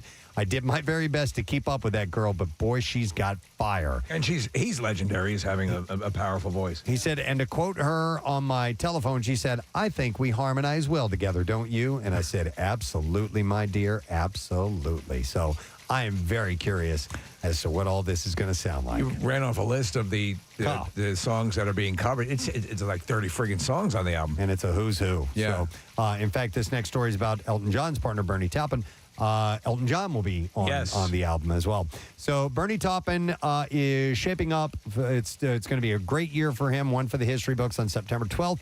He will publish his eagerly anticipated memoir called Scattershot, Life, Music, Elton, and Me.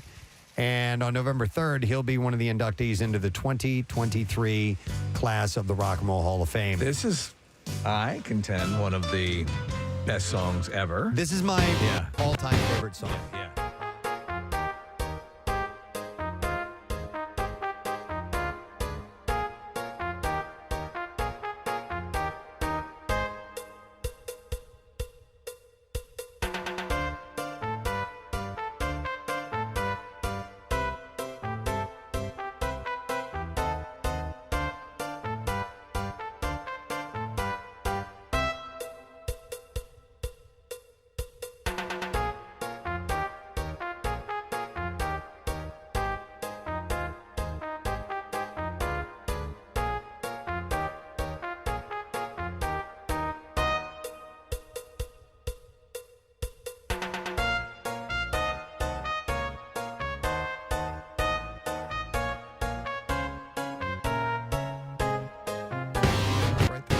Take a break. We'll come back in a second. Pierre Robert should be here shortly, and we'll get the letter of the day for the Word of the Week prize and move out of the way. Stay with us. We'll be back in a moment.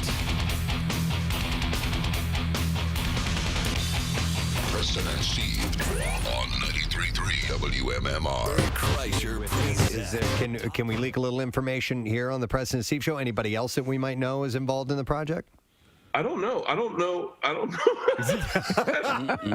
how to say their names. Are you using a lot of local actors or actors from Europe that we might not be familiar with? Yeah. Okay. We're using a lot of them. The guy playing Igor is awesome. I mean, if I send you his video, I'll send you his video. Yeah. If I can get it today, I'll send it to you, and you will fall in love with this dude the second he says the machine. Okay. That's my favorite casting probably that I've seen.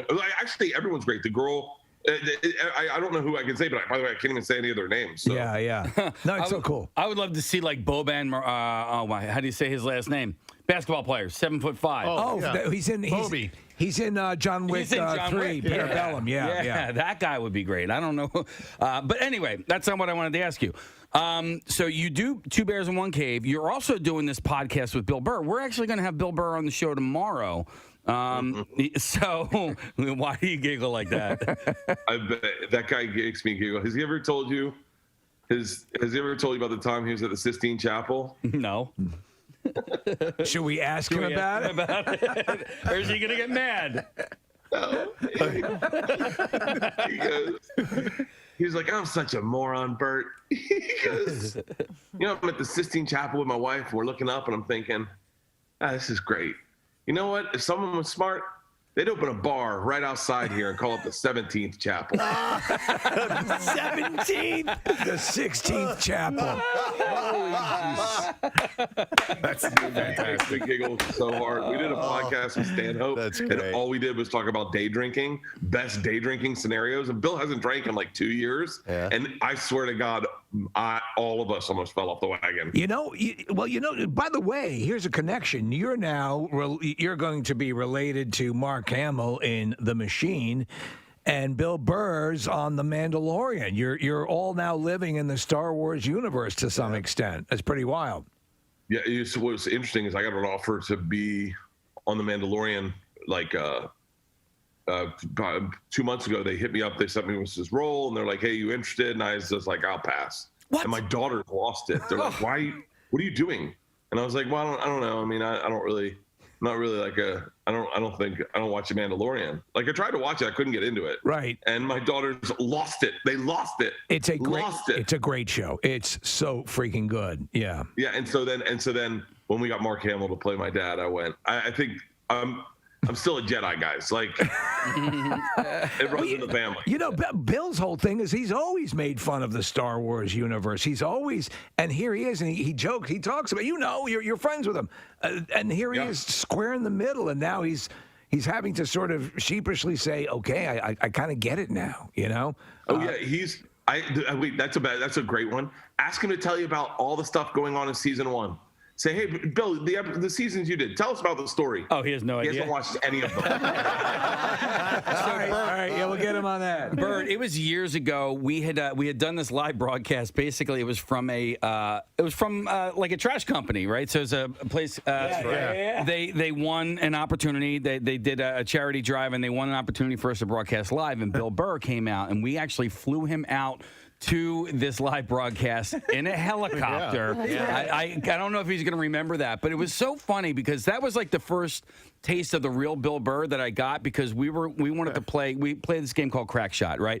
And Crack Shot is listeners call up, give us trivia questions. If we get it wrong, we get shot with a BB gun. And so we wanted him to be the shooter. And he's like, no, I'm not doing it. No, I don't want to do it. He's like, you know, I was like, oh my God. I'm like, this. I think we just offended Bill Burr. Like, this is like shooting people with a BB gun is beneath him. He's like, nah, I'm not doing it. Yeah, we weren't shooting him. No, he was wanted going to shoot us. Yeah. But still, he didn't like it, so that was fine. Yeah, it apparently didn't hurt his career, so he's doing fine. Yeah. So how long will the shoot be taking place for the machine, Bert? 3 months. 3 months. Okay, wow. Is your family coming out at all? My wife is. Yeah. She comes out in like 2 weeks, and then I wanted the girls to come out, but everything's still kind of weird with COVID. Yeah. I wanted to go through Europe with them. I was like, we're never gonna get this opportunity again. Did she get the Gulfstream 550 treatment too, or will she be flying? You're laughing. Lufthansa. Yeah, there you go, Coach. Take the loofah, honey. Should be flying standby. If you think about this, Bert, listen, this has been a traumatic, horrible year for the planet as far as, all the stuff that's been going on. But you have been on a career high. Yeah. You have been on fire. It started with your Netflix special, the Go Big show, the Cabin show. Every time you turn around, you got something out. Now you're in production on the machine. Have you had time to pause and process how things are going? In light of all that's not going right, you are the one shining beacon. I had a great 2020. I don't know what everyone was I mean, I wouldn't be surprised if Harvard Medical School actually called you to give a talk on how to properly set a bone in somebody's arm based on what you did for Tom Segura. Yeah, Tom blew out his knee and broke his arm. I had a great game that day. I don't know what he's talking about.